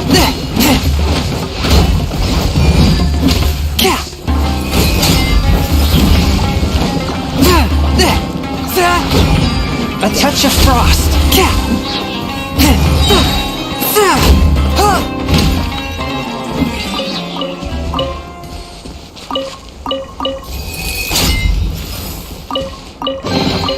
It was worth the trouble.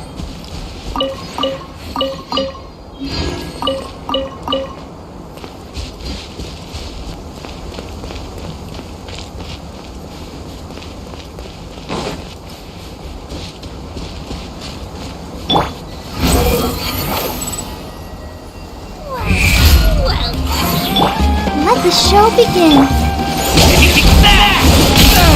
Submit for judgment.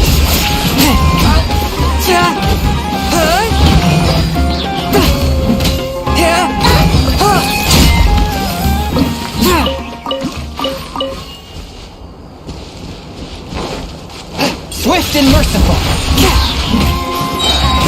Spirit Blade, attack!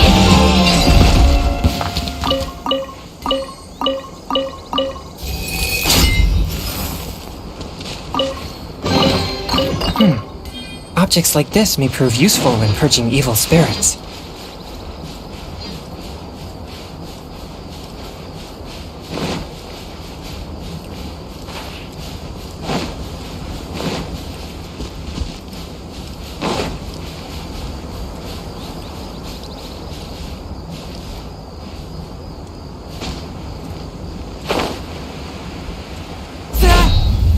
A touch of frost.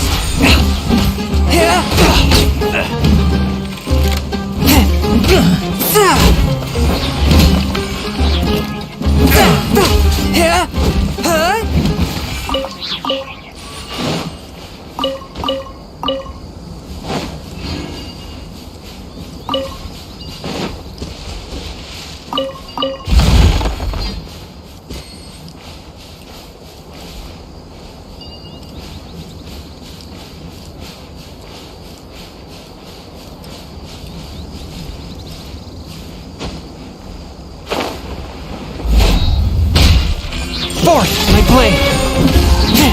I'll be back.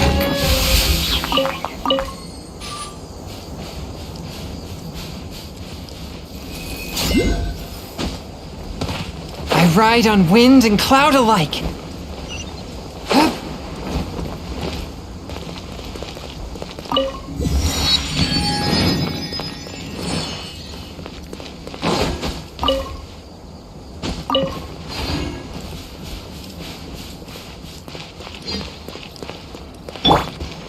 dance!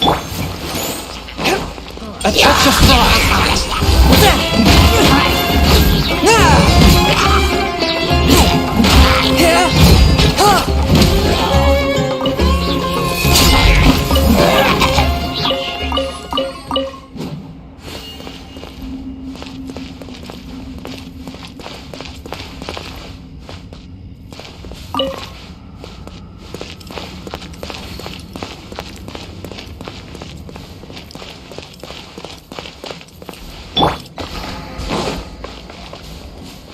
Squall and Fury!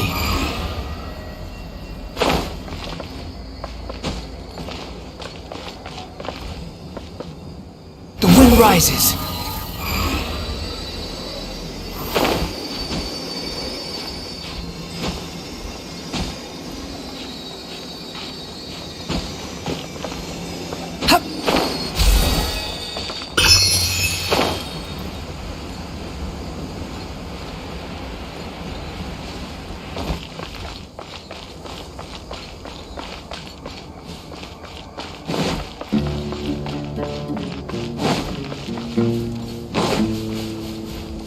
Squall and Fury!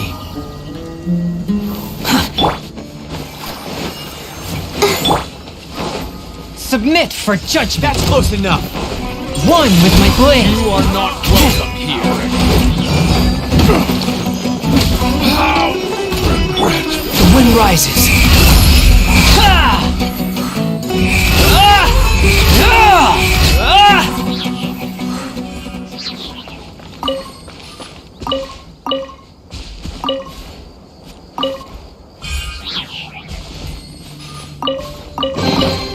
Unnecessary. Let the show begin.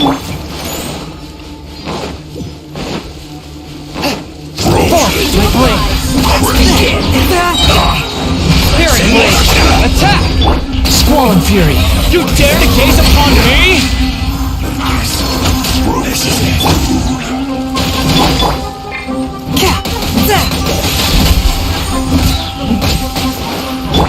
Nice and spicy! You're toast!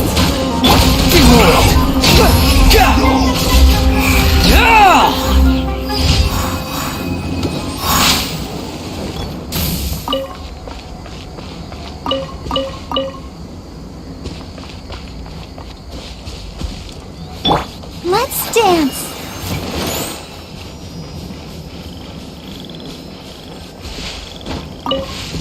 Go, Barbara, go!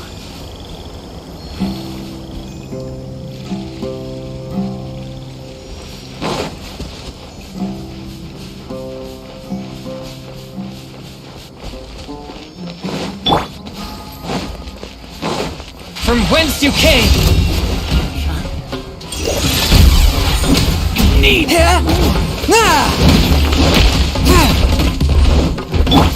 wind rises! You want this?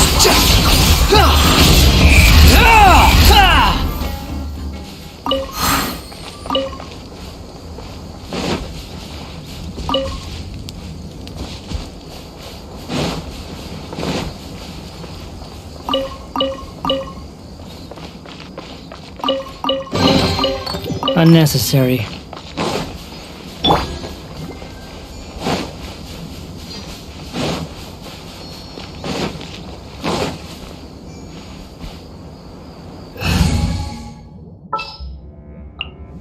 Trainee Forest Ranger.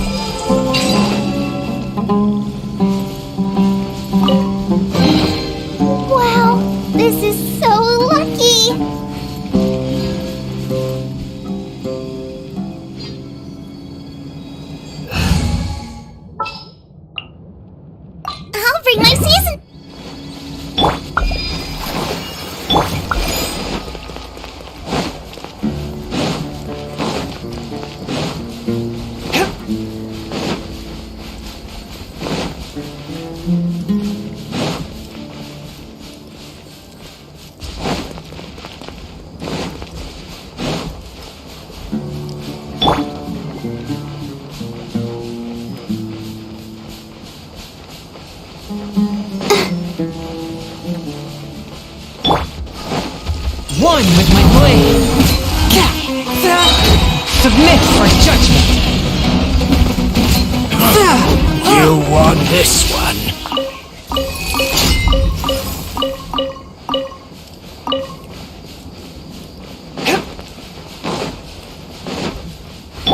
I'll protect us.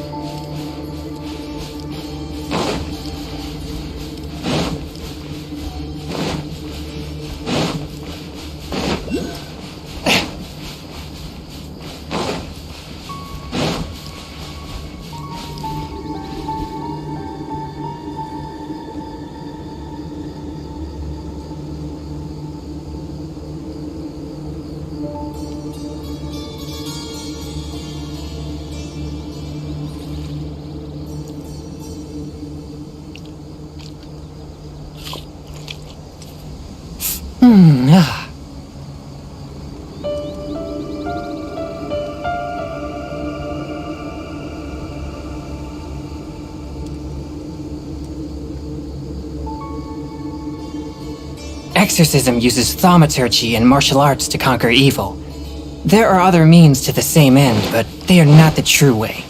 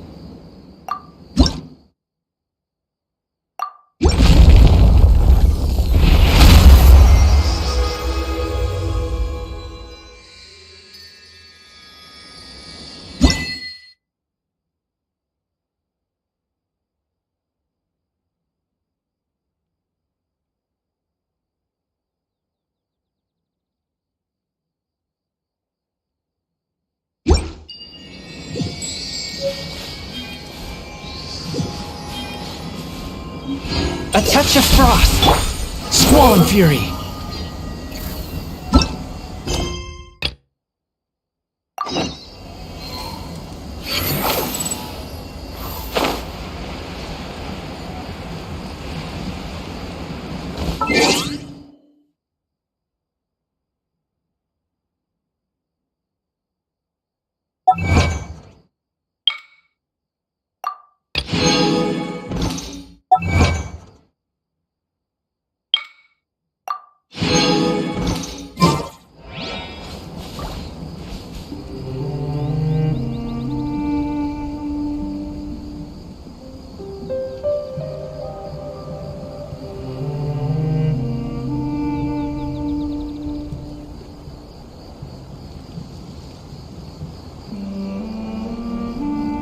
You think I've got a sharp tongue?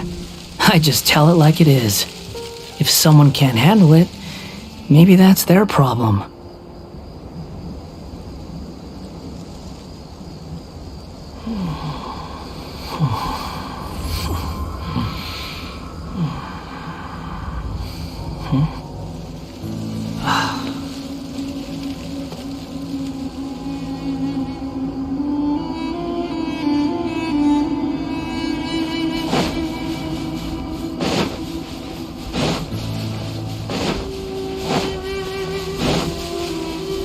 Behold!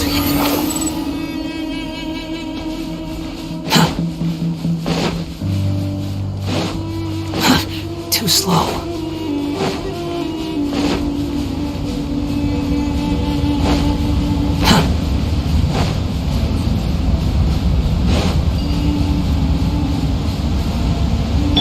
Let the show begin.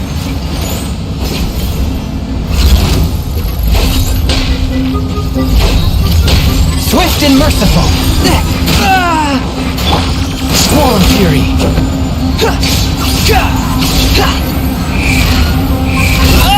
Chip out! bow your head. One with my blade. From whence you came.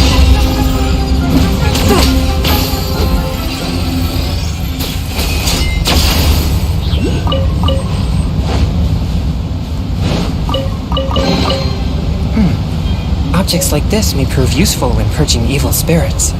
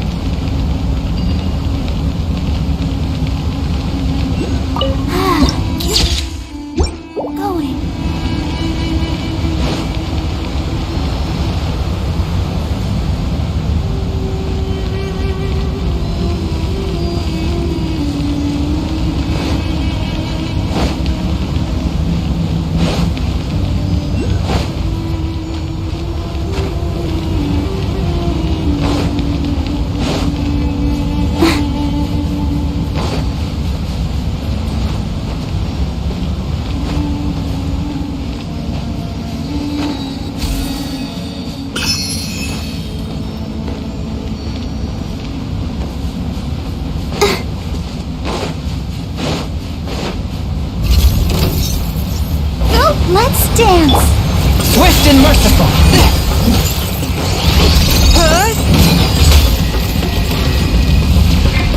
The wind rises.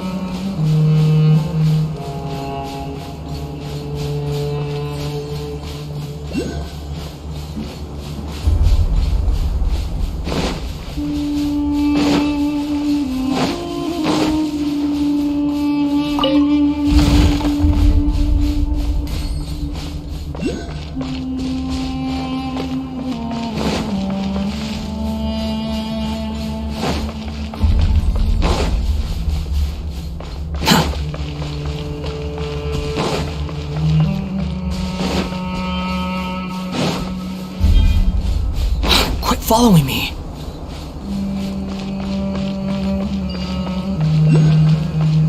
Squall and Fury!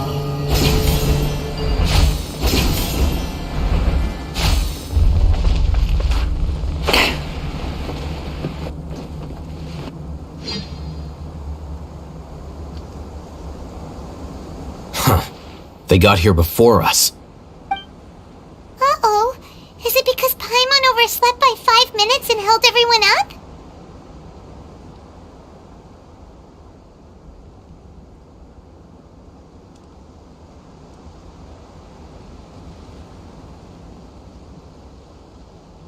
Is everything ready? Absolutely. Although, you brought fewer people than I imagined. Bring him over.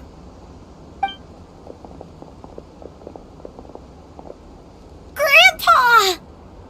Why is there only one of them? Raman, I've always thought of you as a man of his word. What's this about? It's a one-for-one exchange. Sounds fair, don't you think? And let me put it this way. Agreeing to any kind of deal with the Dendro Archon's people is already a huge compromise on my part. Don't you think you've asked enough?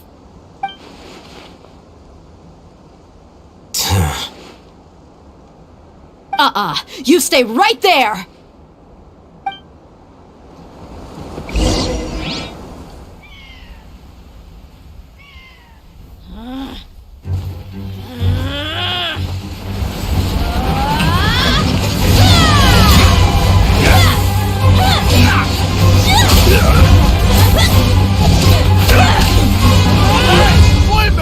What do you think you're doing?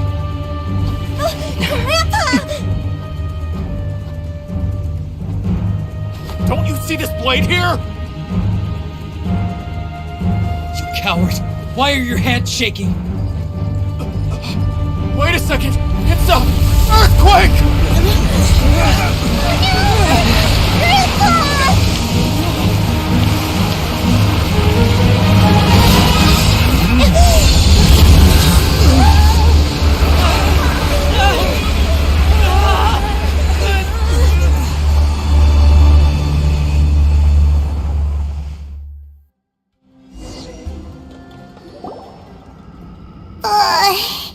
Paimon's dizzy.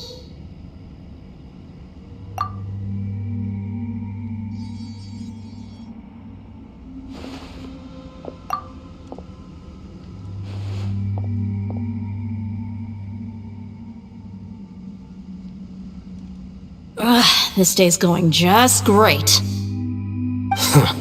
What a nuisance. The sand dune collapsed. I saw an energy field. The village keeper protected us. It glowed green with dendro. Just like you said, it may well have been the remains of Lesser Lord Kusanali's power inside the scholar's body.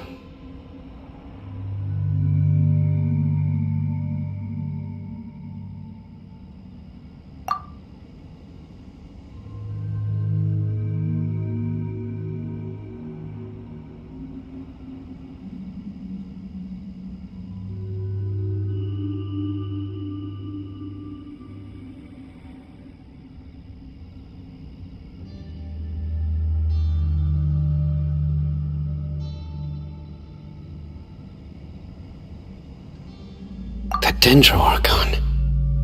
The present one. Grandpa? Grandpa? Oh no, he's getting confused again. Hey, look around you. There used to be a temple here?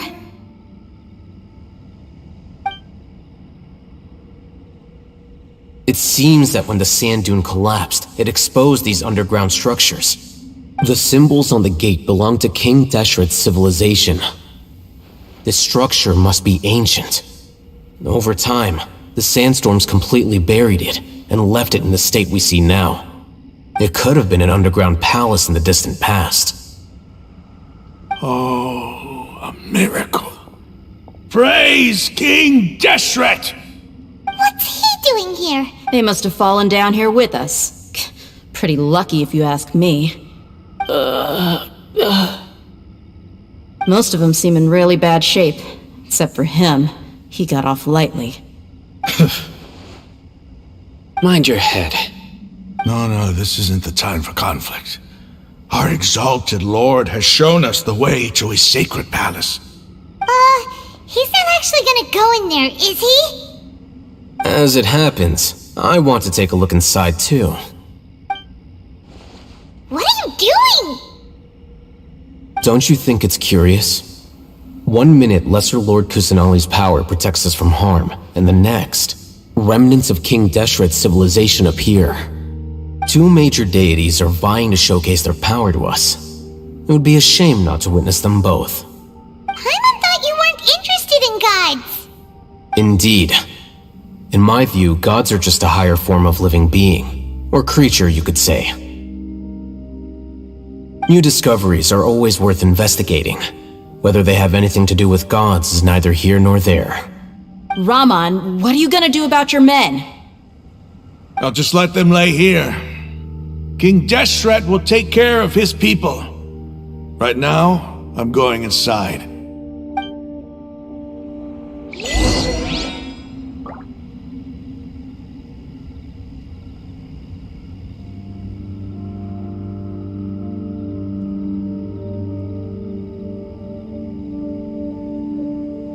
There's no such thing as pure freedom in this world. Even the wind cannot blow on forever.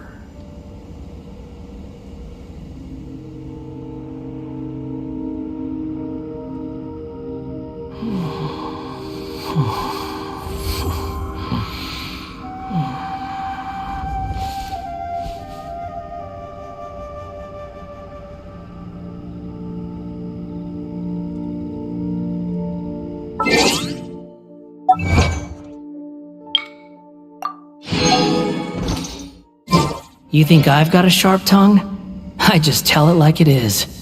If someone can't handle it, maybe that's their problem.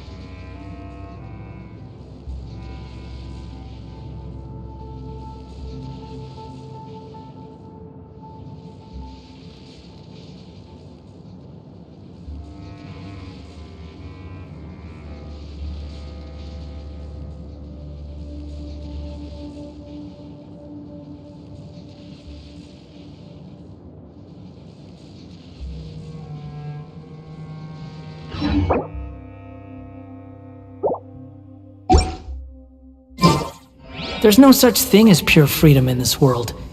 Even the wind cannot blow on forever.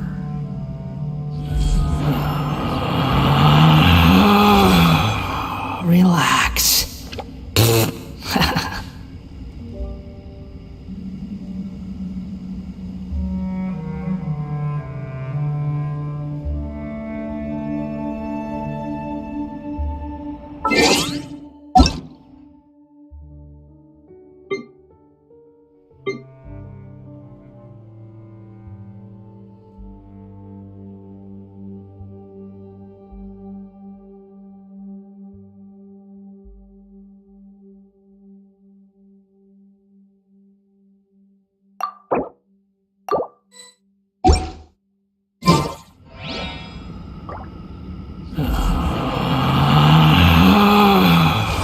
Relax.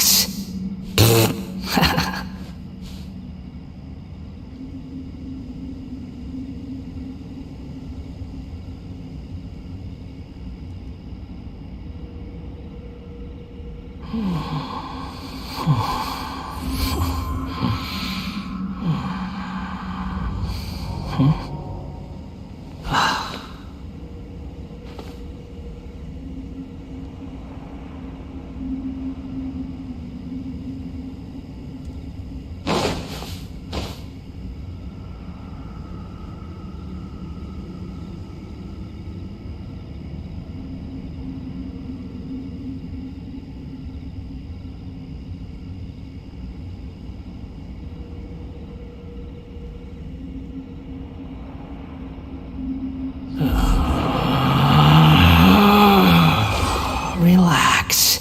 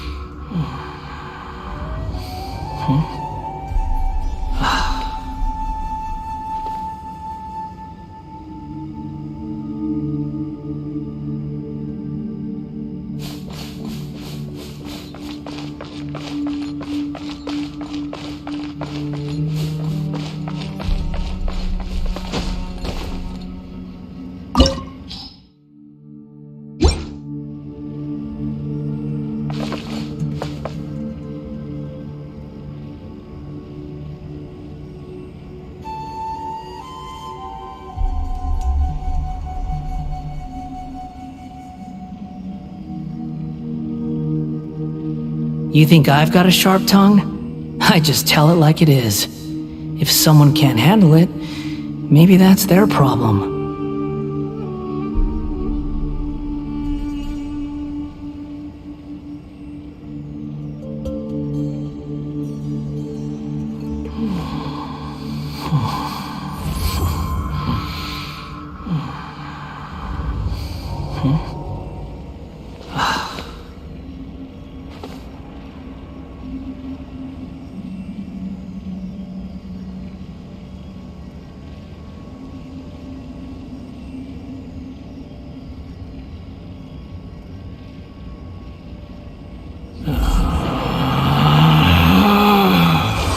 Relax.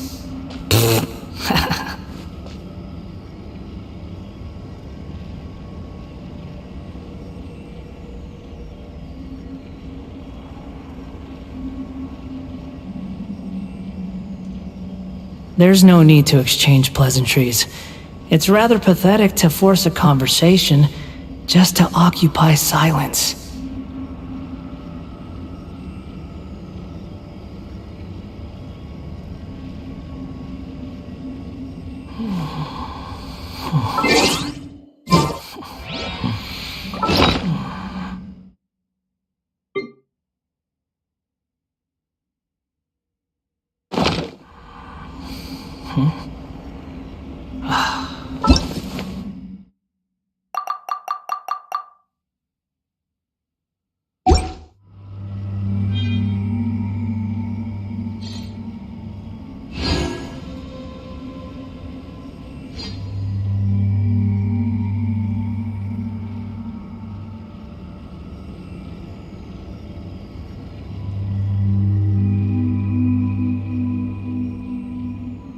There's no such thing as pure freedom in this world. Even the wind cannot blow on forever.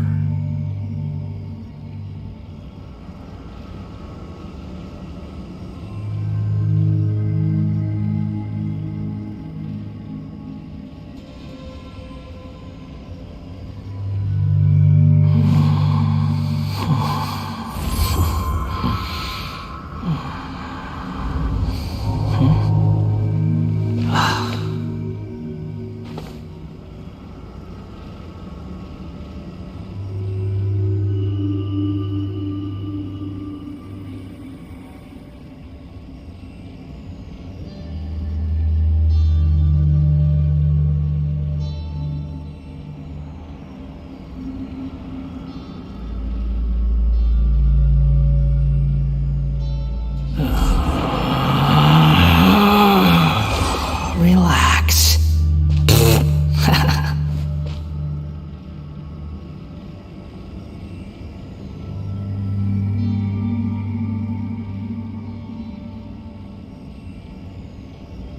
You think I've got a sharp tongue?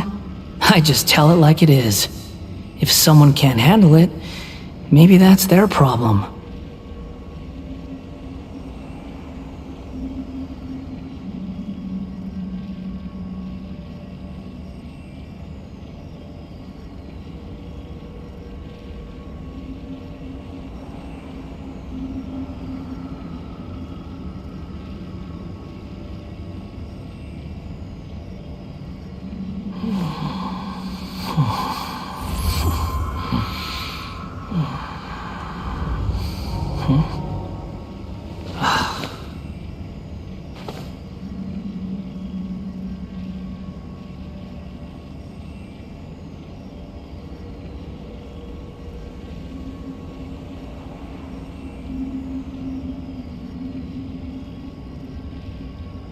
There's no need to exchange pleasantries.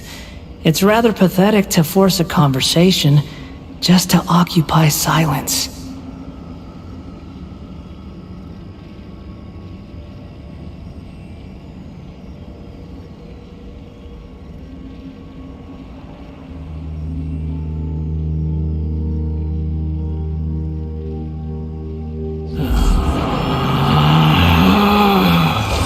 Relax.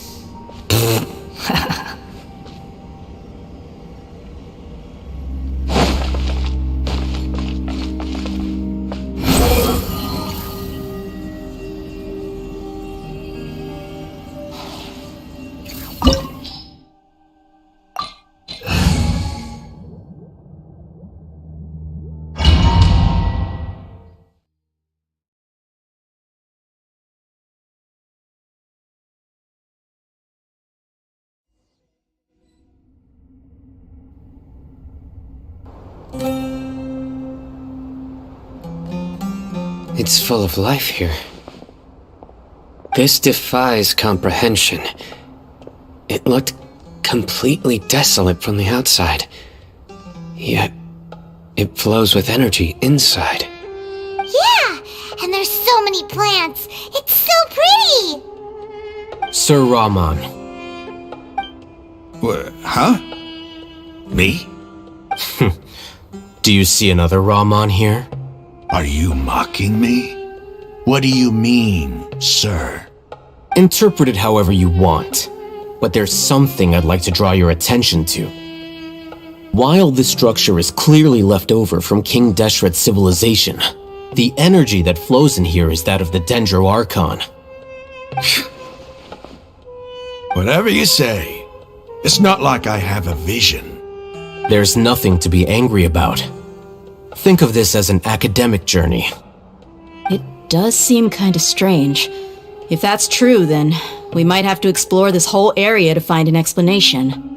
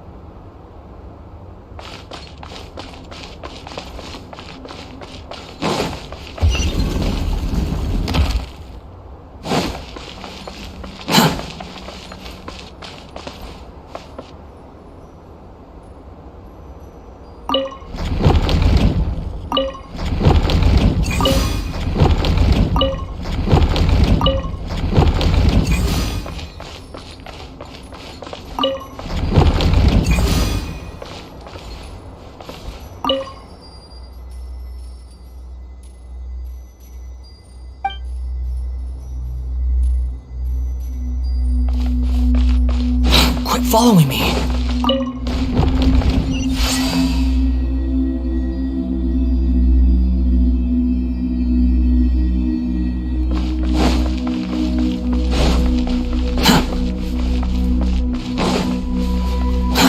Too slow.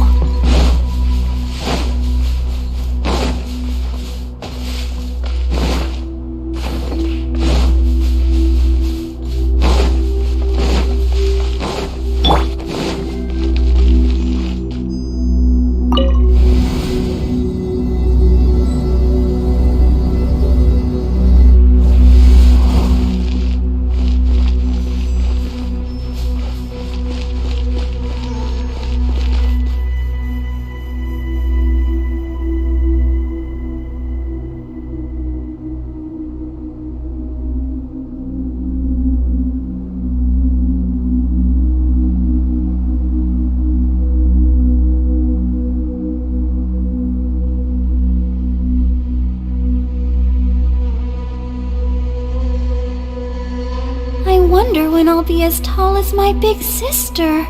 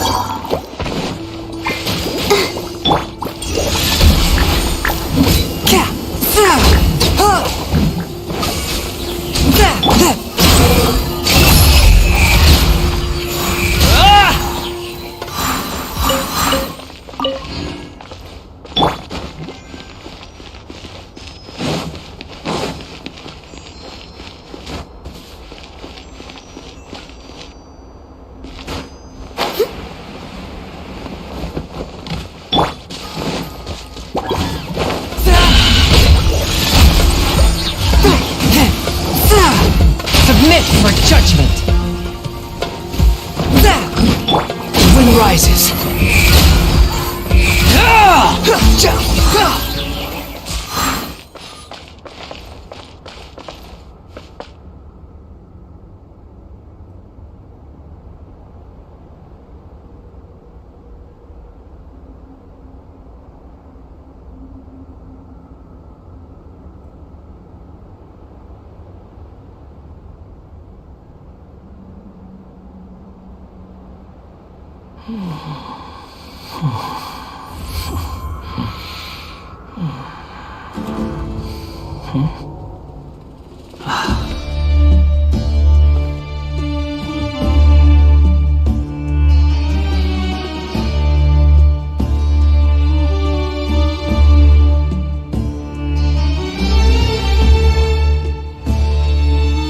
You think I've got a sharp tongue? I just tell it like it is. If someone can't handle it, maybe that's their problem.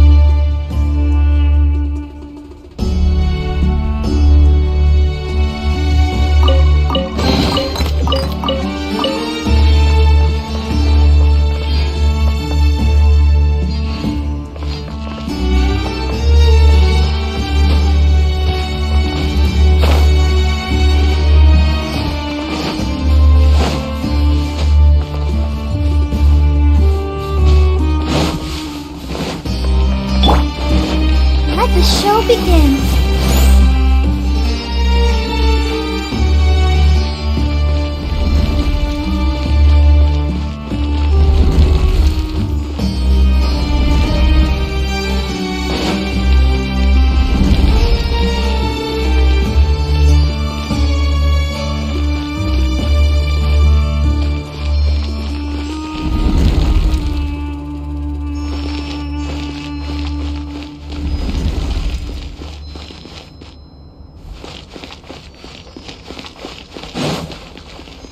Go, Barbara, go!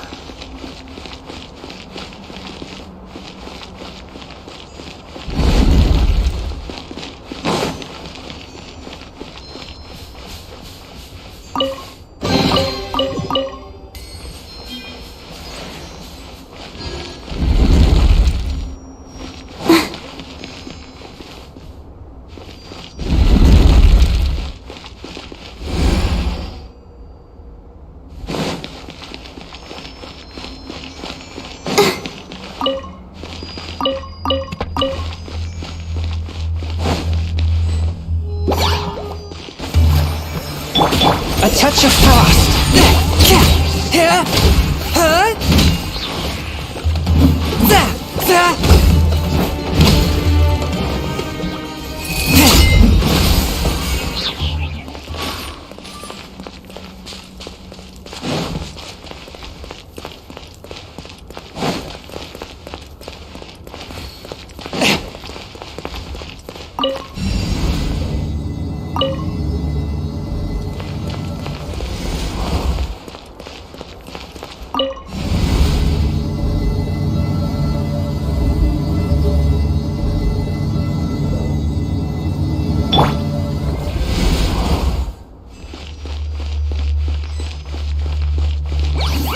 Let's dance.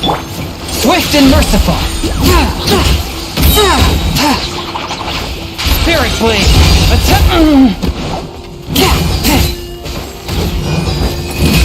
Behold.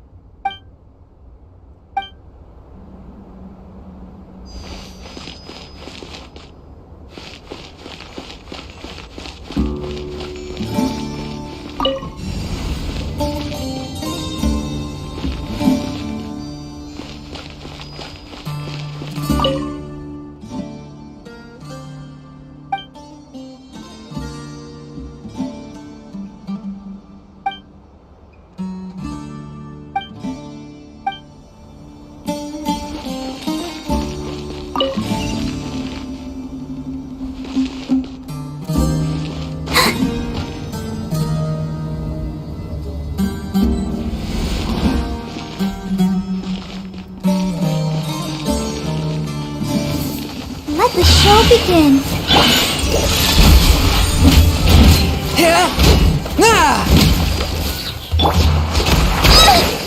Out of the frying pan, into the fire. Hey-ya! Swarm fury. How amusing.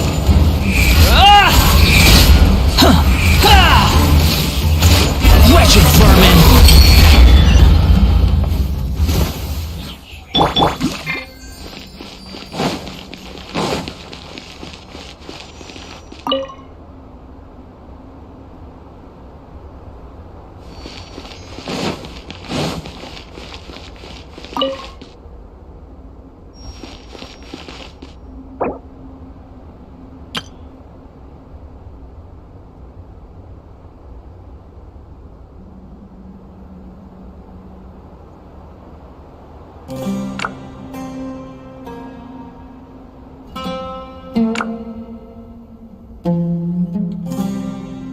Everyone is working super hard. We should be too.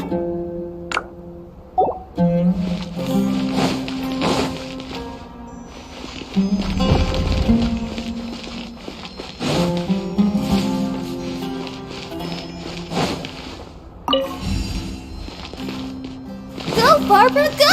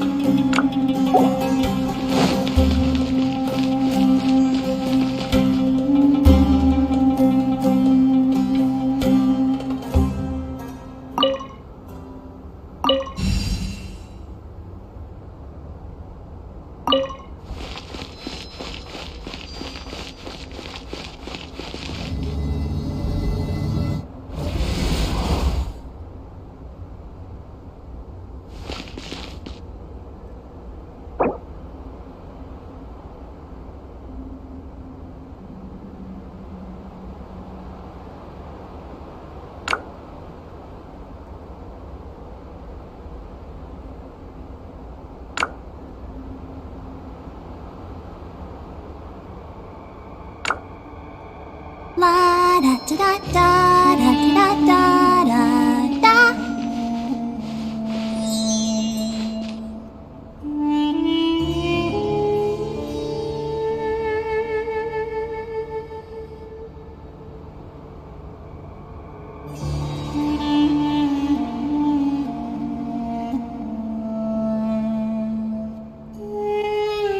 Are you tired?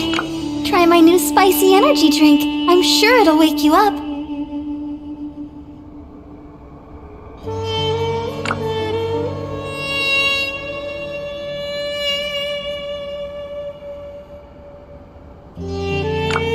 La da da da da da da da da.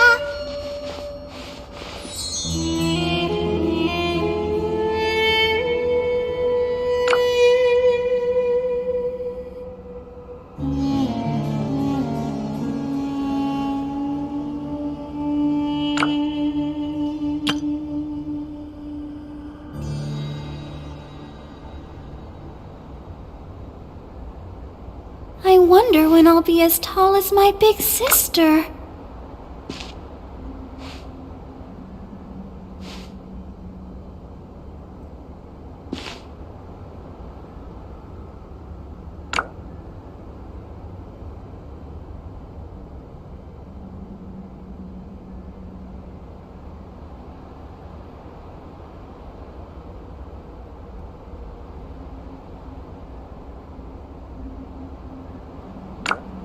Everyone is working super hard. We should be too.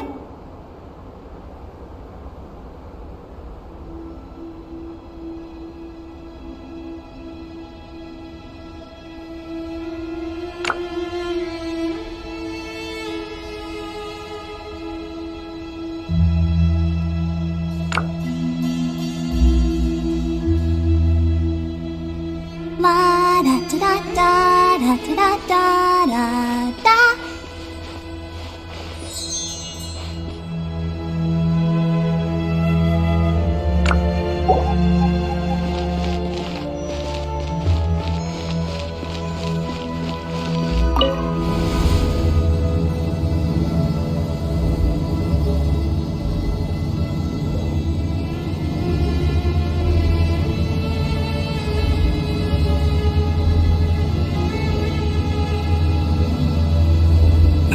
It's a sight to see.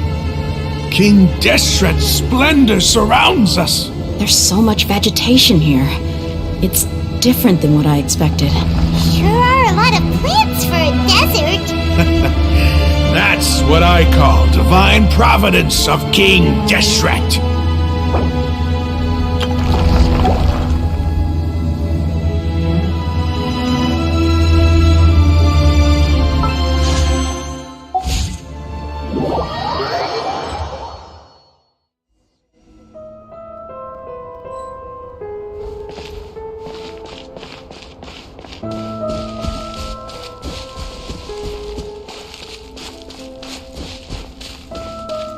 It's getting brighter! Oh, it looks so beautiful!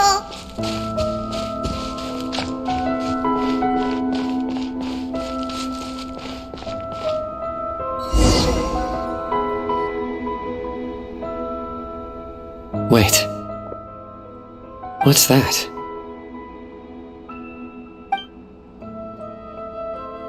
A load of flowers! And it looks like there's something among them.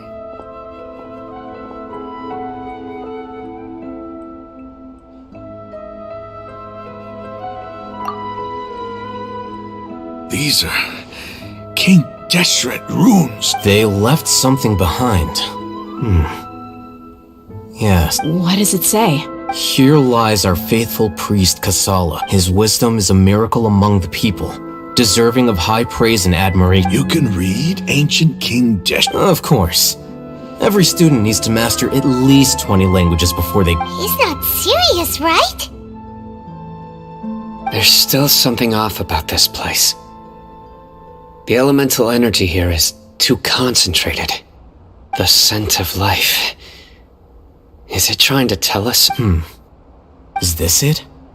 Analyzing.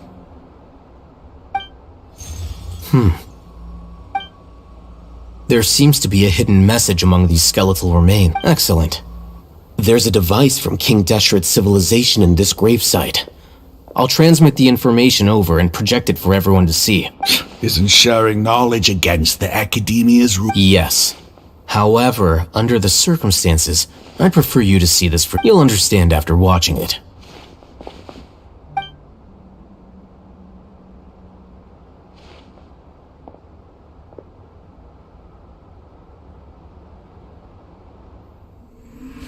Civilization is born of knowledge, but so too can knowledge be its demise. A disaster caught us unaware. It was knowledge that did not belong to this world. King Deshret brought this forbidden knowledge into our world, and it quickly spread like a plague. People's minds were filled with crazed whispers. Dark gray scales spread across their bodies. Even the land was stripped of its vigor.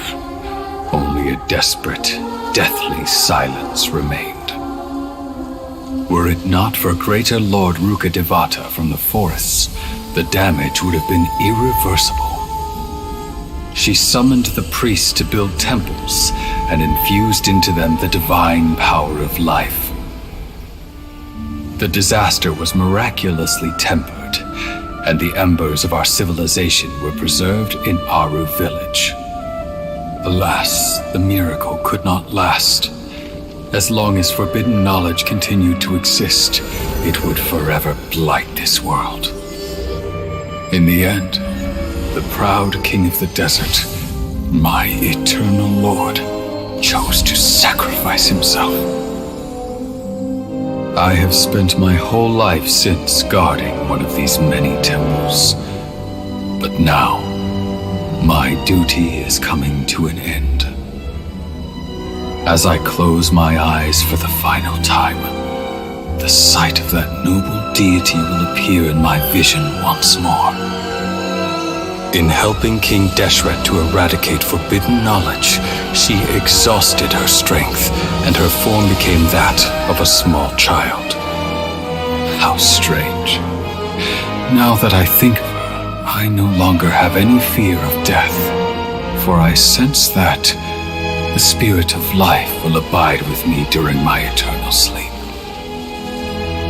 Children of the desert, cling no longer to past grievances, but hold tight to the memory of this act of benevolence. What was that? The priest's memories. No, impossible. Greater Lord Rukkhadevata. So the former Dendro Archon and King Deshret were never enemies at all. But this doesn't make any sense. The Dendro Archon's Was that the former Dendro Archon?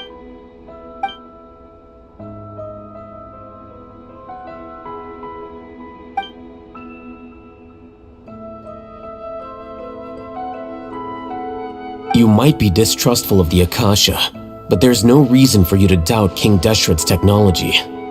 You've just witnessed his priest's last words.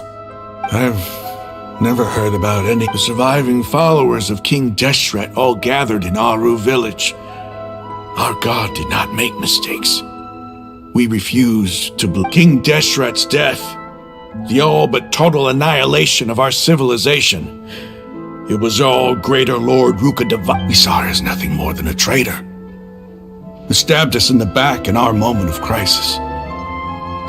Just like us humans, fighting, feuding, double-crossing each other to survive in the desert. You were blinded by your prejudice.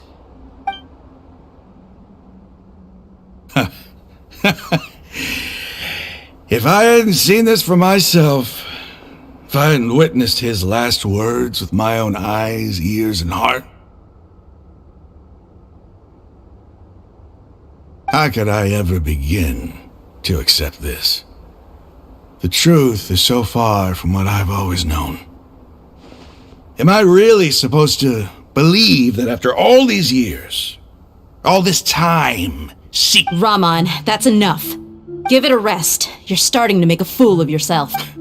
Dia, tell me, my Eremites and I, what are we even fighting for?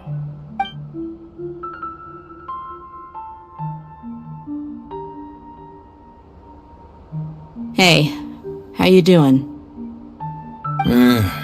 I'll live. Thanks. I should probably go. Can't just stay here. What's your next move gonna be? Oh, I know what you're going to ask.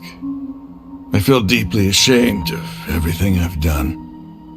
You'll get everything you're at, but please, give me some time. It's not gonna be easy. Well, I guess that's for me to deal with. Dia, this is where our camp's located. When would be a good time for us to go? Tomorrow. I'll convince everyone that... And I'll return every last one of your your village keepers. You seem to finally understand that our true enemy is the... Yes. The gods never gave up on anyone. It's the people responsible for all this that need to face the consequences. That must have been rough, but he seems to have figured things out now. Rahman's no fool. Being the leader of your own faction in the desert is no easy feat. It's too bad he was held back by his belief in King Deshret. But now that that's changed, I guess we have a few more people on our side. The outcome, at least, is favorable. We should get going too. Let's head back, have a proper meal, and a nice, long sleep. We'll need all our energy.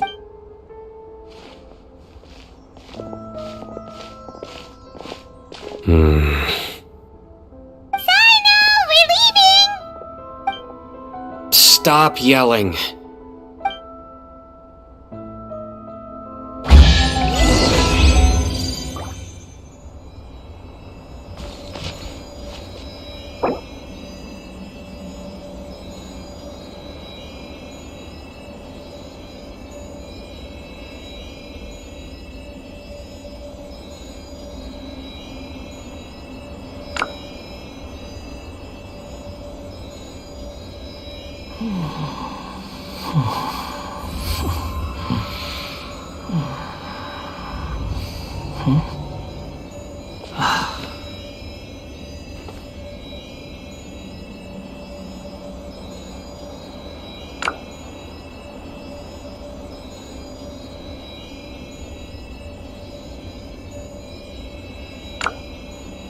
There's no need to exchange pleasantries. It's rather pathetic to force a conversation just to occupy silence.